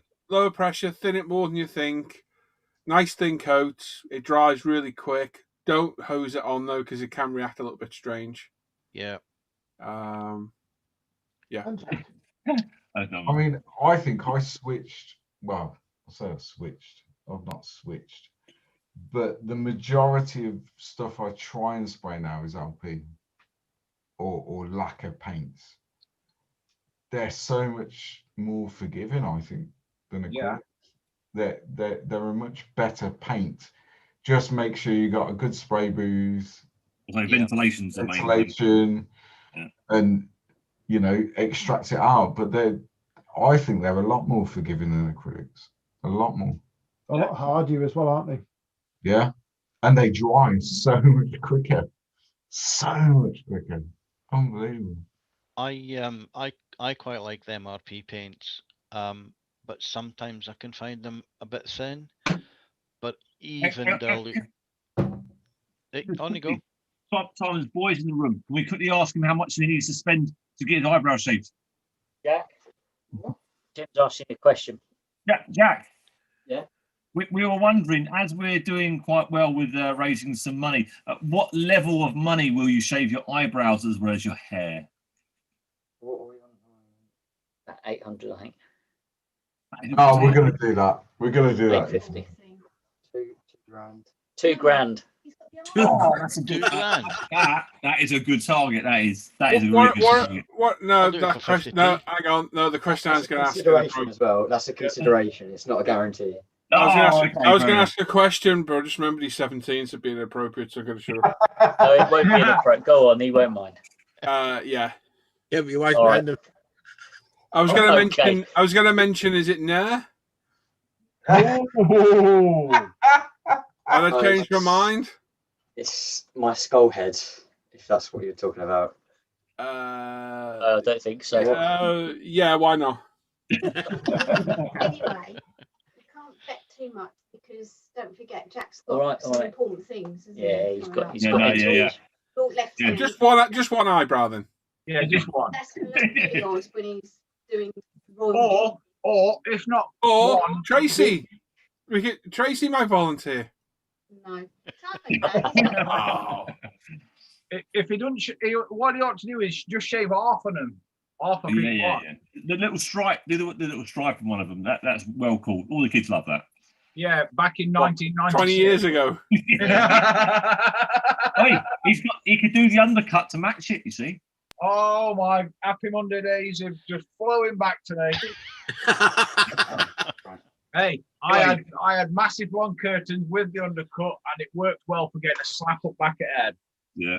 Anyway, well done for shaving your head and raising the money. Yeah. Well done. Yeah. Well done, Jack. Well done. Right, I'll carry on. Yeah, I was just going to say Bye. to Donald that I actually spray my LPs, thinning them 50-50 or slightly more, at about 12 psi. Yeah, go as low as you can. Yeah, it's just, you know. Anyway, next question is from Steve Partridge, who asks, as we are now choosing our favourite build from 2 weeks worth of finished builds, can we choose our top 2 with the 2 winners getting a £10 voucher each? No. There are so many great builds, and it means that someone's missing out every time. No. That would be a no, Steve. That'll be a no. I can see the thinking, but it'll be a lot confusing. Yeah. No, we'll go with one every 2 weeks. Yeah. It's hard enough trying to pick one, let alone trying to pick 2. Absolutely, yeah. That's what she said. Because with that logic, we were better doing 3, so we had a first, second, and third place, but I can't do that. Do it every 3 weeks. I know. Yeah, we'll just stick with a winner. Thanks for the idea, though. A good idea. It was completely useless, but thanks for the idea. I'm only joking. I'm only joking. Yeah. Okay, last question of the evening is from BAP, who asks, when spraying a kit that is molded in red plastic to a different color, what procedure do you use to stop the red bleeding through into the final coat? Prime it in black and spray silver paint. Apparently, is a good trick to stopping paint bleed through.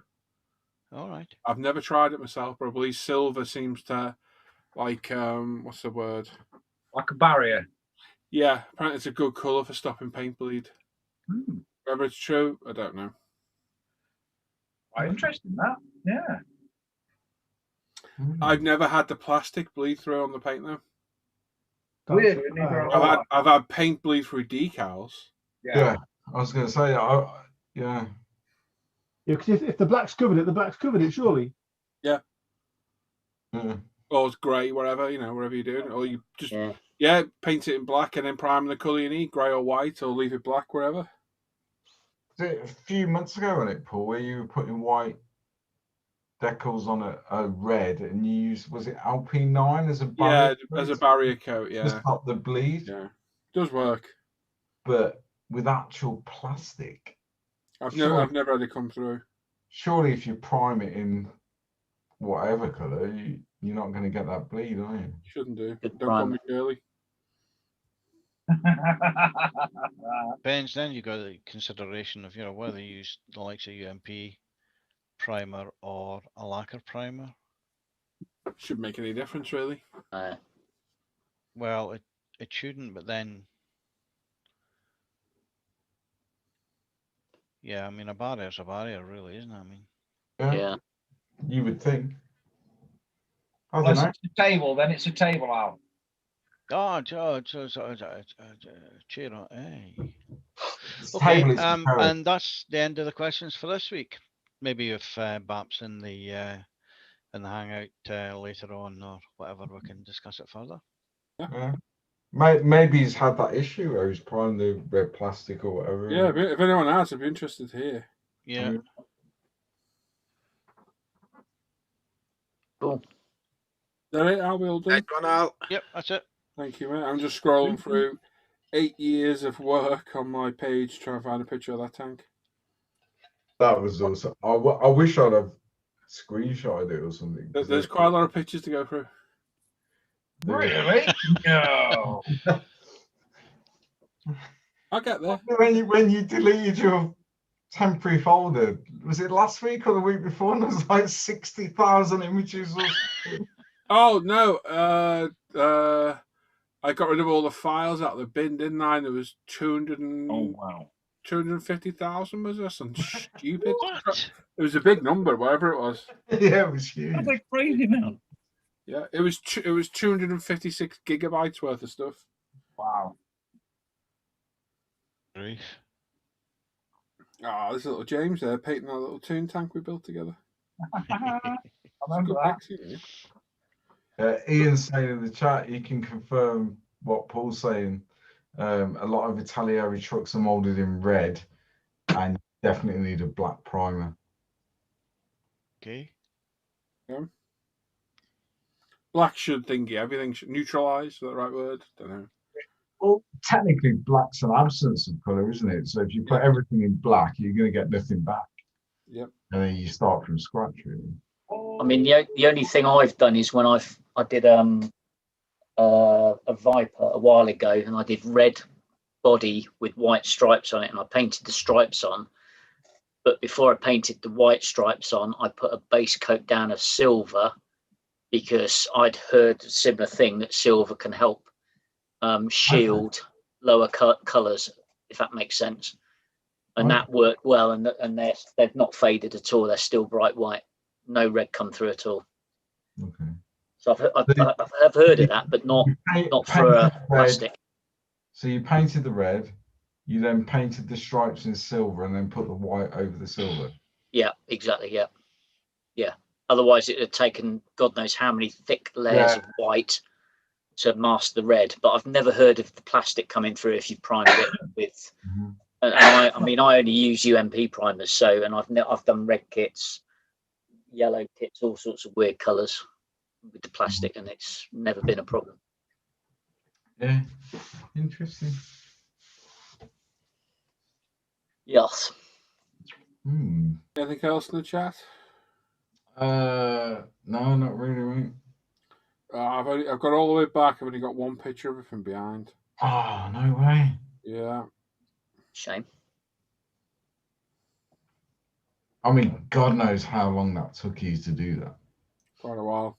Yeah, I can imagine. It was basically brass, wasn't it? The whole model was brass. If I send this to one of you lot by private message, because I'm not putting it in our chat to flash up on screen, can one of you lot screen share it? Yeah. But everything's I've got all my screens on my iPad. It's Yeah. Yeah, I can do that, mate.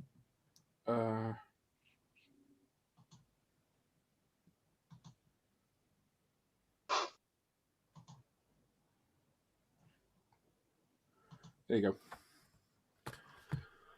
Yeah, I know there was loads of pictures. They might be on my Mac somewhere if I go right back.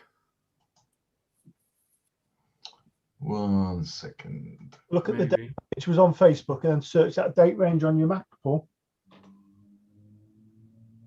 Actually, why didn't I think of that looking on Facebook? Okay, is that showing? Oh, wow. Yeah. So obviously that's not painted at all. Everything that isn't plastic is photo etch. Unbelievable. All the zero, everything. And you painted that in the end, did you?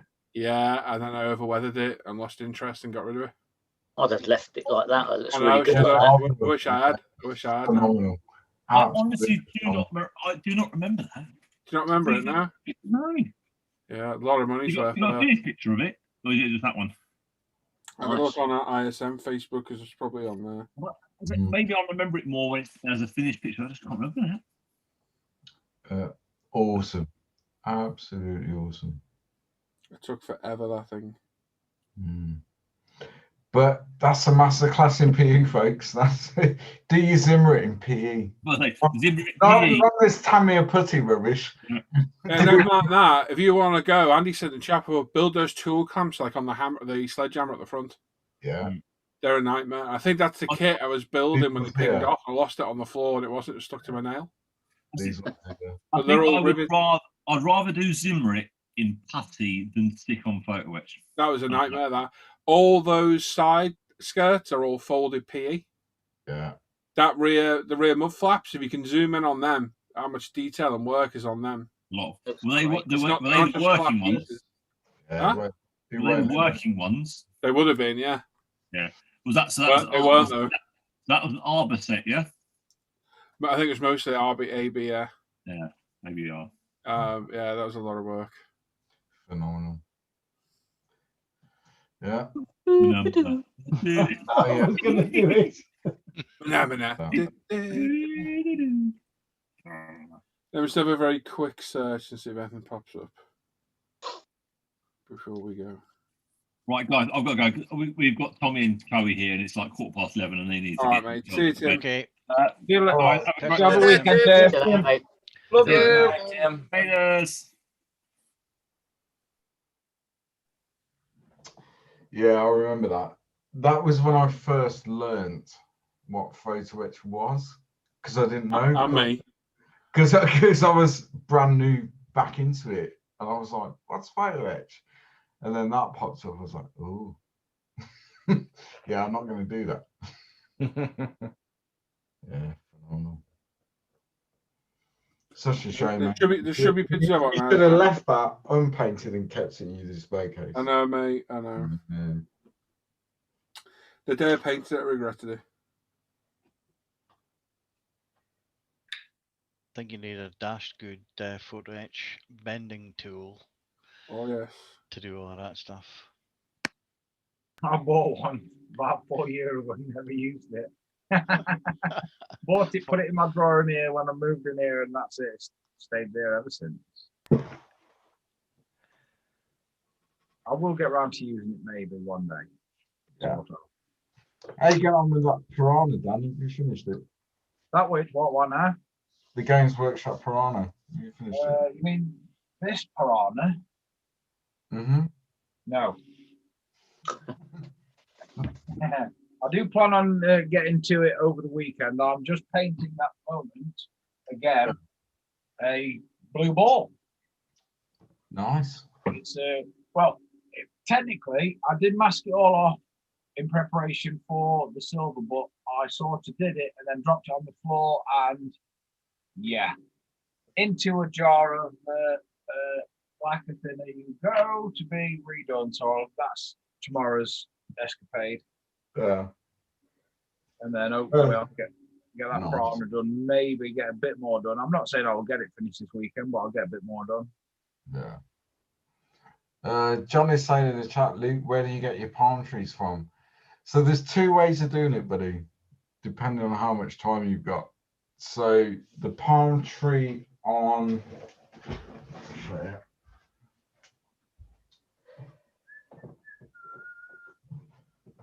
God. I'll show you. Bear with me. Don't drop it. Don't drop. It's heavy. It's really heavy. Yeah, I know. So that palm tree there is scratch built. So if you go to Fields of Glory models, the leaves, try and show you there, they come as like a almost like a kit. So they come on a flat sheet that you can cut out, and then you scratch build the trunk and everything around it. If you want to cheat, and there's not that much difference, to be fair. So if you look at this one, which is the one I used on the Dio build series, that one, that's from eBay. So if you just search on eBay for a 1/35th scale palm tree, you'll find them, really. If I'd have known at the time I built the Russian Dio that you could get them on eBay, then I would have bought one off eBay rather than messing around with scratch building the palm tree. Yeah. Cool. Nice. It pretty much the same quality, is it, for? Yeah, from 3 feet away. Right, yeah. The ones you get off eBay are very. The leaves are.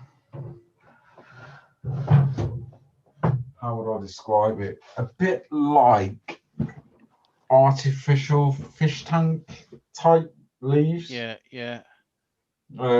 So on the desert Dio I did, all I did with those is I just repainted them to get some tonal variation in the leaf. Because obviously palm trees, as it gets towards the end of the leaf in the desert, it starts to go a bit brown. Yeah, brown, yeah. Because of the heat.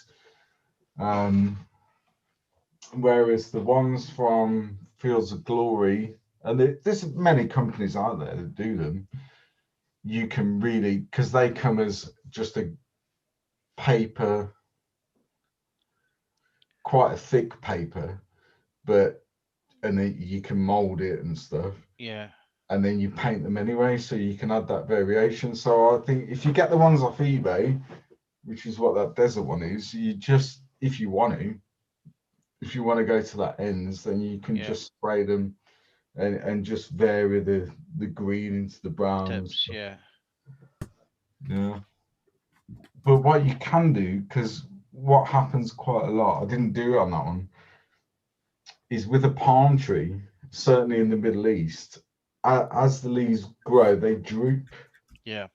So the lower down the tree, the droop of the leaf is bigger because they're dying because of the heat. So you could get one off eBay and then get the Fields of Glory sheet.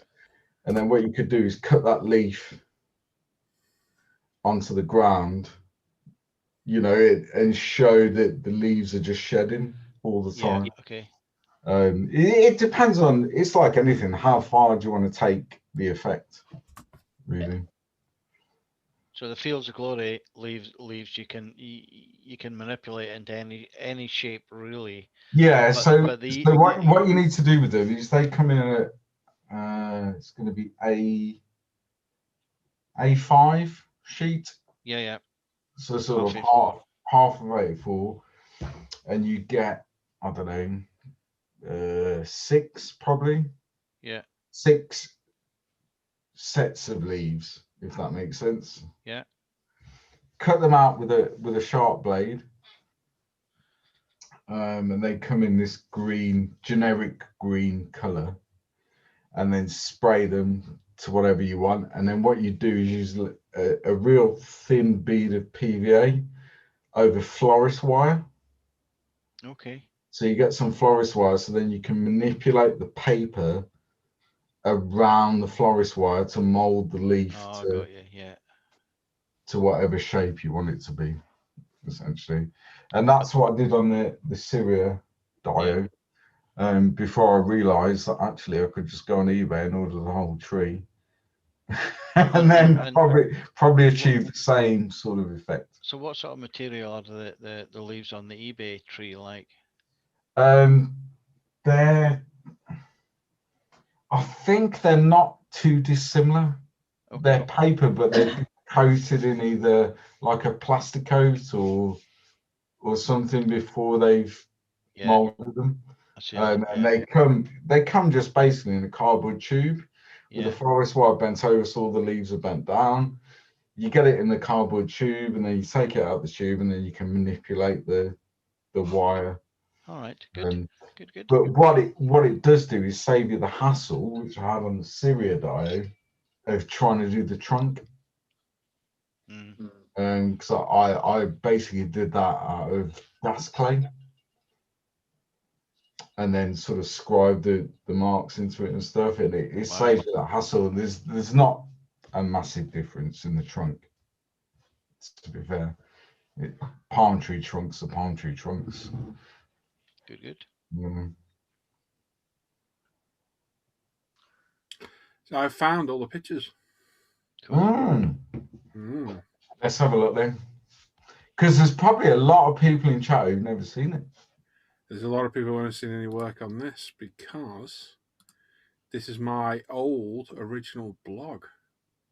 Wow. That I ran from 2010 for a number of years, and then forgot my password and couldn't get back in. And there's a lot of work on here. Just let me get the screen share working.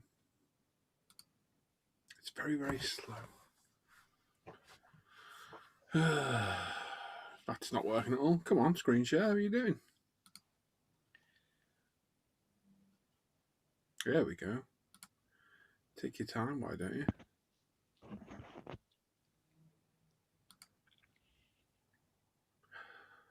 Talk amongst yourselves for a minute. And just to say, Johnny, I didn't ignore or not reply to your comment on YouTube on that video. I have replied to it, mate, saying, yeah, go and check eBay, 135th palm trees.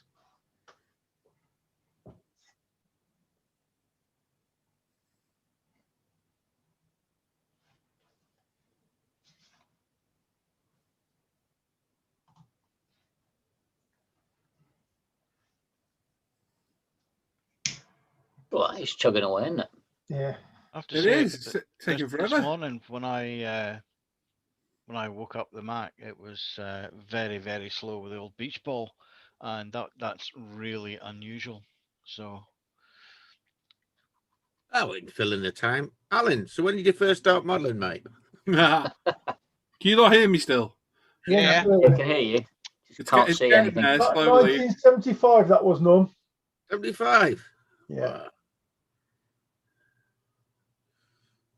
I'll tell you what I want to do. I want to interview Norman on my channel on Saturday afternoon. That's what I want. Well, should you finish builds? Yeah, right.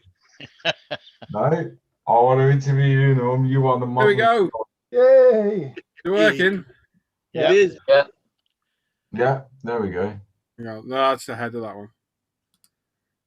Everything's on the go slow here. It's not happy. Searching through thousands of pictures does I was not. just about to say, yeah. It's struggling. That was everything, Kenny.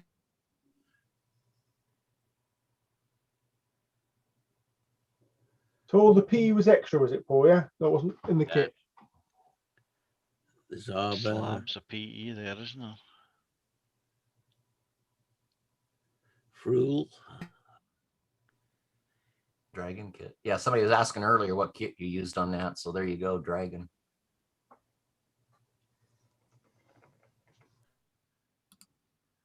Oh. No, it's not happy at all. Can you hear me? Yeah. So what platform was that on there, Paul? Eh? What platform was that blog on? No idea. Because I can remember seeing it on, I think it was on the ISM news show. Yeah, it probably was, yeah. That was the first time I saw it. It's on Paul Scale Models blogspot.com.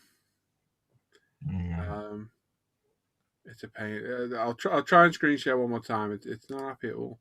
Because you did another armor build recently. Well, I won't say recently. There we go. In your last. Is that working? Yeah. Yep. Nice. Try again. Is that still working? Yep. Right. Okay. So that was everything in it.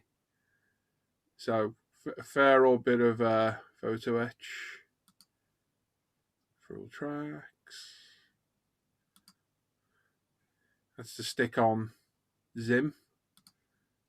Bits and bobs. And then, yeah, it's got photo bucket things in because photo bucket holds all your pictures at ransom.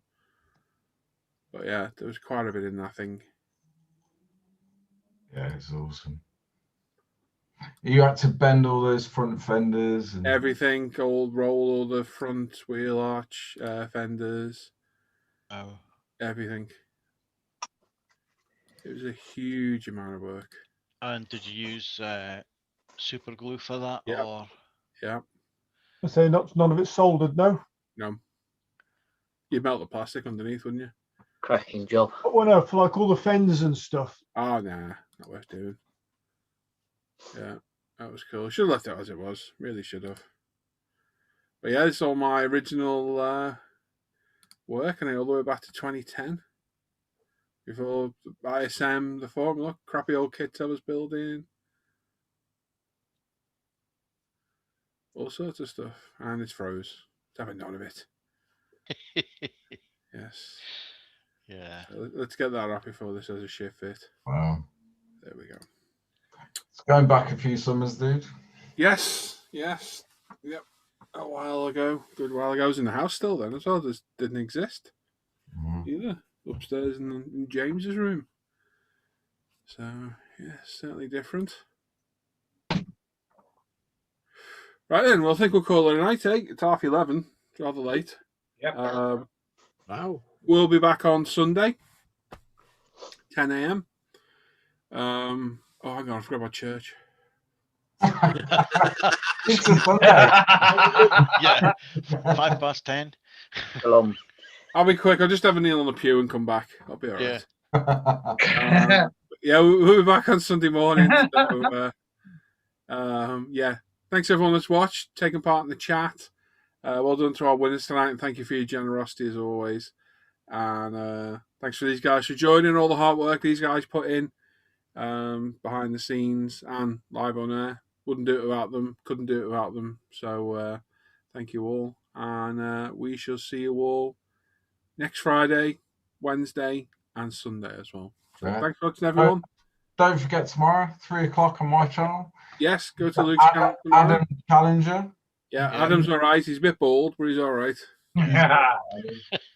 And don't forget to check out Simon's Just Fund Me page over on ISM. Yeah, and I appreciate all the donations tonight, guys, as well. Really good. And there we are. So we should catch you all next time.